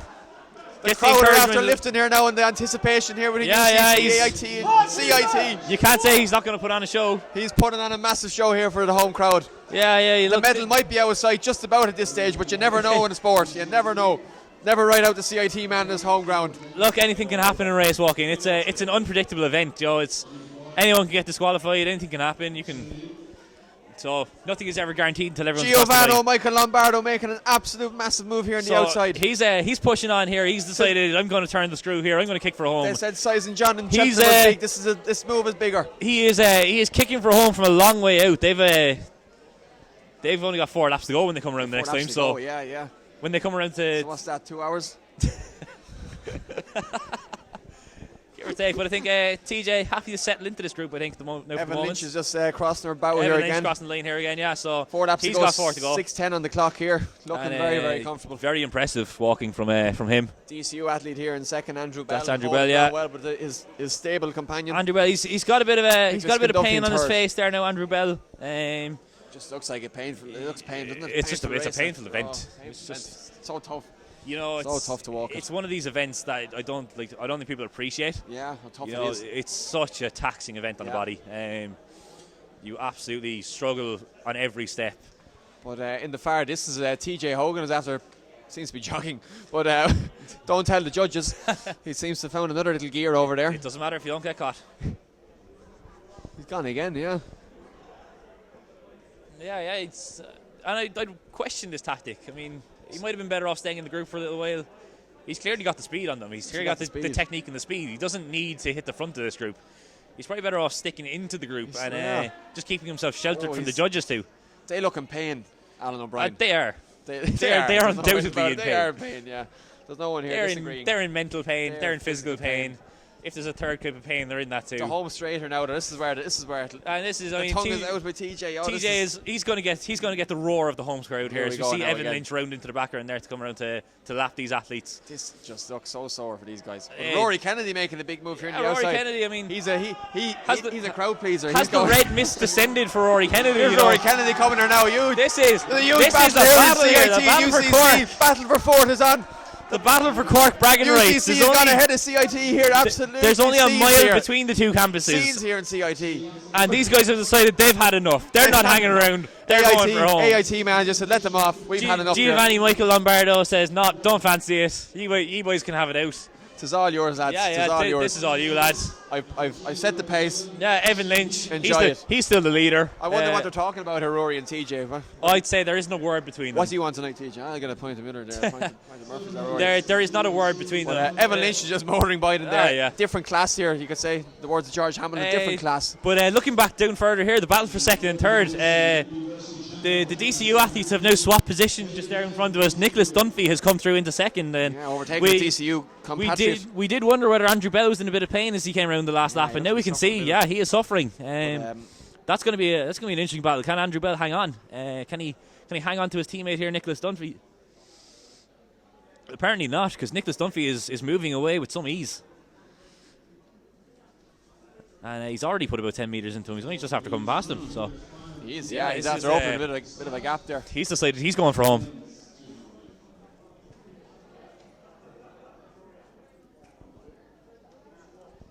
So, yeah, Nicholas Dunphy, he's continued to motor away from Andrew Bell here. No sign of him letting up. Absolutely relentless. But I think Andrew Bell, Evan Lynch here, the camera. If Andrew Bell focuses on finishing, he's gonna go home with a nice bronze medal. Evan Lynch in he the can, zone he can here. wear that to the banquet tonight and show off. What do we wear? Marcus Be lucky if I'm wearing a tie. Yeah. Come 12 o'clock, you'll be lucky wearing anything. You wish. Let's keep it PG now. We are live. Evan Lynch here comes to home straight. He's got 2 laps to go here now once he crosses the line. And looking like 9:45 on the clock as he crosses the line. Absolutely easy. Easy. You know, he's 120 metres to the man in second. There's nothing distracting him from his technique. You know, he knows what he's doing. But he's focused. He doesn't have to worry about performance or anything. The big excitement here now is UCC and CIT again in the home straight. Absolutely. So TJ Hogan with a couple of metres here. Couple of metres, TJ Hogan. Rory Kennedy's after going back a bit. TJ Hogan, he's puffing hard. He's puffing hard, he's blowing. But he is going. The crowd are roaring at TJ, the CIT crowd TJ is trying to get the crowd going. Save your energy, TJ, don't be waving yet, boy. We're going to cheer you on no matter what, he's TJ. holding Rory off here. But, this is turning into a monumental battle. He's opened up a bit of a gap. He's got maybe 3 metres on Rory Kennedy at the moment. Yeah, have Rangers, Celtic, Liverpool United, Kilkenny, Tipperary. This is as big as it here now as CIT, UCC. UCC, CIT is a massive rivalry. Especially in the 3K walk. Well, this is the event. I mean, this is what the crowd, all rivalries have their great culmination, and this is it. You know, this is what the crowd came to see. Alan O'Brien. This is Pacquiao Mayweather. Yeah, we haven't seen any fist swung yet, but I say the last lap Pacquiao Mayweather. Yeah, these guys still have 2 laps to do that. More like a bar brawl now, to be honest with you, Alan. But yeah, these two, they appear to have broken Giovanni Michael Lombardo. He's fallen off. He's thought, nope, I'm not having this. There's no medal in this for me, so he's just happy to get around. I think so. Yeah, he's not really invested in this rivalry. Evan Lynch here in shot. Evan Lynch, he's gonna be taking the belt as he comes around here. He's I mean, just take a look at him. That's how you race walk. That is. He's lapping this. If you want textbook how to race walk, this is the man you use in your diagrams. This is it at the moment. Yeah, exactly, he's there, dead right. Lap to go. 11:32 on the clock as he crosses the line. And we're going to take a quick look. 11:47 is that national record, so that's absolutely under no threat whatsoever. Colin Griffin, you're okay. Yeah. Unless no problem. They bring back unless Evan Lynch can teleport, I think we're. Unless they forgot to ring the bell. But DCU athlete in second. Yeah, so Nicholas Dunphy doing great work there over the last 2 laps to really break away from Andrew Bell. Because Andrew Bell had about this much of a gap on Nicholas Dunphy, and the gaps have now just completely flipped. So he's really found the second gear there, hasn't he? Absolutely, really he's kicked it up. Big news here: TJ Hogan is gone. TJ Hogan has gone off the track. TJ Hogan has dropped out of the race, and the crowd are booing. They're not happy. We can hear the disappointment from the crowd. He's not happy. He's not happy about it. We said to be a bar brawl. I think it's starting now. Yeah, he's. TJ Hogan is gone. This is disappointing for everyone. Rory Kennedy looks back and says, "I have you, mate. I got you." He's going to have a field day on social media later. I'm surprised he's smiling. Look at him happy out. Yeah, he knows that he's got this rivalry in the back. Like this was his race within the race, wasn't it? So he was prepping for this. He's not happy. There's something. He's looking back. He's checking on Giovanni Michael Lombardo, his other big rival from this race. But he knows he's got a bit of a gap here. He's got about 20 metres. Disappointing for the home crowd. It is. You know, we were all looking forward to seeing TJ. But Evan Lynch is going to come up here. He's going to take the win here quite comfortably. A procession to the finish line. Yeah, this wasn't in doubt from when he made his move to the front. He took his time to get to the front, but once he got there, he never looked back. And moves into lane 3 to take the appreciation from the crowd, and rightly so. He deserves it. 13:17 on the clock, I think it was. The clock didn't stop. The clock didn't stop, but 13:17. 13:17. He'd be happy enough with that. Comfortable victory. Yeah. National title in the bag for him. TJ Hogan taking the applause of the CIT crowd Being here. escorted off the track by. Rightly so. You know what? Anyone who puts themselves out there in a walk race deserves massive respect. It is absolutely not an easy event. It's one of the toughest events out there, and I think it doesn't quite get the appreciation it deserves at times. I'm one of the toughest to commentate on. I think we've done all right. But, so second place here for Nicholas Dunphy, DCU. Nicholas Dunphy, yeah, fantastic walk from him. He's done very, very well. Broken his teammate Andrew Bell with a couple of laps to go and never looked back. That gap's only grown. A very, very good performance. 14:02-ish on the clock, 14:01, yeah. Looks so like third place then for not quite breaking the 14-minute mark. I'm sure that won't upset him too much though, but he's got a silver medal draped around his neck. And, his teammate there, Andrew Bell, just arriving into the home straight now. And this is 180 metres to go here for Andrew Bell. Good performance. He was feeling it from a long way out, so to keep up this pace and get to the finish is a massive effort from him. And he's been rewarded now with his bronze medal. He's going to be happy with that.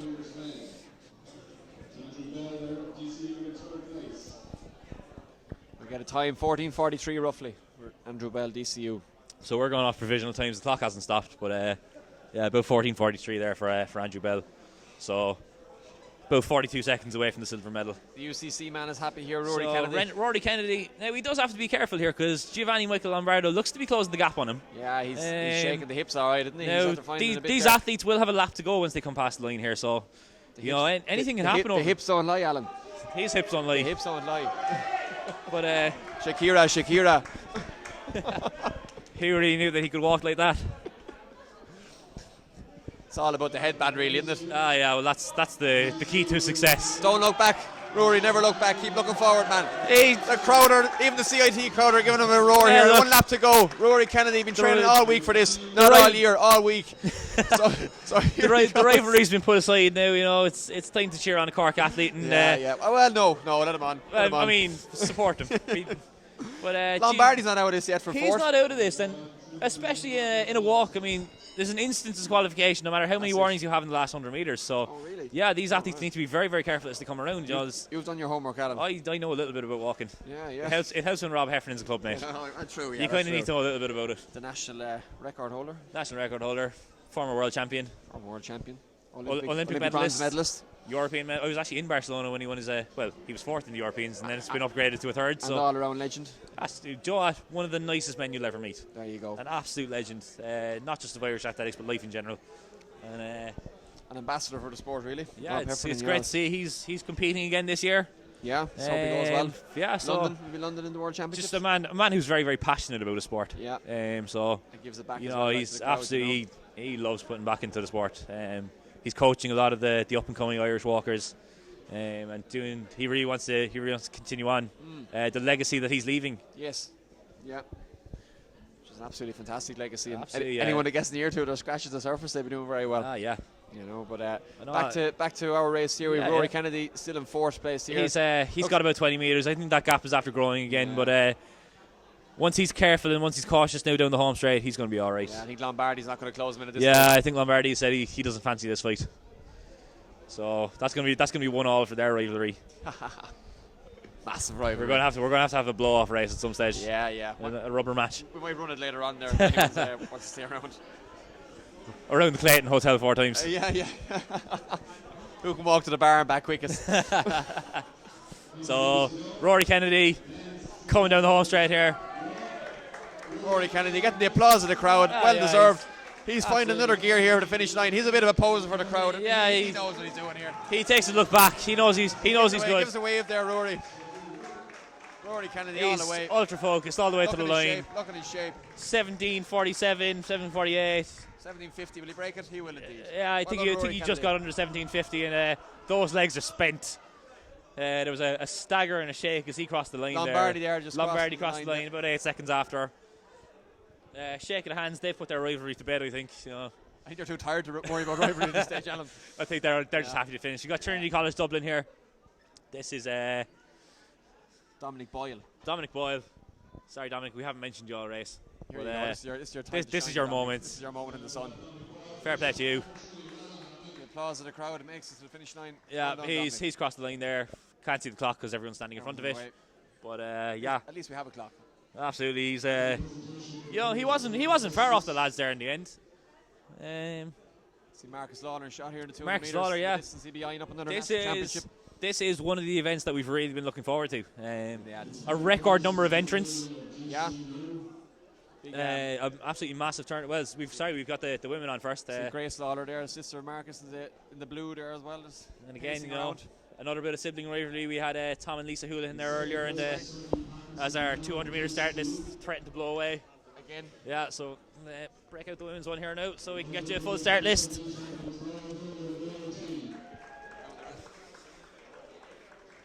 So, Aisling Forkin from NUA Galway, she's going to be going in lane 1 of the 200-metre final for women.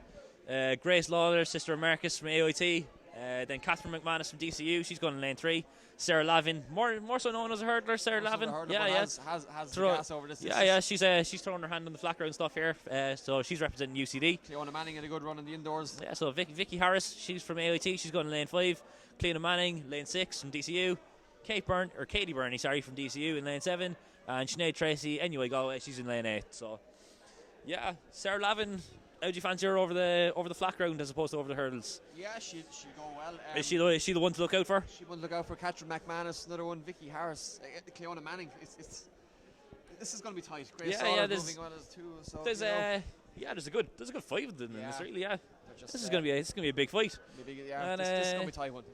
But Cleona Manning had a good indoor season. We've got a slight breeze here. I'm just looking across the Fyffes flags in the background. You can see them there on screen. Yeah. The top left corner of your screen. Proudly. They're giving a bit of a shake, so that'll be that wind will be coming into their face and down the home stretch. So a minus 2.5 wind there and coming into your. Yeah. So I don't think we're going to be looking for particularly fast times, but not with this condition. Although, as we say, that the flags have just dropped straight down. So.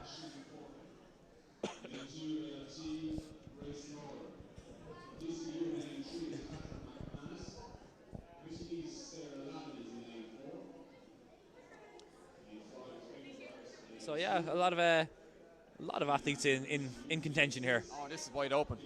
But Catherine McManus is a good over the distance too. She could be the one to look out for here. I mean,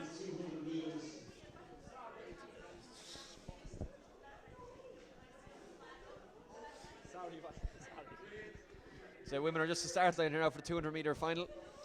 Getting ready to go. Getting ready to get the call. Unfortunately, we can't see lanes. I think it's 4 and 5 are blocked because we have the pole vault cover the way. The pole vault cover. So, and we have seen a few false starts in 200s especially. We have. Hopefully we'll get everyone away. We want a clean race. You never want to see someone false starting, but I don't think you'll see any here today in the final.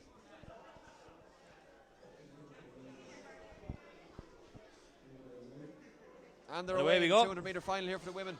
Who will be a good start here? Cleona Manning seems to have a good start. Yeah, Cleona Manning. Vicky Harris, Sarah Lavin flying. Catherine McManus is going well. It seems to be between Cleona Manning, Sarah Lavin and Catherine McManus here at the moment. But Catherine McManus looks like Catherine McManus with a bit of an advantage here. Yeah, coming off the bend. Cleona Manning is fighting back though here with 50 metres to go from Catherine McManus.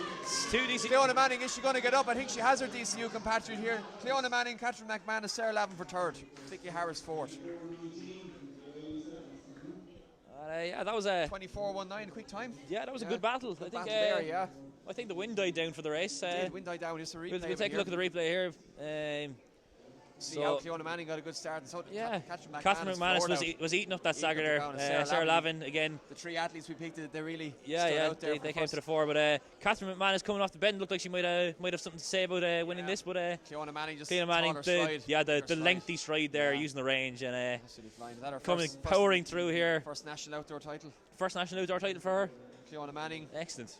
Congratulations to her. 24:19. As well, I think so.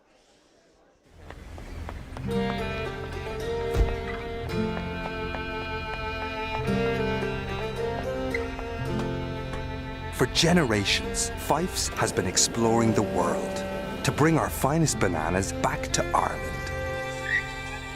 And today, Jack! that spirit of discovery remains. So here's to the next generation of Fyffes explorers. Fyffes, discover more.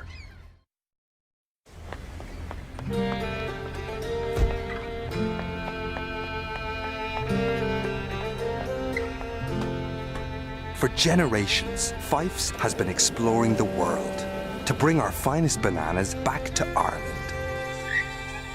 And today, Jack! that spirit of discovery remains. So here's to the next generation of Fyffes explorers. Fyffes, discover more. And we're just back here now for the start of the men's 200 metre final. Lane 1, Conor Wilson, AIT. Lane 2, Simon Archer, Letterkenny IT. Adam Murphy, Lane 3, IT Carlow. Zach Irwin, Lane 4, IT Sligo. Stephen Gaffney, Lane 5, UCD. Marcus Lawler, Lane 6, IT Carlow. Conor Dempsey, Lane 7, Trinity College Dublin. And Aina Madden in the outside lane in Lane 8 for University of Limerick. This will be a hotly contested race. Marcus Lawler, I'd imagine, would be the hot favourite for this, but yeah, I mean, Marcus Lawler has been in imperious form. He's absolutely devastated the track. We've had to resurface it about 4 times because of it. More asphalt there. We had to lay down some new tartan and lane 6 is steam coming out of it. Lay down the Mondo again. But this is a stacked. This is a stacked final for 200 metres. Like, this is not going to be an easy race. It's not going to be an easy race. Like, if Marcus Lawler wins this, he's going to be pushed all the way for it, I think. But big battle for the minor medals. I'd imagine second and third is going to be a big battle for them. Absolutely, yeah. Aina Madden coming off a good indoor season, 21.46. Stephen Gaffney back running again, which is good to see. Zach Irwin had a good indoor season. Adam Murphy had a Leinster indoor champion, 21.72, the Tinryland man.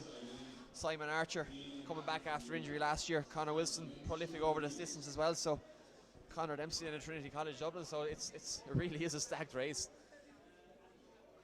Trying to pick a 1, 2, 3 will be difficult, but you'd have to go with I think Lawler we can pick for one. Number 1. After that, then it's after that it's a who is who of second and third. Yeah, Simon Archer's been finishing very strong. Yeah.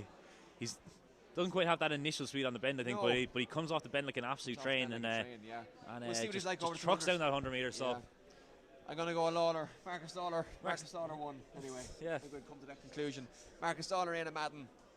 Going to go Adam Murphy third. 1, 2, 3 there. Okay, yeah. Carlo 1 and 3. You're being brave. I'm brave. I'm going to make the call. The athletes are just getting ready here in their blocks, ready to going through the motions. Cyril is ready to fire his pistol again.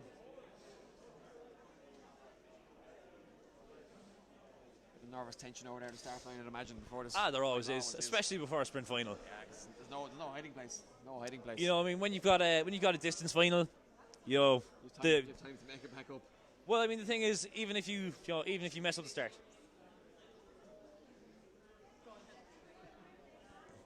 Well, yeah.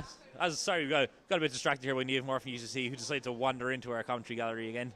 Athletes just in the blocks are now ready to go. They're ready to set. And off we go.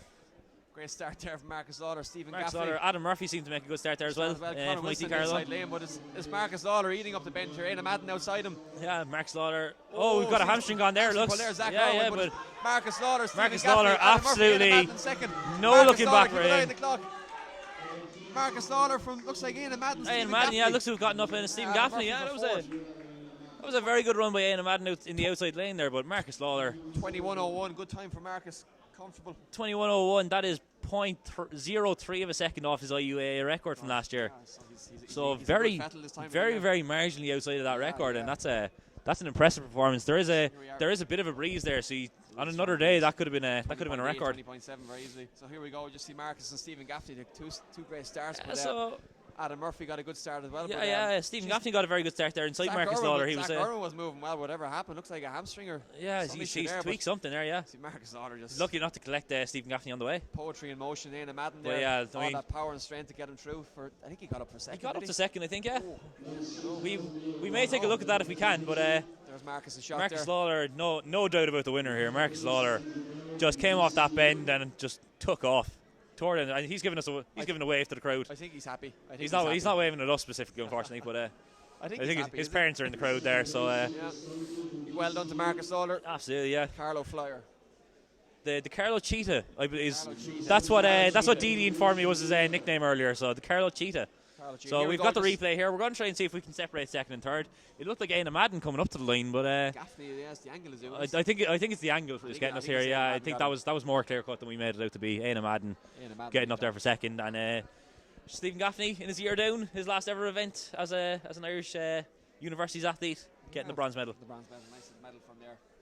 But Marcus Lawler here on the screen. Marcus Lawler, what an absolute class athlete. If we had the bit of music going on in the background there as he waves. Happy out. So we've got the presentation for the walk. It's just happened there. This is what you're seeing on screen now at the moment. Evan Lynch from UL, a very impressive winner of that. Very impressive winner. Yeah, he went clear from about 2 laps in. He went clear and never looked back, never let up. 2 DCU athletes there. Yeah. Third. So DCU once again amongst the medals. Andrew Bell was the athlete who took third, and it was Nicholas Dunphy was second place. Oh, here we go. Just so to yeah, we're clarify just here between second and third between Aina Madden and Stephen Gaffney. Slow mo there from Entry. I think it was Aina Madden got up there. Aina Madden, yeah. I think it's the angle here was deceiving us. That was more clear cut than we made it out to be. I think. Aina Madden, Stephen Gaffney, second, third, 200 meters. Thanks for the slow motion there from the boys here in Entry. We'll give a shout out to Fyffes there. You can see their name on the screen too. Great sponsors of the event. So without them, this event would not be the success it is today. Absolutely, yeah.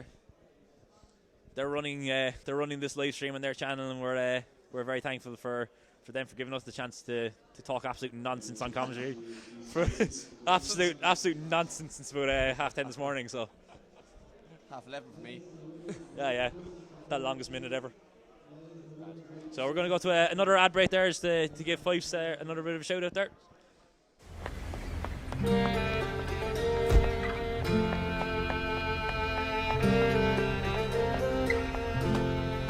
For generations, Fyffes has been exploring the world to bring our finest bananas back to Ireland. And today, Jack! that spirit of discovery remains. So here's to the next generation of Fyffes explorers. Fyffes, discover more.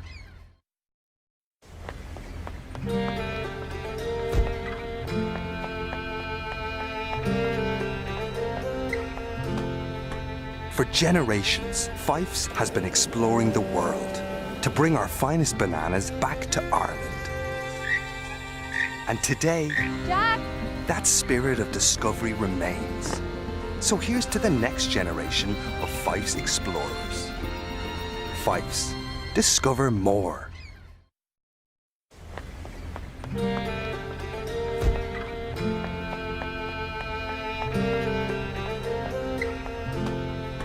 For generations, Fyffes has been exploring the world to bring our finest bananas back to Ireland.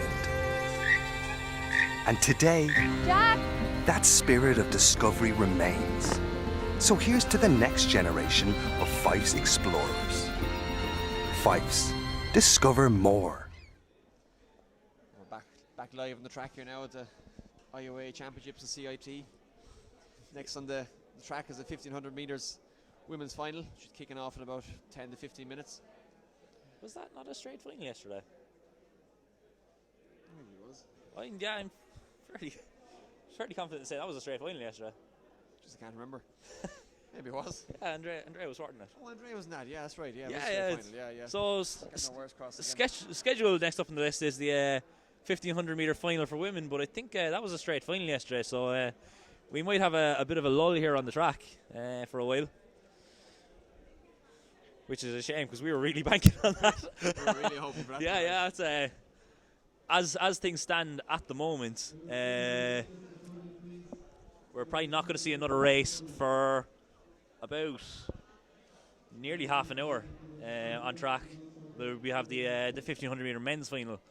So unless they decide to run that a little bit quicker and maybe put it into the slot that the women would normally be in, Good. yeah, just to advance on the schedule a little bit. Yep. Although I don't know if they can. I don't know if they can. Yeah, I think. Stick to schedule. I don't think you can run ahead of schedule.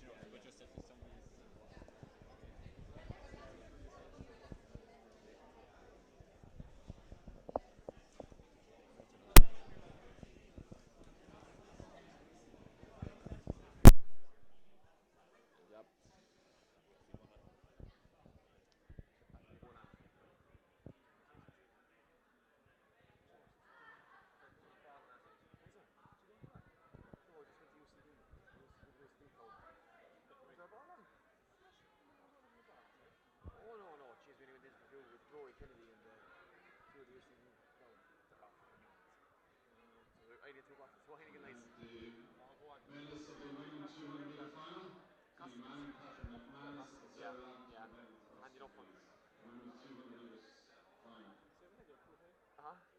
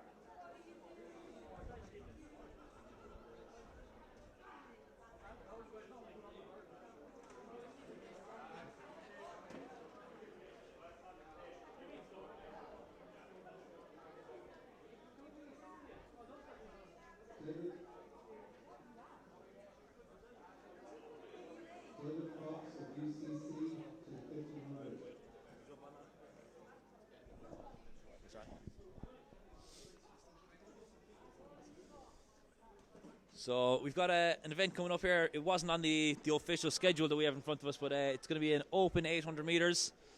So I see a few of the CIT faces around there. TJ Hogan, Seamus Rainsford, Sean Kennedy. So they're going to get a chance to come out here and run 800 metres.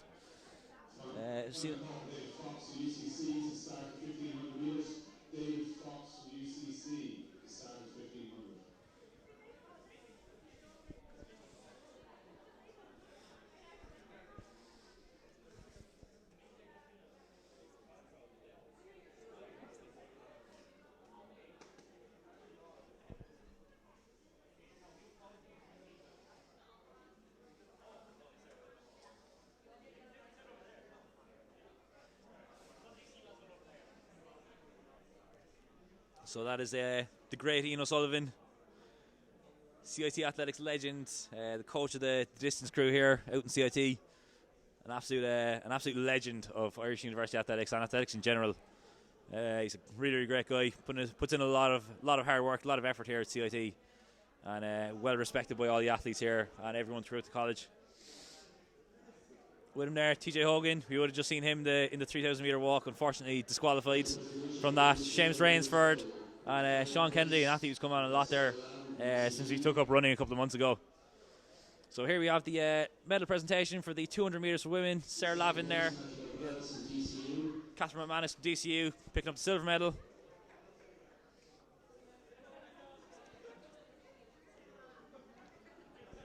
And first place there, Cleana Manning from DCU. Very, very good performance. Herself and her teammate there, Catherine McManus, coming off the bend together, but Cleana Manning putting in a massive showing down the home straight. You can see a very tall figure, use the lengthy strides to her advantage, and put the daylight between herself and Catherine McManus. Sarah Lavin there in third place, obviously more known as a 100 metre hurdler, but did well to get up amongst the medals there. What was a very competitive field. We were taking a look at the start list beforehand, and these were probably the three names that we'd picked out. But Grace Lawler there from AIT. There's a few other big names in there as well. So yeah, definitely, these girls deserving of their medals. They put in a big shift today. We'll see the figure of Robert Bennett there. He's coming back up. He's having a quick chat there down in the stand, as we have a bit of a lull here in the competition. There he is. In case you're wondering what the man behind the camera looks like, that's Rob Bennett there.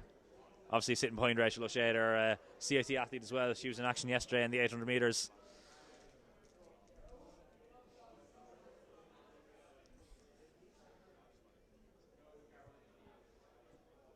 I just got a notification saying he took a screenshot of my Snapchat, so that's what he was doing on the phone. I see Michael Deedy up in the stand here as well.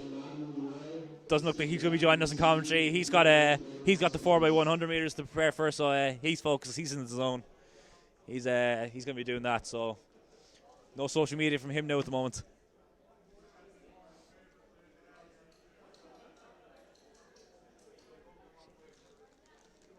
So we are still waiting to see which is going to be the next race in the track. There was talk that it was going to be the open 800 metres, but there's 1,500 metre runners over on the far side of the track are warming up. So yeah, we are still waiting to see which one is actually going to be the next one on track. Well, yeah, you can see the 1,500 metres runners there getting prepared.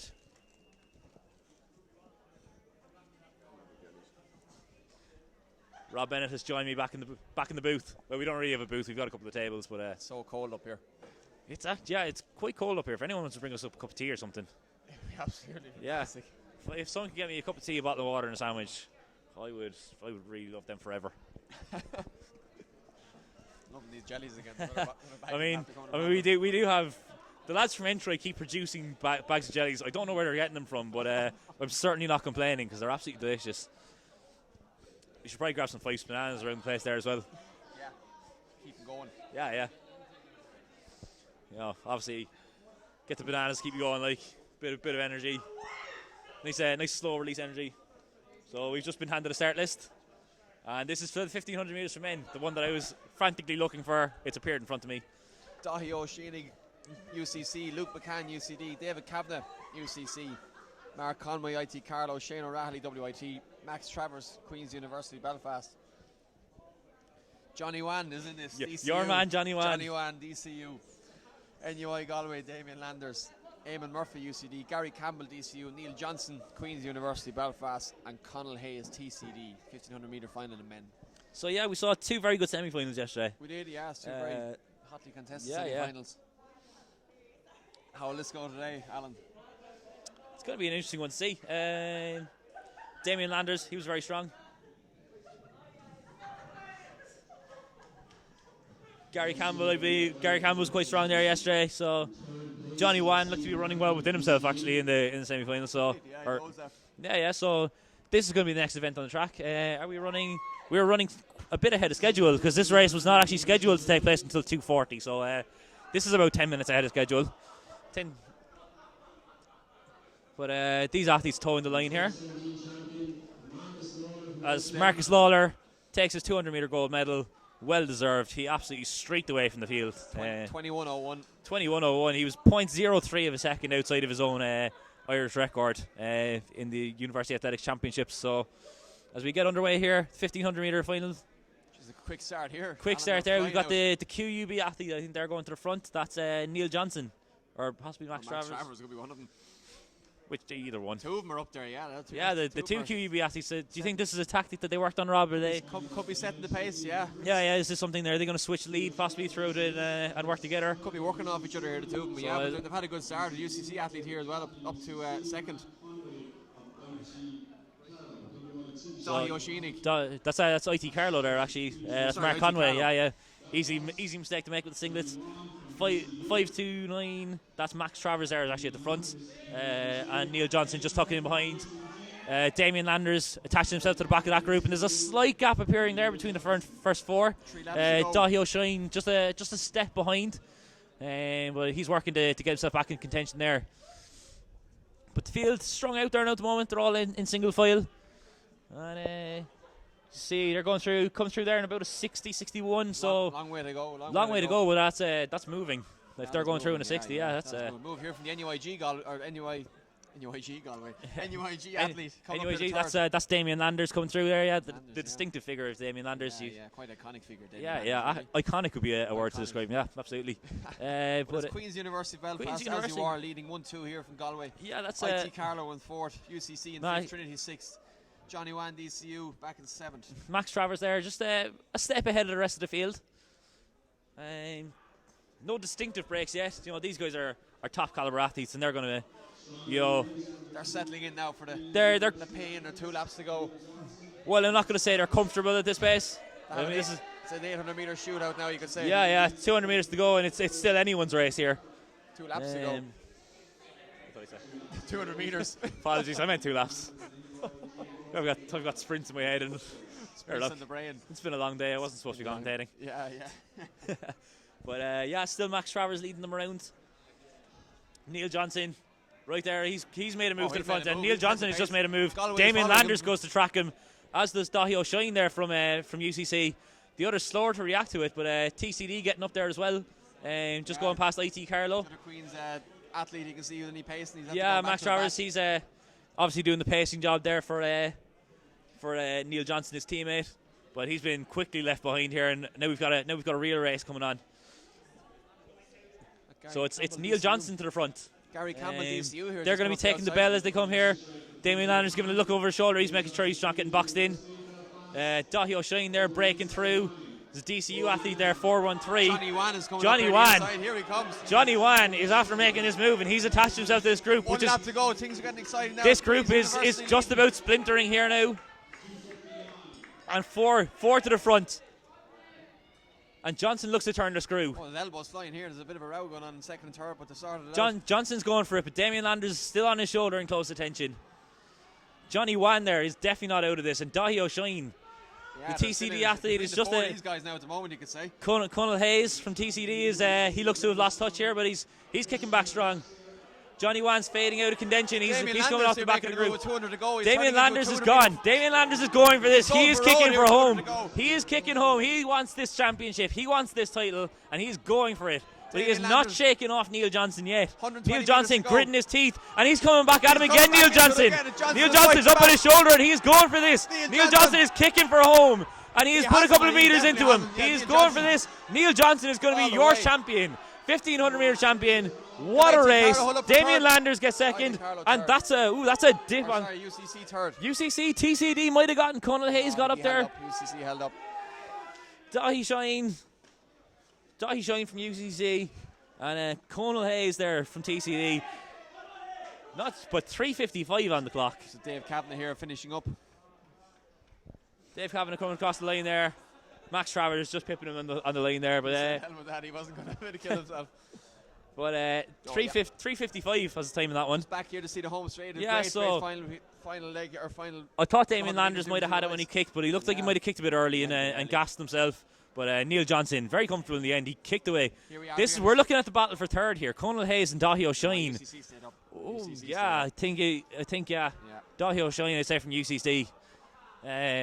Again, it's hard to tell at the angle we're at. We are quite diagonal from the finish line here. But going to make the call. UCC stayed up. Rob Bennett, he's putting money on this. I've got 2 rides today. Go for the third one.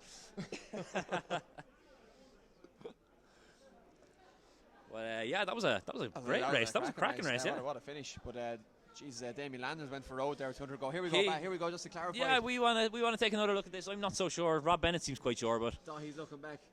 Oh, put the house to it. Yeah, he's up. He's up. You're a more confident man than I am about it.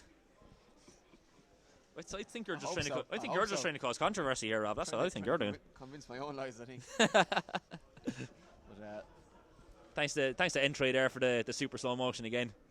It is very helpful with these things. You know, it does help when you can slow this down and have a look at it. But absolutely no doubt about our winner there, Neil Johnson from Queen's University Belfast. He's going to be going back up north with a gold medal draped around his neck, and he's going to be very happy about that. Damien Landers, he gave that a good fight. He was fighting all the way. I thought with 200 to go when he kicked, I thought that might have been it. That might have been all she wrote. But Neil Johnson, he held on, and that was a great performance. are we on to the relays now? So next up on the schedule is the 4x100 meter relays. The blocks are out there on the track. There was talk about there being an open 800.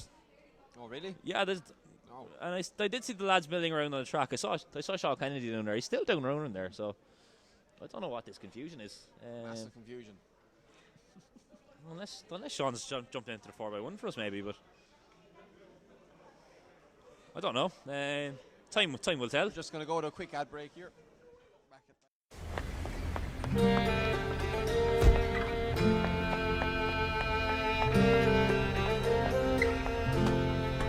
For generations, Fyffes has been exploring the world to bring our finest bananas back to Ireland. And today, Jack! that spirit of discovery remains. So here's to the next generation of Fyffes explorers. Fyffes, discover more.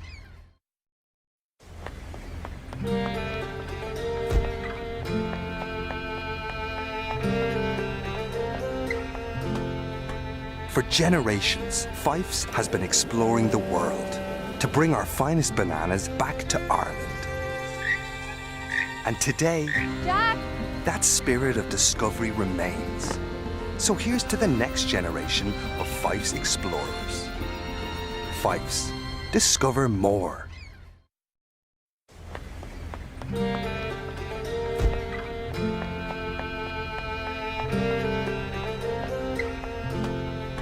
For generations, Fyffes has been exploring the world to bring our finest bananas back to Ireland. And today, Jack! that spirit of discovery remains. So here's to the next generation of Fyffes explorers. Fyffes, discover more. So we're back here with the Irish University Athletics Association Track and Field Championships. Up now, we've got this is an open 800 metres event.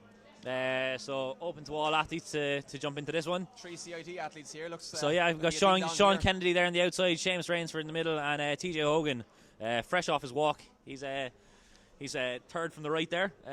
We don't have a start list in this, so we're not sure who the other athletes actually are. So it's just CIT versus the rest here. Yeah, it's team championships, I think. Championships here, yeah. There's no singlet here for one of the athletes. It's Army Ranger undercover gear. Is there an Army college?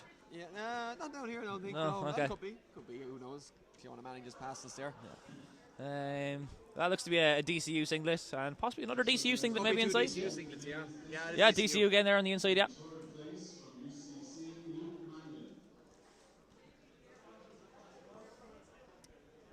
So, yeah, looking for 800s are always a good race. They're always one you like to watch. It's long enough to have a bit of bite in it, but short enough that, you know, you're not... short enough for exciting. Yeah, short enough that you don't have to fill commentary. So they're just stepping back from the line here. Tested the gun, it's good to go. Dud line, and away we go here. So, 2 DCU athletes, and some guy wearing camouflage. We can't see him. Who's leading it out? He's leading it out. The camouflage guy's going. 3 CIT athletes bunching together down the back there. TJ's looking at the watch a bit early. The general, DCU, TJ, the general. The general lighter DCU, darker DCU, and then CIT, and then CIT is how it's shaping up so far. But I think you're noticing TJ's looking at his watch. I think he could be doing a pacing job here. Maybe he might be pacing Seamus around. I know Seamus was looking for a PB this weekend, so he's in the form for it. But he does have a steeplechase in the legs there from earlier. So we see a Fyffes inflatable banana here down the bottom left of your screen. He's going well in front. But yeah, the general here is he's leading by example, as you would expect from a general. 57 for the first 400. That's fairly zippy for an open 800. Why would he not consider doing the actual 800? TJ there is on the pacing for the boys here. Yeah, so TJ pulls off track there. He's been pacing Seamus Rains for the round. Sean Kennedy there coming through. Yeah, coming through about 67. So that's good for Sean. Yeah. So the general there, he's got about 3 meters on blue DCU, and they've got about 7 or 8 meters back to navy DCU. This is the best you're going to get now, because we don't have start lists. Sorry, we don't have a name for this guy leading. Corporal Athletic. Corporate Athletics Association, but DCU athlete here is just overtaking him. Yeah. I think he's looking he cozy. was. Oh yes, the general was doing a pacing job too. That was it. He's had enough. So DCU. We also don't have numbers. So DCU 1 and 2. Thanks. And blue DCU is going to take this and take it comfortably. 158. That's a very impressive time. It's a good 158 would have, 158 Seamus would have gotten you to the final. Seamus Rainsford here then from. So CIT. Seamus Rainsford, he's coming down the home straight here, and Sean Kennedy as well.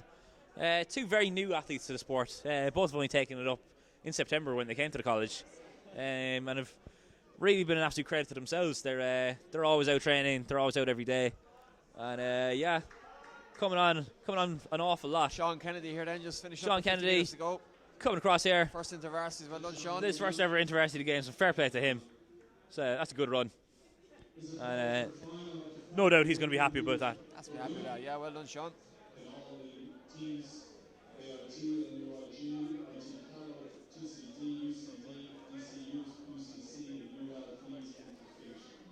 All right, so it's relay time, the highlight of any event. Excitement is building. This is. So we've spent a lot of time talking about the men's relays. And Rob, tell me a little bit about this 4x1. Well, the start list is in front, so here we go. That's a good place to start. We've AIT in lane 1, NUI Galway lane 2, IT Carlow lane 3, Trinity College Dublin lane 4, University College Dublin lane 5, DCU lane 6, UCC lane 7, and UL in lane 8. So Rob, any teams standing out there? Any teams grabbing your attention? DCU. And DCU seem to be the team you'd imagine that have a good 4x1 team here, yeah. You're looking at the two Dublin colleges. 2 Dublin colleges, yeah, without a doubt.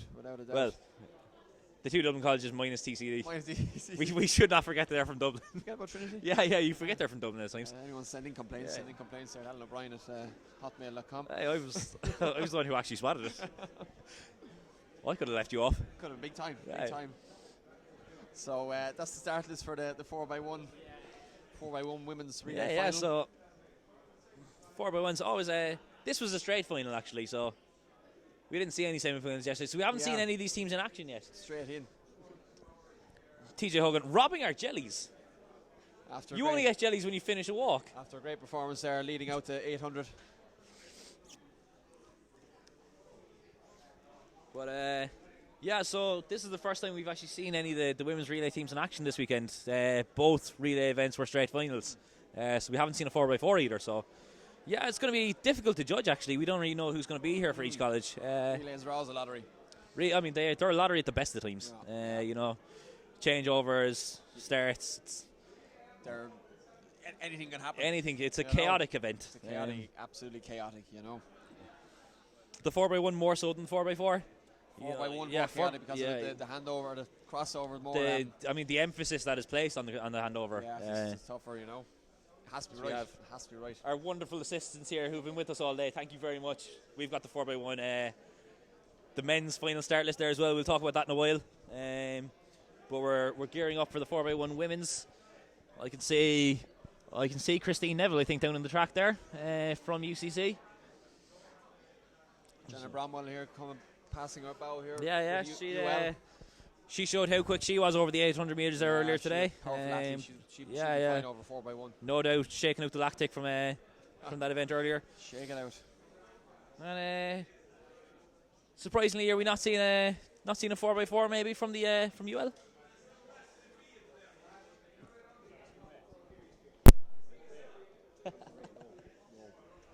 Thomas Houlihan is he wants us to sing a song here, but we might wait until later for that. The golden boy of CIT athletics. We'll save that one for the banquet. He's not happy with being called the golden boy. But, he has sent some angry messages to Rob Bennett earlier, but he's not got the mic. We do. We're in control of this. See the UCC athletes here in front of us. Oh, sorry, IT Carlo. I'm always getting that mixed up. That's They do wear similar coloured gear, to be fair. You know, the red singlets and the red and black tracksuits. So, it can be difficult to spot at times. But DCU there, you expect them to be strong. Yeah, DCU will be strong.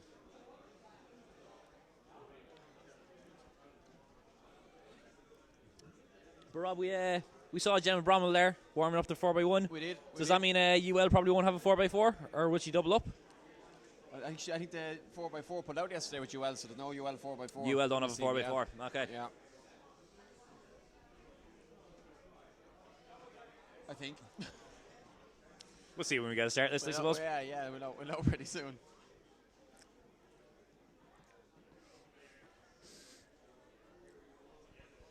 So the ladies are just getting in position here to their respective areas on the track. Setting up the blocks, getting down to their zones. Interesting to see who goes first.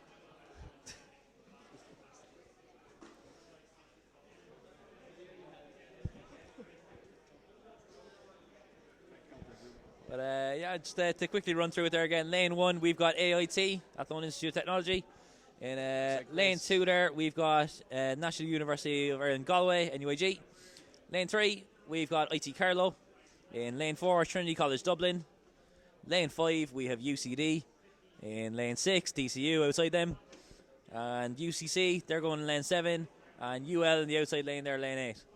So is that showing a low there for UCC? Showing a low. Yeah, showing a low. She's going to be working out her stride. Yeah, she's going to be taking them out of the blocks here. Looks like Grace Lawler for AIT. In lane 1, starting for Athlone. How are we going? Did you find it? I wonder who was the cameraman outside. I wonder.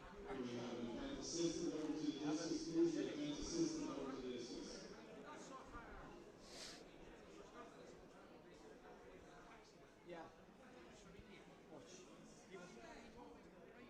All around. Yeah. Jesus. You found it all right. Fine spot, isn't it? Fine spot. Mark's had a good run. So, that's Sean, our caretaker there. He's handing out the batons. Stalwart of CIT for many years. So, in fairness, the CIT caretakers, they've come out on their weekends.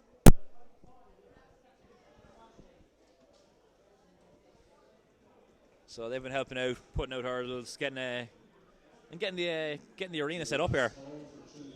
So Freddie Fyffes is on screen. That means that we're near the start of this.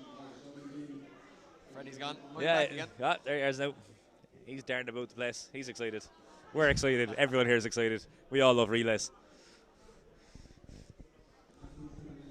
Nervous tension there, just waiting for that relay baton to come at you. Get your depths of hell ready.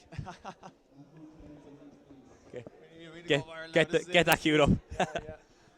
The jelly's in now, get the excitement going, the sugar levels are at an all-time high now. Not looking forward to the all-time low, but they're at an all-time high now from all the jellies. We'll get you perked up for the banquet again later. And the bananas. Of course, yeah. I haven't had a banana today. I'll have to get one of those. I'm starting to crash.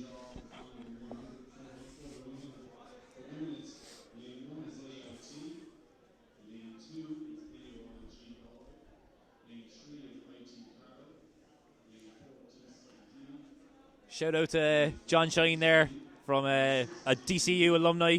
He's watching there in the live stream at home. He was out here early on the track, but decided to pop back and catch our amazing commentary, no doubt. But he's voted for me in our poll on the Irish University Athletics Association website for commentator of the week. I'm not happy, John. Yeah, Rob Bennett's not happy, but not sure, happy. Look, he's not one of your old workmates. That's grand. Oh, there's politics going on. Oh, yeah, here. Yeah. Have you been given a €50 backhander, John Shine? I'll give you 100. How dare you accuse John Shine of these sort of tactics? John Shine is a virtuous man. John Shine has a vote for me. He's a man of integrity. But we'll ignore that for the moment because back to the start now. back to what's actually the important thing, which is the 4x100 meter women's final. So we're going around the zones, making sure everything is clear, everything's ready to go. So white flags all around, we're ready to go here. I think I can see Sarah Lavin of UCD is going to be on the anchor leg for Christine Neville, I think, is down there for UCC. Trying to see if I can spot any others, but hard to spot them. Won't be long finding out. Yeah. They'll be blazing past us there now in about 40 seconds. Blazing saddles.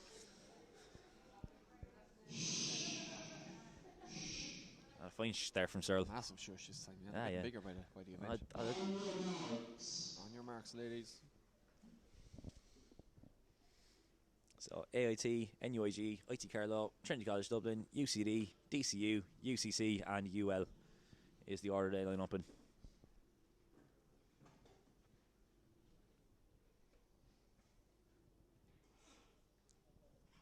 Long pause. And away we go here. Away first time. All away cleanly here in the 4x1 women's final. UCC look to be making up the ground there on UL outside them. DCU going strong there as well. They've pulled away from UCD on the lane inside them. But clean they are. Yeah. UCC to get a good change over there. Yeah. DCU absolutely powering down the back straight. UL going well there in their second leg as we watch the changeovers here. Bromwell is it taking the second leg. Oh, bad changeover. Bad changeover for UL, and that's cutting them right out of contention. Looks like it's DCU. DCU are after streaking ahead there. Yeah. And making that changeover much earlier than anyone else. And absolutely. Miles clear here, they are going to absolutely. The battle here is for the minor medals. DCU running away with this. NUIG there looking to get up for second. UL going very, very strong there on the outside. Oh, that's going to be close. Ooh, that's a very close one there between second and third. It looked like NUIG might have just held off, I think. Yeah, but DCU 47:52 is the time on the clock there. Highlight here the race. Let's just recap it. Yeah. So away very well. DCU away very well. UCC showing a low as you would expect, out very well there as well. Little flyer. Yeah. NUIG making up the ground on IT Carlow side them very quickly as well. 8 into that stagger. And the changeovers there. UCC not the cleanest changeover you would have said, but DCU. This is where it fell apart for UL here. This is where the yeah, the changeover here was poor. Like they were in contention there. Yeah. And they stopped. Like, yeah. That's a poor changeover, and you can see DCU streaking past them as a result of the changeover. And that's where the gap was established really, and never let up. The inside absolutely motoring. Yeah, absolutely. In fairness to NUI Galway, and that could be the difference between them getting second and third. Is their changeovers, Yeah. Different between UL getting as well. Exactly, Fair play, UL fought back there. Yeah, got up strong and. Don't think she got up there. No. I think NUI Galway. NUI Galway is there. We're getting reports of a flag here in zone 2. Flag in zone 2. So who's this? Who are we looking out for? Sorry, Rob. We're not sure exactly what we're looking out for, but there's a flag in zone 2. Could be an issue here. One of the difficult to changeovers. see. We do have that pole vault container is unfortunately in the way, so it might have blocked some of the action. But there's a bit of controversy down there on the far side of the track here. Could have been a zone. Zone infringement, possibly. Zone infringement, maybe. Yeah. UL were very slow with their change over there. Is it possible that they changed outside of the zone? Maybe. Could have been, yeah. Could have been. Could have pushed up too far. Yeah. You know, it happens. It happens, isn't it? For those of us just a little bit unaware with the relays, you know, you do have a zone that you have to change over between. There's 2 yellow lines in your lane, and you have to have the baton changed over between those lanes. So here we are again. Just one quick look back at it. See can we spot it. So we're not exactly sure what we are looking for. We just know that there is a red flag from that zone. So if anyone can give us some indication, that is it is a very, very slow changeover from UL, and I'm wondering. No. That This will be all right. We do have the flag over there. We will try and get a report on that as soon as we can. Or if anyone can send us a message here, or if anyone can fill us in, leave a comment there on the YouTube. Let us know what's going on. Yeah. Don't tweet us because Michael Deedy has access to that account and he's not here. So he won't tell us. If you want to tweet me, send it into CIT_athletics, and I'll get the notification then on it.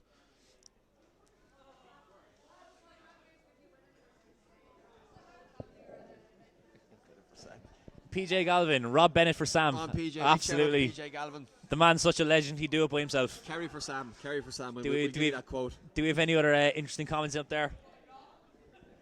Happy birthday to Paul Peppard. From Jolene Matthews. Jolene Matthews is saying happy birthday to Paul Peppard. He's competing today. They ran the open. He was one of the DCU athletes. Yeah, Actually, I thought I recognised him. But I have a buddy sending me a message on Snapchat. The great Peter Hanrahan. A well-known figure here in Cork Athletics. I'm sure everyone will know his brother Mark. He's tuning in from Nicaragua. He's actually Nicaragua is out in Central America. He's out there. He's teaching English to kids in Nicaragua. So he's doing great work out there. Big shout out to Pete. Absolutely massive shout out to Han the man. Michael Deedy. The man, the myth, the legend. The man, the myth, the legend.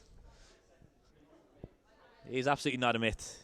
No, he 100% exists. Yeah, he's there. Yeah, okay, we have video evidence of his existence, so we can acclaim for yeah, without a doubt. So we're still trying to wait on a report to see what happened with the relay here. If anyone can pop up to the booth and inform us of it, we'd greatly appreciate that. But 4x1 men's. But yeah, we're gonna ready to go here. We're gonna forget about that for the moment. 4x1 men's have their blocks set up, standing behind their blocks. IT Blanchardstown lane 1, AIT lane 2, UCC lane 3, WIT lane 4, IT Carlow lane 5, Queen's University Belfast lane 6, DCU lane 7, Maynooth University lane 8. So fancy here, Al.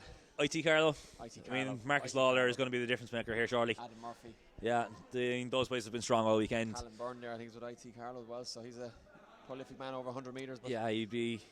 Who knows? WIT, Michael Deedy. This is the nature of relay racing, isn't it? You know, one bad changeover, one drop baton, and you're gone. So this could be anyone's. DCU, you'd have to imagine there as well. DCU are going to be strong. I think WIT have quite a strong team. I know we've got our own Michael Deedy on the anchor leg for them. So we're Stafford here taking out WIT, making it a bit of a comeback here for Waterford. Manapian's man. Third in the long jump back in 2015 up in Belfast, if I remember. Jeez, Rob, have you done research? 6.99, I remember. Fact of the day. Our own Jimmy McGee. Jimmy McGee, fact of the day. Yeah. The man with the facts. Reeling in the years 2015. Freddie Fyffes tells us it's time to go. And we're in the blocks.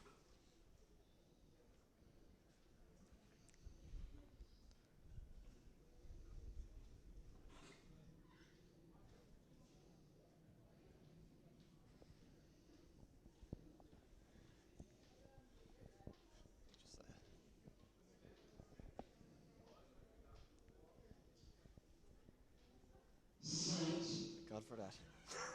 And away we go, first time again. And it looks to be a quite even start there from everyone. WIT making up the ground there on DC or AIT. AIT. Oh, I'm lost. Changeover seems to be good here anyway in the first Yeah, one. yeah, Here with everyone Marcus away. Lawler on the back straight for Carl Whitey, absolutely eating Just up the ground, absolutely tearing flying. past everyone. Let's see how good the change is to his teammate Yeah, Adam Murphy. absolutely Oh, this perfect. looks Yeah, good yeah, here for Carlo. they've practiced that. They've practiced that. Carlo DCU in second. Marcus Lawler like ate up the stagger on a Stagger, straight. That was stagger. Michael Deedy their way to WIT, but it's Adam Murphy passing on to his IT Carlo teammate. They're going all the way Yeah, for gold. this Here. It's is- looking like Carlo for gold. This is a very, very, very easy performance easy for one. them. Is it UCC They've or got about DCU? 40 Is Matthew meters. Bean? Is he going to be beaten Oh, tonight this by is UCC? DCU. I think they're just going to get up and take it. UCC got it from DCU. Ooh. One first place Carlo, second UCC, third DCU. Great run there by IT Carlo. Yeah, well, Yeah. Marcus Lawler managed to eat up the stagger on a Yeah, straight. that's That's ridiculous, to be honest. That's Here we are now, just we've got the replay. So just checking out the start here now. They all had a pretty even start. It was quite even over the first few meters. Yeah, Pretty similar. lane 6 there. That was QUB managed to eat up a bit of the stagger on DCU outside of them. All right. Start there, Callum Byrne, ITC. Yeah, UCC coming up on WIT there, all right. Yeah. And But, they managed to that get the change over stagger. to Marcus Lauder was, look at this, look at the ground he just made up. I mean, that's insane. Do you see smoke coming there, steam coming out the back? That's ridiculous. This change over to Adam No Murphy. man should be that fast. Look at that, brilliant. Adam Murphy, great man, running the bend. I mean, when you're handing off to a man like Adam Murphy, then like you couldn't ask for two better teammates, I suppose, could you? Mark Slaughter. Adam Murphy. You could have thrown me into that last 100 meters, and you would have finished it for them. yeah, But, possibly. Comfort victory there for IT Carlo as expected. But here Yeah, we so go. we're It's going to been take a second look and here. UCC and DCU. I think UCC held on. Oh, I think you could be right there. There's a lot of tight calls today. Yeah, it's been a lot of blanket finishes for the minor medals. We've had clear winners, but Second and thirds have been tough to. yeah, they've been tough to call. It's been tough to call, but I'm going to give it UCC there. DCU third. Still here we are again, lads. Just a quick. Yeah, it's super slow mo here from Entry and Fyffes. Matthew Bean here. So DCU are ahead at this point, I think, but I think it's. I think UCC might have gotten up and just pipped that one on the lane. Entry boys are giving us a thumbs up. Yeah. We'll give it to UCC. Yeah. Yeah, we're giving it to UCC. We're going to have Hawkeye next year at the event, so we will be able to determine. We're giving it to UCC. Yeah. I don't know if anyone else is, but we're giving it to them. So yeah. Not easy for CIT guys. I mean, our opinion doesn't matter, but yeah.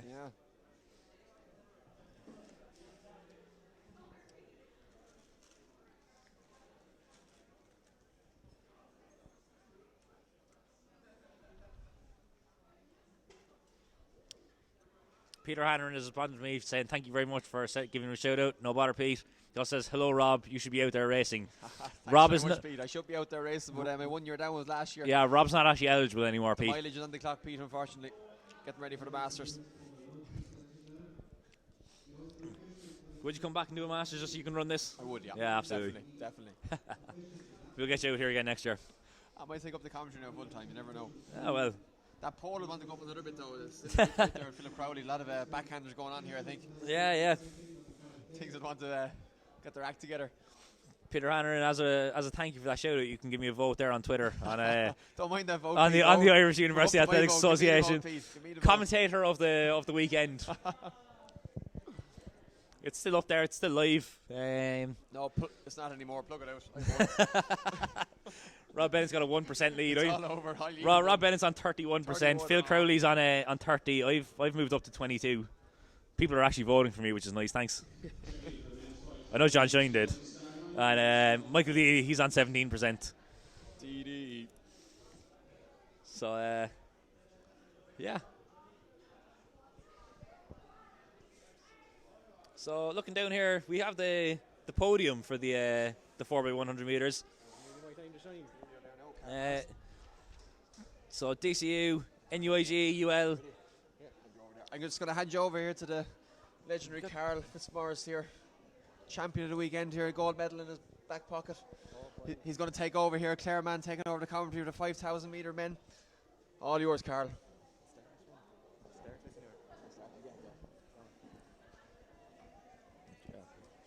All right, lads, now concluding the last individual event on the track. So we have the 5,000 meters start list that's just been dropped in front of us. So Yeah, Carl, do you want to take it away there?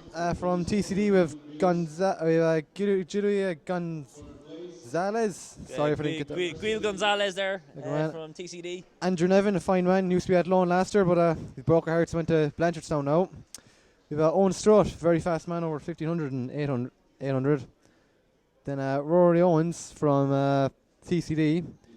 Liam Harty, Phelan McGowan, Owen Taggart, UCD boy. Dara Brown, UL. We've Alan Ryan of UCC, local boy. Dara Renix of AIT, good training partner myself. Dylan O'Brien from the Garda College. Damien Murphy of DCU. Molish Aliani from IT Tralee. Craig Harrington from CIT on his home ground. We've Tom O'Keefe from UCD. Johnny Daly on his year down. The man, the myth, the legend himself. We've Darren Dunn from UL. Liam O'Connell, UCC. Adam O'Brien from DCU. And Keane Demink Mulrooney from AIT to finish it off. That completes over 20 people in starting off. So 20 people, so it's going to be a pretty packed field there at the start. You can see them just on the far side of the track there. They're all getting checked in and ready to go. So 5,000 metres, that's scheduled for a start of 10 past 3. Is it 10 past 3? So these things are running slightly ahead of schedule. Then we might be back on schedule now at this stage. We did have the open 800 metres that weren't on the schedule to fill in the time there. Obviously the 1500 metre women's was a straight final yesterday, so that one was taken off the schedule for today. And then the good weather makes everything faster as well. Absolutely, it's an absolutely fantastic day for running. Temperature's nice, sun's out, guns out. Yeah, it's not too warm. The athletes aren't going to be overheating. Bit of a breeze as well, so cool it down. A little bit of a breeze. It's possibly slowing down the sprint races. I think we might have seen there might have been a couple of national records fall if it wasn't for this breeze, but. Yeah, because if running the 10k yesterday, it was very strong. You wouldn't notice the breeze, but then coming down the home straight, it would after a few laps when you're fatiguing, it kind of kicks in like. I'd say that's mentally when you don't want that breeze. Exactly. Is coming down the home straight. So we can feel it up here in the stand, but how is it down on the track? Yeah, it's tough enough. Like, but I say Owen Taggart now, he likes to lead out a race, and he's a tall boy. So I say a lot of people are trying to take shelter behind him. Yeah, yeah. That's it, shelter, using the group, it's going to be vital for a race like this. Because usually, even the 5k always comes down to a finishing kick, so everyone will be tucked in for a lot of laps. And so I know we've got a few 800 and 1500 metre athletes there in the field as well, so they're definitely going to be the ones who are looking to tuck in and just use the group. And use the group to carry them around. Dara Renix is a very fast finisher now himself, so yeah. And like, he beat 14:35 on the road in Antrim or in Armagh a few years ago, so he went to watch. And absolutely. Darren Dunn from UL, actually, he'd be another one to watch. He's a very accomplished triathlete at the World Championships. So I'm going to put you on the spot here. Who do we think? Who's going to take this? To be honest, I put my money on Dara Renix. Dara Renix. Just because I've seen how he's come on in training. Yeah. So you're pushing for one of your own. I am. Dara the Bohermeen Machine. Remember the name, lads. Dara the Bohermeen Machine. He took a bit of a layoff there last year. He got sick and sure he had the whole summer on the booze cruise, but now he's coming around again. He's whipping into shape, boys. Excellent. So you think he's peaking at the right time for the championships? Exactly. He knows in the peak, and he'll peak again tonight, surely with a few drinks in him. He'll be peaking there about 12 o'clock tonight, I'd say. Yeah, and sure, you can't go without mentioning Johnny Daly. So he's a nice old finishing kick in him as well. He's got a bit of speed, so he does, and he's training. If he's there with 200 to go, he'll be one to look out for. Exactly. So, and if he wins, Instagram will break down. Yeah, he's going to break the internet. So our stream's going to go down. So like Daily Buzz, add him up, girls. If you're at home, lads, on the live stream, just flick over to Daily Buzz. And while you're there, just Carl Fitz 55. Sure, give him a few likes as well.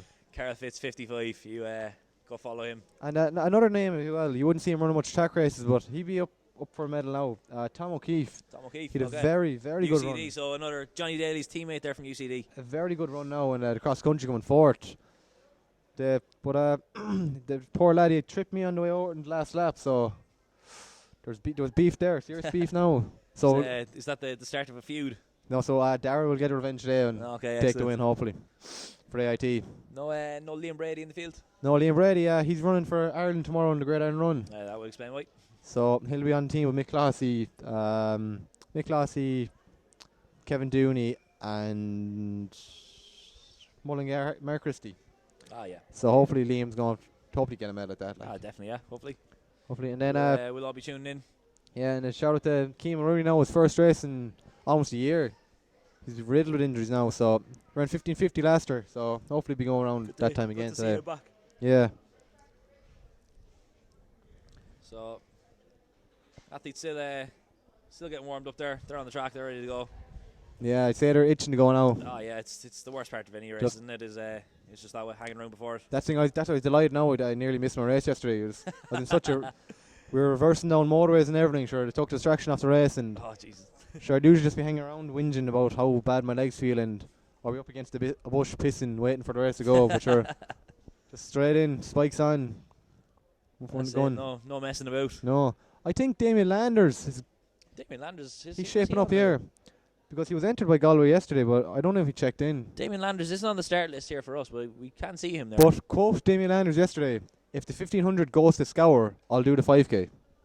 Well, you can't argue with that, yeah. And according to Landers, I think it did go to Scour because he kicked it 200. He kicked very early, and we were watching here up in the booth, and we thought, yeah, this Damien Landers has it, and just QUB. He was Neil Johnson. Neil Johnson, that's it, yeah. Neil Johnson came back at him strong the last 100 Very meters. strong. But I think Landers always has a habit of looking back too much down the home straight. Yeah. Even when Neil Johnson overtook him, he was still looking back yeah. for someone to over. But that's just Landers. And I'd say the lads are sick of warming up now. I'd say Landers just straight from the 1500, so he's reading now. And Darren Dunn is he's sporting the shades. I said today if I was going to double up, which I couldn't though, because the two people I would run in shades just for effect, really, yeah. Just because this is our summer, lads. Yeah, So gotta look cool. Soak it up, lads, because when you're racing in July now for the real track season, it's going to be torrential rain, thunderstorms. Drink it in. Yeah. You've got 2 days of sun here in Cork, and Costa del Cork, lads. The Costa del Cork. People are going away in warm weather train tomorrow from Athlone and stuff. Like, you don't need it, lads. 15 degrees here. Sure, we're all in the hotel yesterday, like tomato scalded. Oh yeah, scalded, lads. See it in my face. I was lashing on the aloe vera last night. Oh jeez, matching CIT jumper and all. Matching the hoodie. Yeah.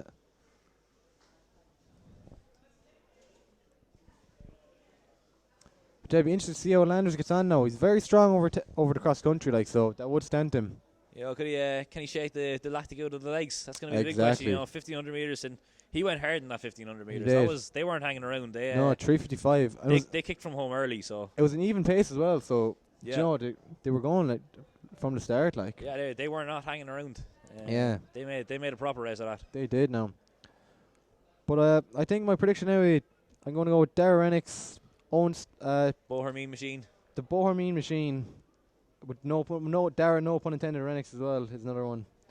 Then I'm going to put Tom O'Keefe, as long as he doesn't trip up anyone and cause an absolute catastrophe now. If he's not causing havoc out there, if he's not causing havoc, mayhem, like the clock could fall down, the stand could come down, it'd be torrential. Then Owen Strutt as well. He's put in some nice block of work. We're reckoning this is going to be a pretty open field, so you think? Very open. Yeah. You've mentioned about 5 or 6 names here who could all potentially win this. Exactly, and all the PBs are kind of even. Apart from Dara, but his PB was on the road, so. Oh yeah, absolutely. And a few years ago as well, so. So, Eamon Coughlin, he's got the IUAA record, 13:48.50. Belfield in 1978. That's a long-standing record. But he didn't get the under 23 record that year though, because John Tracy, he set the under 23 record that year. 13:26 in Brussels. He wasn't waiting around in Belgium. He was not hanging around. No. He mustn't have liked Brussels because he was ready to get out no, of there. No, he was.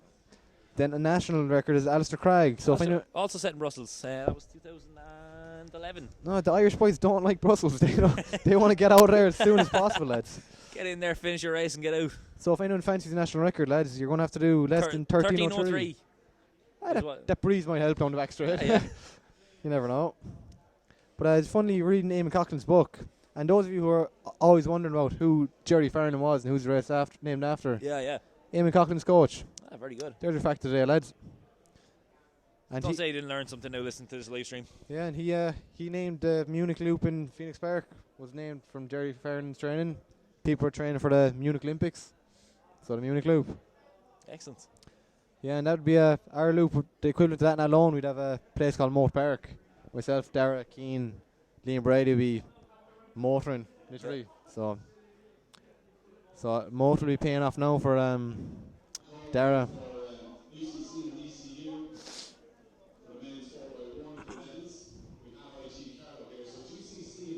And just a shout out to about that emergency in my suit yesterday. It's okay. Conor Mahoney met my father, who drove off my suit yesterday in UL. The suit is safe and sound in the stand here, lads. So the ladies will be delighted. I'll have the suit on tonight. So you're all set for tonight, so? All set, lads. Suited and booted. I'll be on it like a car bonnet. On it like a car bonnet. That's it. You heard here first, live, lads, in CIT. The Carl hotel won't know what hit it. Yeah. Carl, the candidate from Shannon, Fitzmaurice, will be on it like a car bonnet. And just there's Michael McCarthy there in the start line as well. Yeah, so it looks like we're just about ready to go here. Looks like the guys are just about to toe the line. And they'll stay separated for the first 100 so meters. 100 meters, yeah. You can see the... We have cones set up there. Yeah, you'll see the cones as we go around, as we pan around the track. That's just to keep the athletes in the outside lanes outside for the first 100 meters. Once the cones end there, they can cut in after that. So Tom O'Keefe can start tripping up people. That's it. He can start throwing elbows and throwing shapes and stuff. So. It wasn't intentional. He's a nice lad. Yeah. I'll leave him alone for now on. It's all about hashtag bans. It is.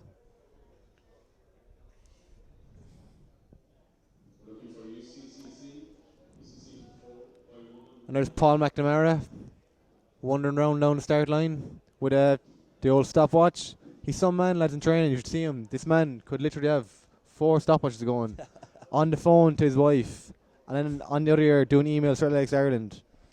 Like, if you want a job done, lads, Paul McNamara. He's now promoted to the big cheese of Athletics Ireland in the high performance. So excellent. We'll miss him at loan. Gave him an emotional send off last night in the hotel, but very nice. I'd say he won't miss me too much anyway. Nice to see him getting recognised. Yeah, no, the work that goes behind the scenes now is something else. Like so. Yeah. Those coaches, I don't know how they do it. I mean, keeping track of everything. Like standing in the piss and rain, watching us go around the track and getting cold. It's a vocation. It is now. We wouldn't have the PMAC project without the PMAC himself, which is Paul. So almost ready to go. I think is that the legendary Donny Walsh putting them in their places on the start line. So we're just going to take a quick pan across here to the presentation of this is the 4x100 meters. So DCU picking up their medals. That was tight for so third and DCU second. actually got to pip UCC. Sorry, got to pip up DCU on the line. A very good race now. And IT Carlo, Marcus Lawler, very strong. They absolutely monstered around that 400 meters. And the boys are off. So here we are, 5,000 meter for men. Final underway. Darren Dunn, sporting the shades. Sporting the shades, looking up front. Who comes to the 4 initially. And that's 4.63. And we have a few shapes here now. That is Musla Aliani. From IT Tralee. Soaking in the crowd. His I think claim to fame. He is so happy about his position here. He's on a 31 second. That's for 200. That is a brave opening 200. Alistair Craig, that's Alistair Craig's 13:03 pace, lads. He's going for the national record here. If this was Brussels, I'd put my money on a national record, lads. But this is like last year as well. One lad went off very quick now. Yeah. He wants to get his moment in the sun. He does. And Entry here with the live stream are providing it for him. But like now, with Fyffes as well. Fyffes thankfully providing us with a live stream. So, geez, no, he's waved more than me now. Just the night of yesterday, which is a lot. What's he gone through in? 65. 65. That's 65 through 400. That's clipping. Yeah, it's not too bad. But I'd say I won't expect to see him at the business end of the race, though. No, or even the mid section of the race, or. The gears have been dropped back to a reasonable level. As Darren Dunn reels him in. So that is 717. That's Darren Dunn, the triathlete. So he is after going well clear of the field initially. He's got about 20-30 meters here on the rest of the field. Darren is a strong runner. He wouldn't be able to kick from the go. He has to go from the gun. He needs to go from the gun and try to break early and try and get that pace out of the way. And following him is Owen Taggart and Tom O'Keefe, the UCD boys working together. Yeah. And then Owen Strutt tucked in behind him. And then Dara Renix, Johnny Daly, the very own, Damien Landers, all tucking in for the minor medals as it looks now. But I can see the boys slowly will reel up to Darren Dunn, surely. It's very, very difficult to run that hard, that early. It is, to maintain that pace. Yeah. I mean, he's got about 40 meters there, maybe even 50 meters. Yeah. And to try and maintain that for 12 and a half laps by yourself is going to be a very, very difficult challenge. Even mentally, because if you to slow down the 5K, if you switch off, if you slow down, go from if you go from a 70 to 72, it's impossible to just try and get back to 69 or 70. Just to pick it up again is just something else.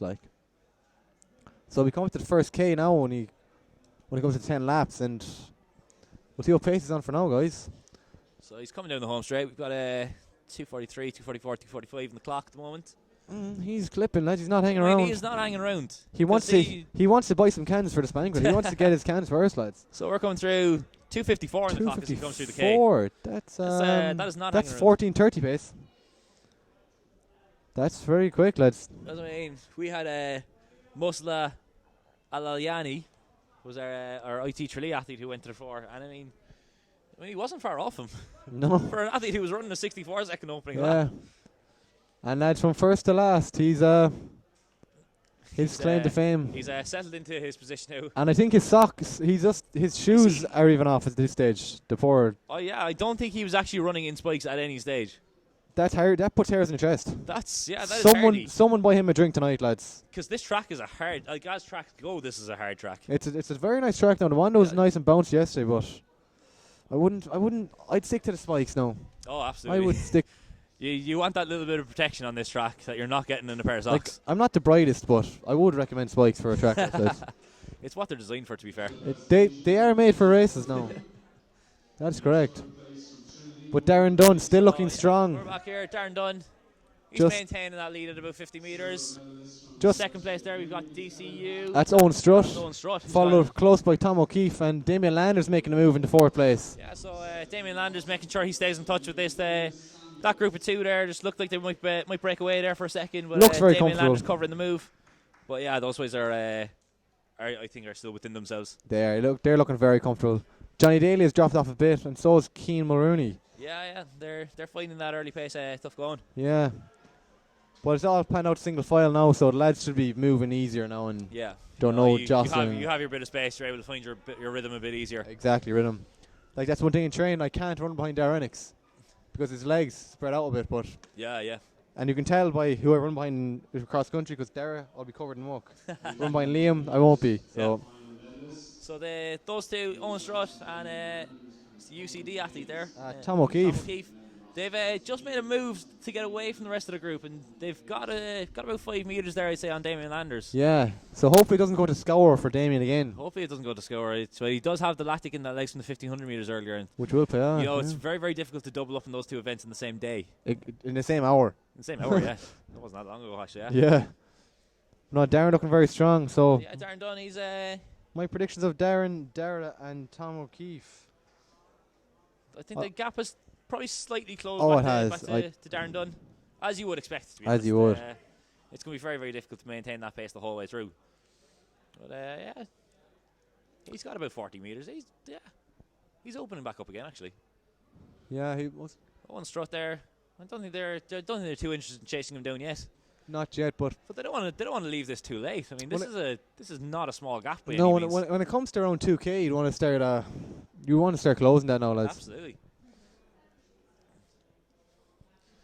But he's just fresh off his from World Junior Championships in I don't know where they're on, but from the triathlon, because he could be doing 5K off a swimming a bike. Yeah. Surely he didn't do a swimming a bike before this. You never know. There's a pool over there. And Leisure World is down the road. He might have gone for a bit of Leisure World is down the road, and he got a cycle here. Yeah. UL is. I don't know where the UL team hotel is, but they're actually in the Clayton. So. Oh, they're in the Clayton. So yeah, they're about 3 miles away, 3-4 miles away. So yeah. There you go. And Adam O'Brien then in 4th place on the 3rd pack, followed by Owen Taggart and Dara Rennick just tucking in. So this is the group that are going to be trying to get back in contention for the minor medals. Although this gap has visibly closed between Owen Strutt down to Darren Dunn. That's only down to about 20 metres now, and it was about 40 metres on the previous lap. So, but Darren Dunn possibly struggling to hold his pace by himself. The gap from 3rd to 4th is opened up though. It is. That gap has opened considerably. That has opened now. Yeah. So yeah, the lads there in 2nd and 3rd definitely moving well.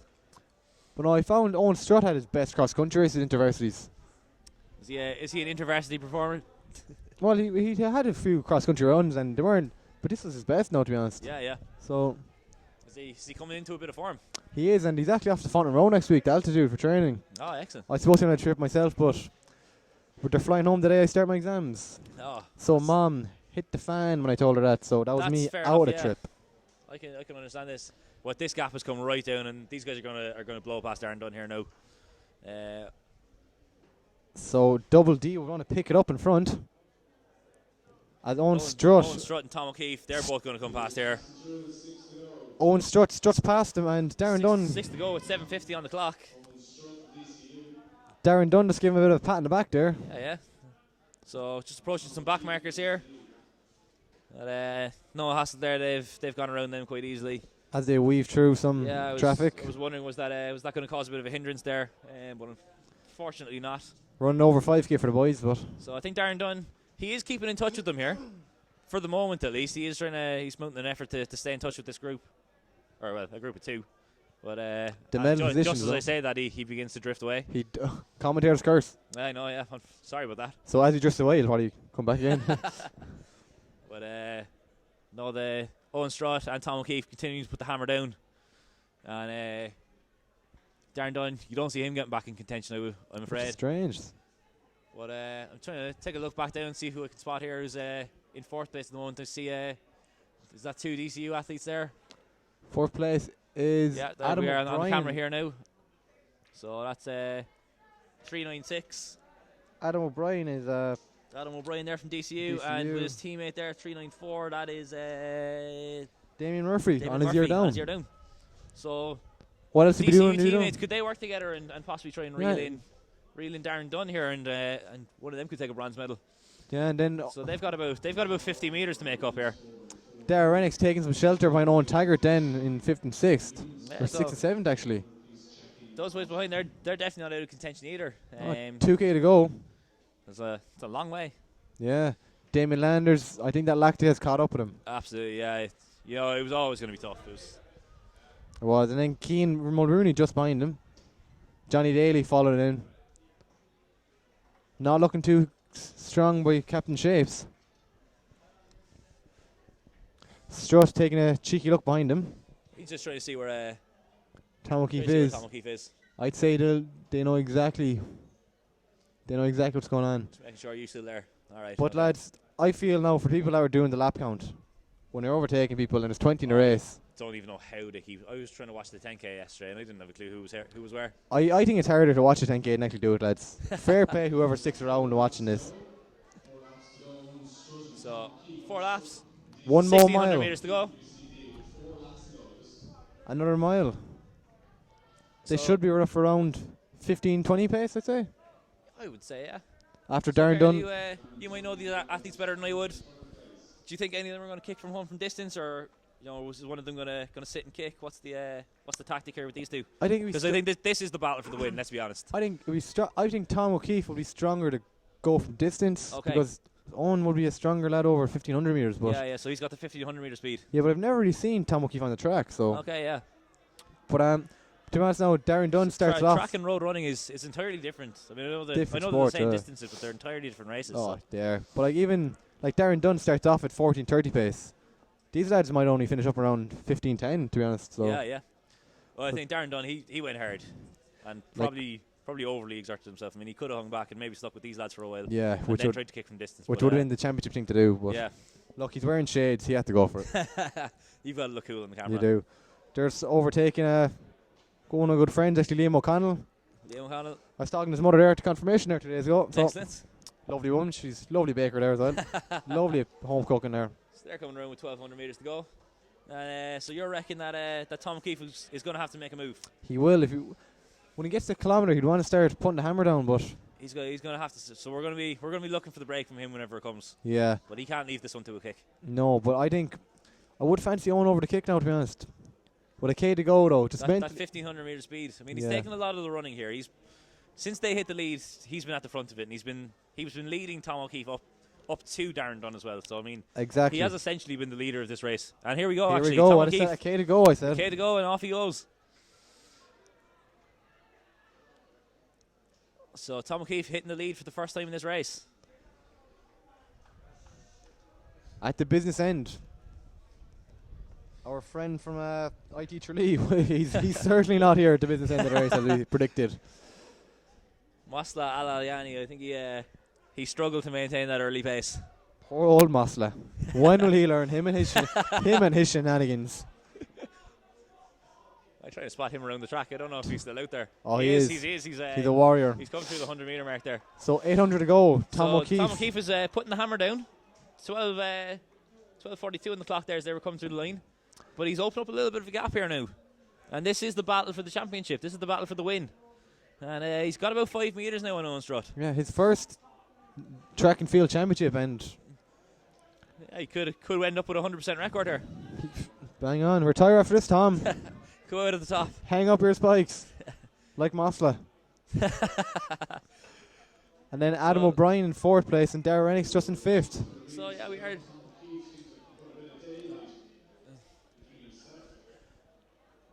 So, trying to look. Darren Dunn. Has Darren Dunn maintained 3rd place? I think he has. That's him coming down the back straight there, is it? He is, but Adam O'Brien's coming down the back straight. Yeah, so he's been hounded down by a DCU athlete of Adam O'Brien. He is. He won't give up, Adam, which is. But he does have about 20 metres to make up and only a lap and a half to do it. And as Tom O'Keefe is the lapping athletes. Yeah, Tom O'Keefe lapping Johnny Daly here, who's giving him a bit of encouragement. Very good takes sport. The bell, and, very good sportsmanship by Tom. He's got about 15 metres, 20 metres, and he kicks again. He's going again. So he could break 15, lads. 13:53 at the bell. If he does a 66, breaking 15, does he have that sort of speed in him? Well, it looks like it from here anyway. Yeah, he's kicking for this. He wants to make sure of this win. He does. He knows that he cannot afford to leave this to a kick with Owen Strutt. Exactly. I would love to be in this race now today, but only allowed 2 per college, so that was me out. Oh, unfortunate. I should have went in Steeplechase or something. Should have done the steeple for the crack. And Tom O'Keefe is looking very strong. That gap has not closed at all. He's still got about 25 metres. Tom the Tank from UCD is. This is going to be a win for UCD. This is. And, enjoy the moment, Tom O'Keefe. Drink it in. He's coming down the last 100 metres here in front of the stands. He is kicking for home. Owen Strutt's not going to get anywhere near him. Tom O'Keefe. He is going to get all the way to the line. Will he break 15 minutes? 57, 58. He has 14:58 on the clock. Owen Strutt comes in second. We'll take a look down at the minor medals. Darren Dunn is still holding off the hard charging Adam O'Brien. Adam O'Brien there at DCU.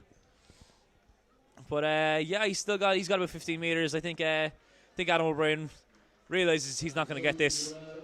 So he's thrown in the towel, Darren unfortunately. Dunn, who made the hard running early on, he's rewarded with a bronze medal for his efforts, and fair play to him for it. But well done, Tom O'Keefe. Yeah, well done, Tom O'Keefe. That was a great race, you know. And he DCU knew what he had to do, and he executed it perfectly. Flying on the track here. So that's a 5th place there for DCU. That's and 6th for Darragh Rennick. 6th for Darragh Rennick. Darragh won't be happy with that now. And then in the infield, lads, there's a back baller there. Very good form running product. Just get that out there. I think that could belong to Michael Deedy, who's standing close by it. Yeah, Noel Marshall is the man behind the brains. Damien Landers coming across the line there. The lactic acid cot Landers. Yeah, I mean. Andrew Nevin to go, just 1 lap to go. The former IT boy. And the boys just panned out on the track now. So we've got Craig Harrington coming past. I think he's got a lap to go. Our captain in CIT. And Cian Mulrooney just finishing now. Just finishing there. UL and TCD in the sprint to the line. Yeah, so that was Darragh Brown from UL just finished. And Johnny Daly. Booting down the track. That's a big sprint finish between Johnny Daly and Garda College. Garda College. Liam Harty from Garda College. With a hearty finish. Possibly Dylan O'Brien. We've got 2 guards out. You could get rest on that one. Oh, yeah. Identification test. It's alright, I know a few guards. Sorted. Sorted. I'm sure they'll get me off. So that race wasn't too far from my prediction, but wouldn't be betting myself on Aintree tonight anyway, the Grand National. So this championships, it seemed to have favoured the distance runners. The speed runners seem to have gotten running out of a lot of races. They have now. So yeah, this is where the strong distance runners have been coming to the fore. And Andrew Nevin just finishing there from ITB. And then Liam O'Connell from UCC crossing the line there. And another lap for the Trinner winner. So that could be Rory Owens, I think. So we've got our glorious captain and leader, Craig Harrington. He's coming down to finish this race. An absolute stalwart of CIT athletics. We're not actually sure how he's still in college, but he is. He's not even on his year down yet. But absolutely great servant to the club. He's coming across the line. Ran 1500 metre heats yesterday and was unfortunate to just miss out making the final today. So decided to jump into the 5k today. And you would be tired. It does take it out of you, doesn't it? It does. You know, it's mentally as well. Absolutely, yeah. Just the preparation for the race and getting everything ready. And so we have the camera focused on our early leader, the mighty Musla. Musla Al-Aliani from IT Tralee. Mighty Musla. I can see that name on the back of kids' jerseys in a few years' time. Oh, yeah. Aliani. Aliani. Oi, oi, oi.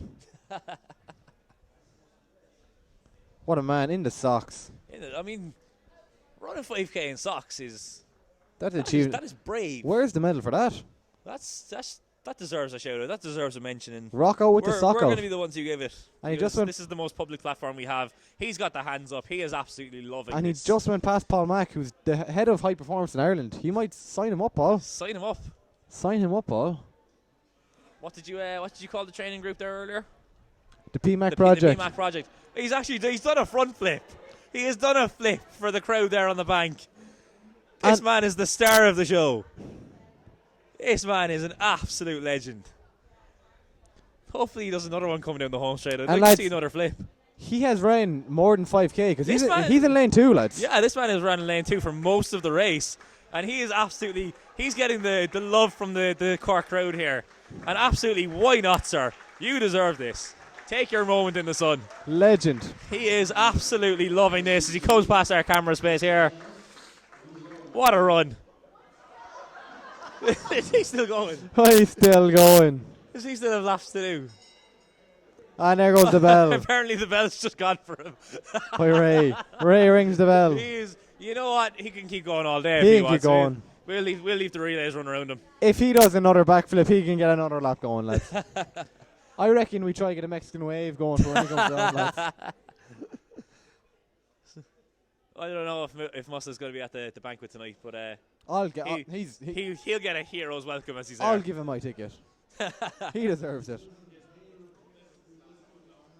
I think we hear from the crowd there. This is his last lap. He's actually gone out to lane 8. To lane for a few high fives. Get a few high fives. Slap in the back there for somebody who I don't think was expecting it. No, he might stop. Lads, someone try to get some autographs. He might stop.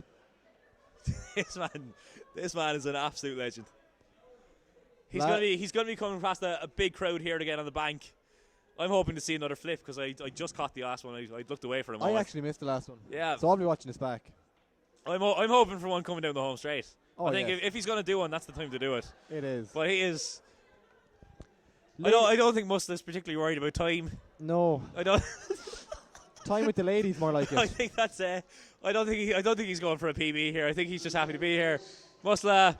He's decided to run off of the track and getting a few high fives. I don't know if the camera's going to be able to track him from here. I think he'll get disqualified for actually being off the track, but if he goes outside of the track rather than inside, though, does that count? He's run more distance. He's not getting an advantage from this, but laughing off the attention from the crowd. And there we go! Yay! What an absolute! That is immense. Girls, I will try find out if he is single or not and what his name is on Snapchat. And I will. Somebody get that man's Twitter handle for us. I will get that information to you ASAP. The man's exhausted by all of his effort. They ring the bell for another lap. They want an encore. Oh, I want to see Musla run all day. Fair play, Tom O'Keefe. Brilliant race. I am well up for delaying the relays just to see this man run a few more laps. Tom O'Keefe, super run. Break 15 minutes. I mean, let's not let this take away from Tom O'Keefe. Tom O'Keefe ran an absolutely amazing race. Tactically to perfection. He knew exactly what he had to do. And he executed it to perfection. He broke with a K to go, as he predicted. And he broke Owen Strutt from DCU, who had nothing to respond with. And to be racing sub 15 in April. Exactly. That's very good. Emmett Dunleavy will be delighted. There is a bit of a breeze around here today. Conditions are not as perfect as we want them to be. No. Not a bad day for running, certainly, but it could potentially affect times. Good. But yeah, Not for Tom the Musta Tank. Aliani. He might not have won the medal, but he's won our hearts. He has won our hearts. He is the people's champion. And we're in the People's Republic for the People's Champion. The people's champion in the People's Republic of Cork. Eat your heart out, Musla Aliani, because I don't think we'll see too much of him. So soak it in when he can get it, lads. There he is. He's running across the infield at the moment. He has. Top stripped off. Top off. So ladies, Yeah, form a queue. Come on, like it's orderly queue. we'll try and get his contact details for you. And they'll be on the website ASAP. I'm sure we'll get our reporter in the field, Michael Deedy. We'll get him on the case, and we'll try and get him to put it up on Twitter. See if he can find him on Twitter and get his handle up there. But I assume everyone at the banquet will be edging on for a bit of Mosla. Bit of Mosla mayhem. Mosla mayhem. Like, Mosla mania. You seen him on the track. Wait till you see this boy on the dance floor. I'd say this is going to be carnage tonight. Oh, there's going to be flips everywhere. Rob Bennett has joined us back up here in the commentary. So I'll leave it back to Rob now. The distance race is over, so the slow boys to leave for the fast boys to much mark. We need to get some fast twitch wavers in here, so we're going to get Rob Bennett in. So congratulations anyway to Tom O'Keefe. Very good run. And Owen Strutt. Stellar run there from him. And then Darren Dunn taking the bronze. Darren Dunn with a brave performance there from Darren Dunn. And then the rest, then some race, as Damien Land said, it could have gone to Scour, but look, it's April, lads. Long championship ahead. There's a long season ahead. Sure, look, enjoy tonight, boys. Carl Fitzmaurice, over and out. Carl Fitzmaurice, thank you very much for joining us here in the booth. And it's a sad day. It's Paul McNamara's last ever InterVarsity event. So shout out there to PMAC and the PMAC project. And to Conor Mahoney for getting my suit. Well, I'm sorted for tonight, lads. Absolute Here's legend, Robert Conor Bennett Mahoney. now, the gent. All good. Well done, lad. You got a good one.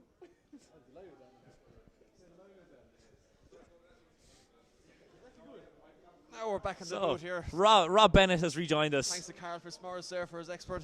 Carl Fitzmaurice has been an absolute pleasure to commentate with. That, yeah. He could be a late contender for commentator of the week. Could be. Get your votes in for Carl Fitzmaurice there, late contender of the week. So we've got the 4x4s left. I can see Tom Barr here just walking across the track with Paul Byrne, Paul White. Is that Paul White? Paul White. But yeah, so UL they're going to be very, very difficult to beat in the men's race. We've got the women's 4x4 final coming up first though. All the commentators are posing together for this. We've Cormac Lynch here of NUI Galway, Clareman, coming in here to have a bit of spiel. Buff Egan, is it? Buff Egan. Buff Egan. He's not actually from Clare. No? Me and Cormac had this discussion before. He's actually from Kerry. Buff Egan. Yeah. So he's like a blow-in Clare supporter. So Buff Egan, if you're listening, so the you're not from Clare. 1500 meter presentation. Harlan Banter page, average, and you blocked me on Snapchat. So thanks for that. You done right, Buff. You done right. I would have blocked them too. So the 1500 meter final medal presentation.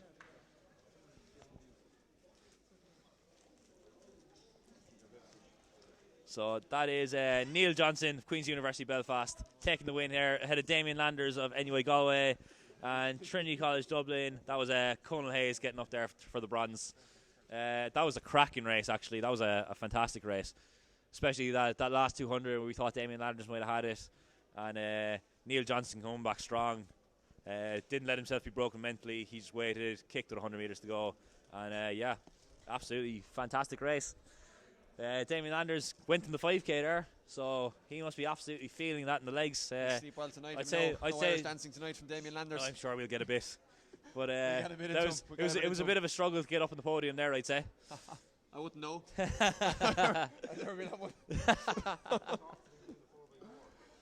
Rumours here coming from Clare that he's doing the 4x4 as well. I'll believe this now when I see it. But first and foremost, we've got the 4x4 for women.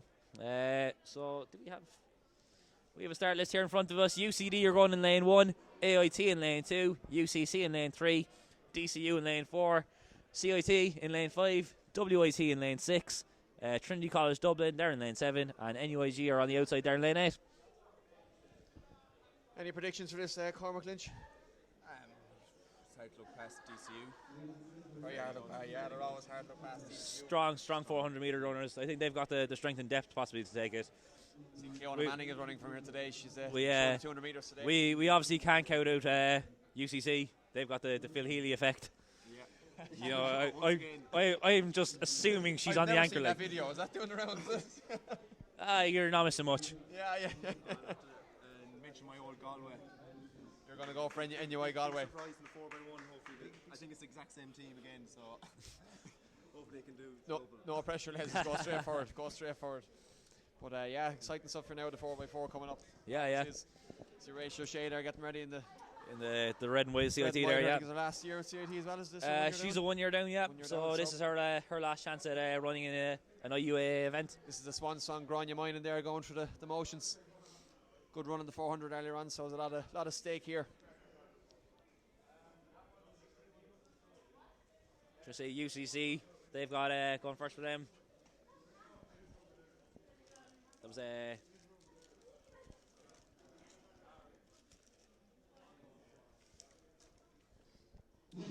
Aoife.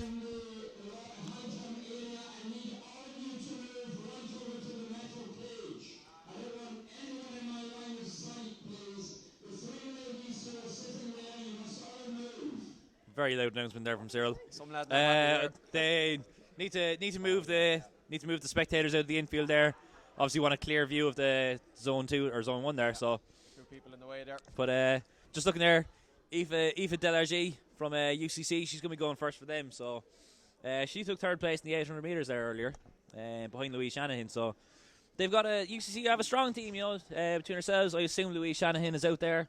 Probably Christine Neville, I think, is probably gonna make up that quartet. So, very, very strong. You know, 2 strong 800 meter runners, 2 strong 400 meter runners. So, yeah, they could definitely be in. They should be amongst the medals. Jessica and Christine are leading them out. UCC and CIT. Predictions, Cormac Lynch. Who are we going to go for? DCU. We'll go DCU. DCU. UCD always have a good few as well. Yeah. So we'll. That's right. We'll quick run through the teams as they line up. Lane 1 UCD, Lane 2 AIT, Lane 3 UCC, Lane 4 DCU, 5 is CIT, 6 WIT, 7 Trinity College Dublin, and 8 National University of Ireland Galway. Yep. NUIG. We have a spokesman here from NUIG behind us, so. Don't know why I decided to say the full name of NUIG. It's much easier to say NUIG. National University of Ireland Galway. National University of Ireland Galway. So here we go. The ladies are in their blocks, ready to rock and roll. The gun is pointed. Sarah, they're ready to fire. And they're all off. And away we go. Clean it. 400 meter relay women's final. So, Grania Moynihan, she's going well, yeah. She's going well initially. Here, yeah, she's making good she's, ground here. And eating up the stagger there, and Jessica Neville outside of her. And blowing past the WIT athlete there outside as well. Grania Moynihan is absolutely lifting here over the first 150. She is plain lifting. But out of lane.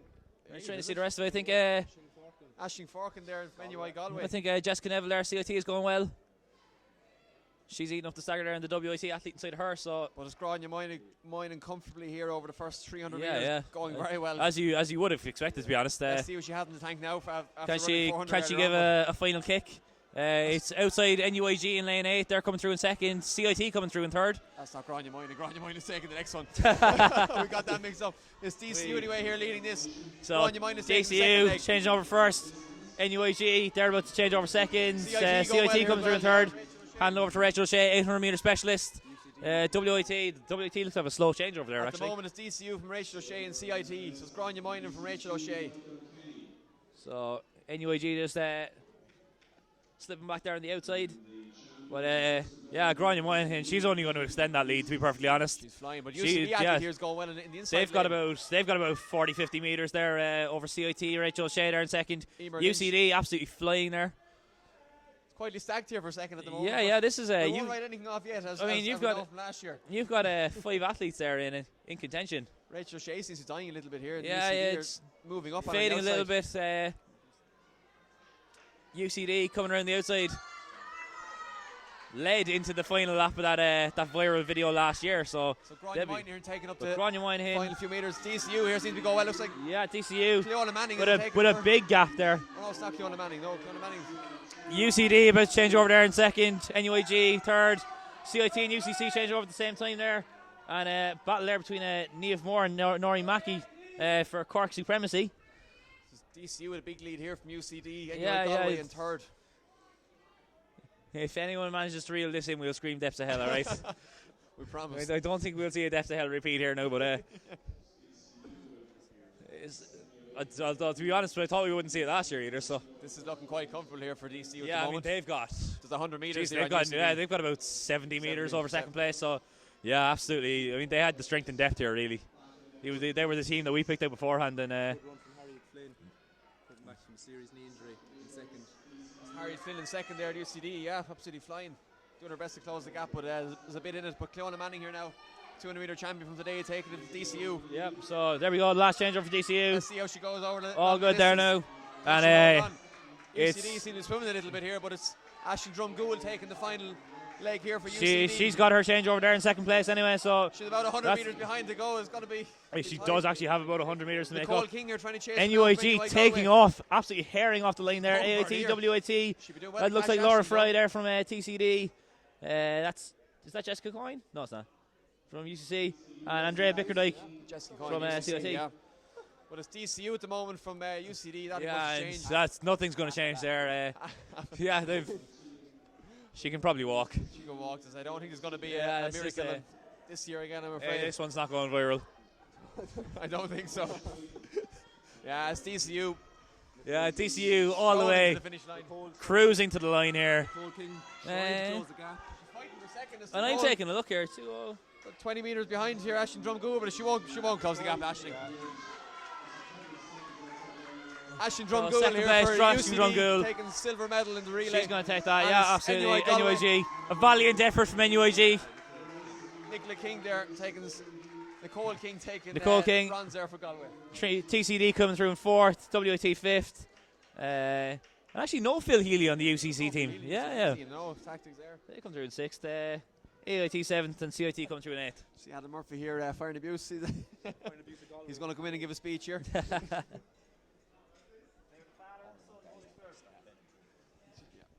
Just going to have a quick look back here in the replay for each leg. We see here. Oh, excellent, yep.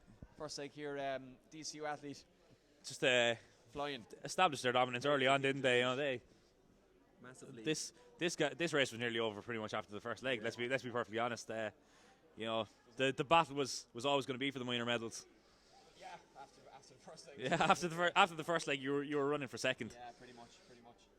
It was going to take something catastrophic to happen, a drop baton or a hamstring or something. But second leg just faded as the race went on. Unfortunately, CIT leading it out here at 120 metres to go. But as you can see, Grania Mine in there, DCU miles ahead. Just UCD making the move then just off the bend with 100 to go. That gap only got bigger as the race went on too. Bigger and bigger. Yeah, as gaps go, that got big.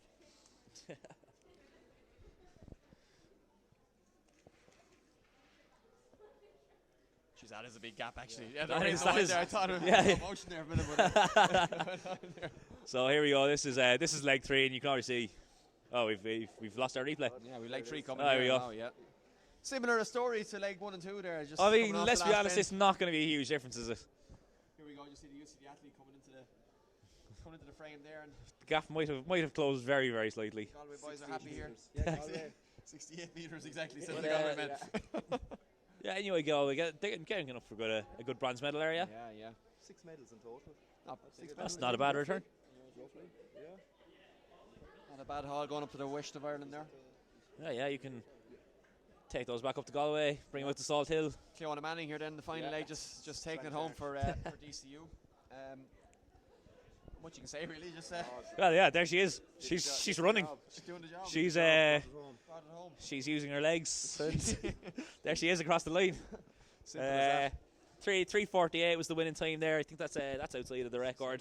Ashton Drumgoole then for UCD, just finishing up there. Yeah, silver and record there is from 2009. 3:45.60, so they're quite a bit off that. But would have taken a bit of beating. That would require a race. I think. 4 Phil Healy's. That would require a race. Yeah. But next up in the track then is the men's 4x4, 400 metre final relay final. So, UCC. Rob, do you want to take us away there and tell us the lanes? Cormac, take it away there. Go on, Cormac. Lane 1 you have UCC, lane 2 AIT, lane 3 DCU, lane 4 Trinity, lane 5 UL, lane 6 NUIG, lane 7 CIT and lane 8 UCD. Excellent stuff, Cormac. Oh yeah, no, I think my delivery was quite good. That is, you're in with a late show to commentator of the weekend. Oh, great, yeah. Between Carl Fitzmaurice now and this lad here. Sure, it takes 2 Claremen to get it right, like. It takes 2 Claremen to make it one. Exactly.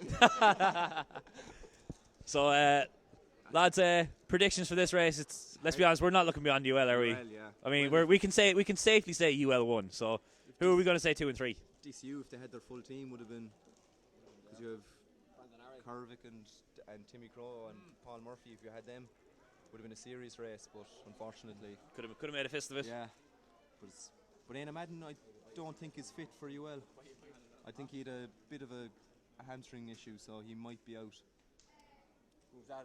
Éanna Madden. Oh, Éanna Madden. Did he pull up with a hamstring early? It was after the 200.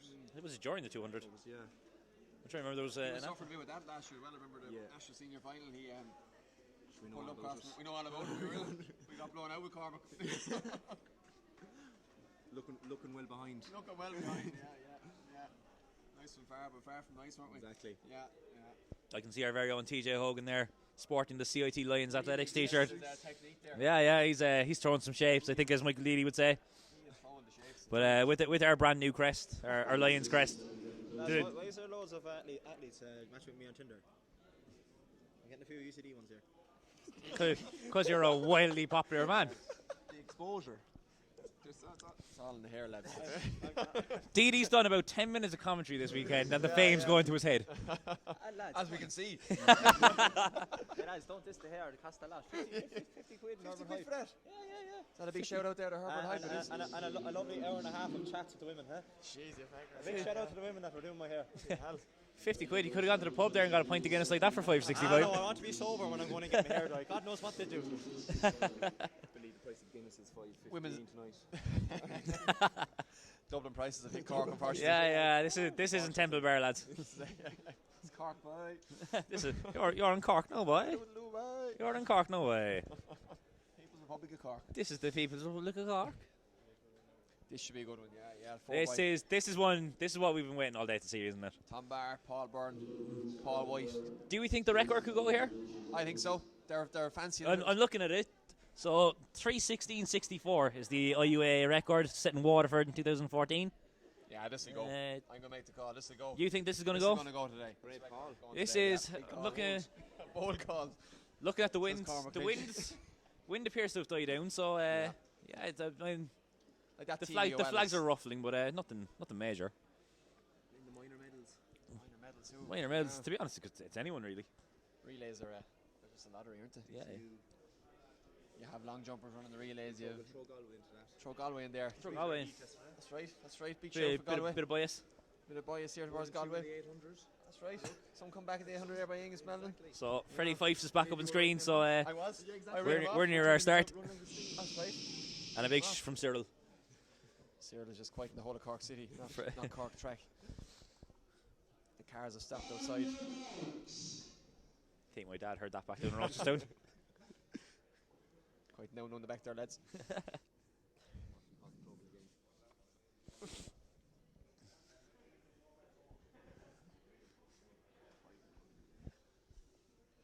So hopefully we get a clean start there. Imagine if UL false started. I'd buy points for everyone. If UL false start. You heard it here first. Rob it.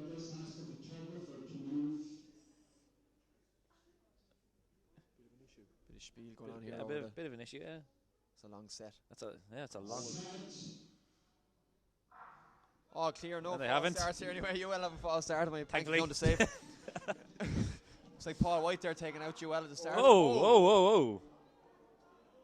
What's going on here? The guns are fired. No one's double fired. And Trinity seemed to have pulled up. Trinity pulled up there and the guns stopped, yeah. Yeah, no. But CIT seemed to be making the ground here. Yeah, and Seamus Rainsford is running very well He's here. Running very well here for CIT. He ran a strong leg yesterday. He ran about 54, I think, for his leg yesterday. Right, so it's going well. Yeah, UL. NUI Galway here then come up the inside. UL not making the head road that we thought we would. Owen Dobie here in NUI Galway, but it's Paul White here with University of Limerick. We would have find another little bit. That's Daniel O'Mahony, from Daniel CIT. O'Mahony, so it's CIT and UL, but it's Paul White here taking up the first. CIT and UL making a battle of this, actually. It's Paul White onto Paul Byrne. So Paul Byrne. Expect fireworks here with Paul Byrne and TJ Hogan. TJ taking on Hogan. Paul Byrne with CIT in second at the moment. And, anyway, Galway seems to be gone back to third. Third or fourth. That's who we have there. This blue singlets. DCU are after making a move there and getting in second place. Is that UCC? UCC are powering through. UCC have powered through into third place there off camera. Of the Depths of Hell this year. And anyway, Galway with them. Paul Byrne here though, absolutely strong. Running very, very strong. We'll see what happens to these two as they come into the home straight. Lifting, lads. He's 100, but 110 meters to go. Paul Byrne absolutely lifting. Yellow is the colour this year. Tearing the track up as he's coming around. But Paul Byrne here taking up nicely, about 50 metres to go. He's flying. Yeah. Looking comfortable. All he's looking for is a hurdle in front of him to jump over, but he's absolutely flying. So yeah, UL with the lead that we expected now. Handing off. There's DCU. UCC getting the hand off in the third. UCD. Trinity College Dublin. Bit of carnage there. Steve Holland taking it from CIT. And AIT coming through now. But it's UL here from DCU, from NUI Galway. And UCD are absolutely flying here over the first 100. So these three are clear. But UCC then in fourth or fifth. And of course they're going to give Tom Barr the glory leg, aren't they? But DCU is DCU is closing the gap here on University of Limerick. They are, yeah. Brandon Arry versus Brandon Thomas Arry. Barr So for the final. this is going to be fireworks. This could be fireworks. Angus Mellon there for NUI Galway. Stephen Holland running a strong 400 metres here for CIT in the background, but yeah, UL coming up to the line here to give back to Olympian Tom Barr, and DCU have really closed this gap right in. This is going to be a bigger race than we were expecting it to be. Brandon Arry is chasing down Tom Barr. Can Brandon catch him? NUI Galway clear there in third, UCD and UCC in a battle there for fourth and fifth. Brandon Arry is giving this to go anyway. Brandon Arry is hammering down after Tom Barr. Meters to go, is that gap closing? That gap is closing, but Brandon Arry is going very hard here initially in the 400 metres. We saw him earlier in the. He has to. He does. But that gap is closing. Brandon Arry versus Thomas Barr. Tom Barr about 150 to go, but Tom is going to have to move here coming down the home straight. Tom has dropped a couple of gears and he's climbing here now with 100 to go, but it's Brandon Arry. Brandon Arry is going to have to put in a massive effort. I don't think he has it though. Tom Barr is beginning to move away. Tom Barr coming across 314, 315, class all the way. 316. Brandon Arry for a second. Maradona, different class. Third then for Angus Mellon in Galway. What a run there. The clock never stopped for us, but I think they were outside of the record. I think it was about 317. But yeah. Good run all the not same. far off it though. That was more of a race than I think any of us were anticipating. Yeah, cracking race. And there's the AIT athlete. AIT, hobbling across the line. Ooh, that looks nasty. Whatever's after happening there, possibly an Achilles maybe. UL very happy with the whole situation. UL are very happy. Yeah, they're delighted.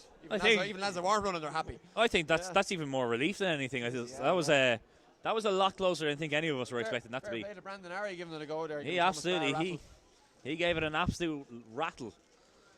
But big run here first. We got the replay up. And UL not with the dominance that we expected them from the start. Daniel O'Mahony there running a very strong leg from CIT. CIT and NUI Galway. Owen Dobie from NUI Galway. You know, that was Paul White he faded just as they were coming down the finishing line, but yeah, the step up to 400 is a tough one, right, for the 200 meter runners, but big class there, Paul White. Yeah, Paul White to Paul Byrne. As soon as you see Paul Byrne there, that's when the gap appeared, and that's really where the race was run. Second leg here now. So we're queuing up the second leg here. Paul Byrne establishing a massive gap here over DCU. Paul Byrne is in really good shape this year, isn't he? He's absolutely flying. Yeah, I mean he's got about 30 metres there, hasn't he? And he has 30 metres. Yeah, he's not looking back. He was lifting down the final straight. To sort of as you were really. 1, 2, 3 for the whole way around, yeah. But Paul Byrne there, great stride of his. Yeah, he's looking comfortable there and didn't look like he was swimming. He kept the form very, very well, as you'd expect from a runner of his calibre. Didn't falter. DCU, anyway, Galway there.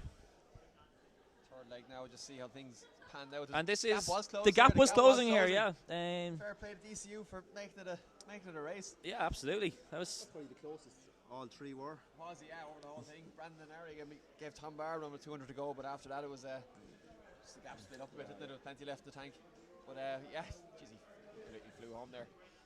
That was passing on to the majestic Tom Barr here then with a lap to go, and I don't think we ever expected Tom Barr to be caught, but Brandon Arry did give us a bit of a scare. He gritted the teeth and went for it. He went for it, you know, as you would do, and he did close that gap down. That was about 5 metres there.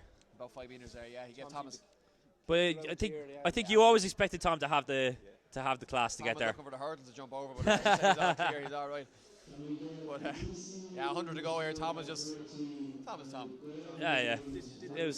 He's a class act. He's a classy man. And yeah, he moved away there, and he got that gap back out there in the last 100 meters. To be fair. Great victory for you, well in the ring. Absolutely, yeah. You know. Well done to Brandon And you there, know, second. you see there coming across the line, a little celebration from Tom. You see how much that actually means to him. Yeah. You know, I'm not going to say that he'd swap that for an Olympic medal, but so coming across the line See there. what happens here, the AIT athletes finishing up. Yeah, There's Zach CIT. Harrington there from CIT coming across his first Cramp, IUAA games, but cramp. Oh yeah. I saw someone just shot him from the crowd there. Who I knows, down in didn't CIT, hear a anything gun could go happen, off, you but it know. might have been a silencer. So, A sniper could be out there. but yeah, You're well. Just, you second, then you Galway third. another menu. The Galway crowd are happy. Another medal there for NUI. They're not here to take part, as I said. They're here to take over, and that is Michael Deedy. Michael Deedy said that earlier as well, but we're still waiting for the takeover. Still waiting for the takeover. And unfortunately, that was me or down, so I'm going to be a PR man from now on. Is this the last? This is the swan song from Michael Deedy. Swan song, that relay was my we last time never I hear got that. So, jeez, yeah, I wonder what the crowd are here for. The crowd went wild. It is. Wild. So that's the last time, folks, to see the famous Michael Deedy in the blue and white of WIT. You made sure that you saw that hair. We saw that here. The white with the blue, didn't it? The white with the blue, yeah. Nothing clashed. You're all right. Kilkenny for Liam. Simple as that. Kilkenny for Liam. We won't have that at all. We're not having that. Careful now with your words here in Cork. Actually, yeah. So, Alan for bursary. Lads, so we just want to say thank you very much for joining us here this weekend. Thank you very much to our sponsors, Fyffes, for getting the live stream going. They've been a massive help to everyone here in the championships this weekend, providing us with bananas, providing us with sustenance, and our live stream, courtesy of Entry here. Lads have done a great job all weekend. They've been having the crack with us, and they've done a great job. So it's been really great having them with us. Do you know what?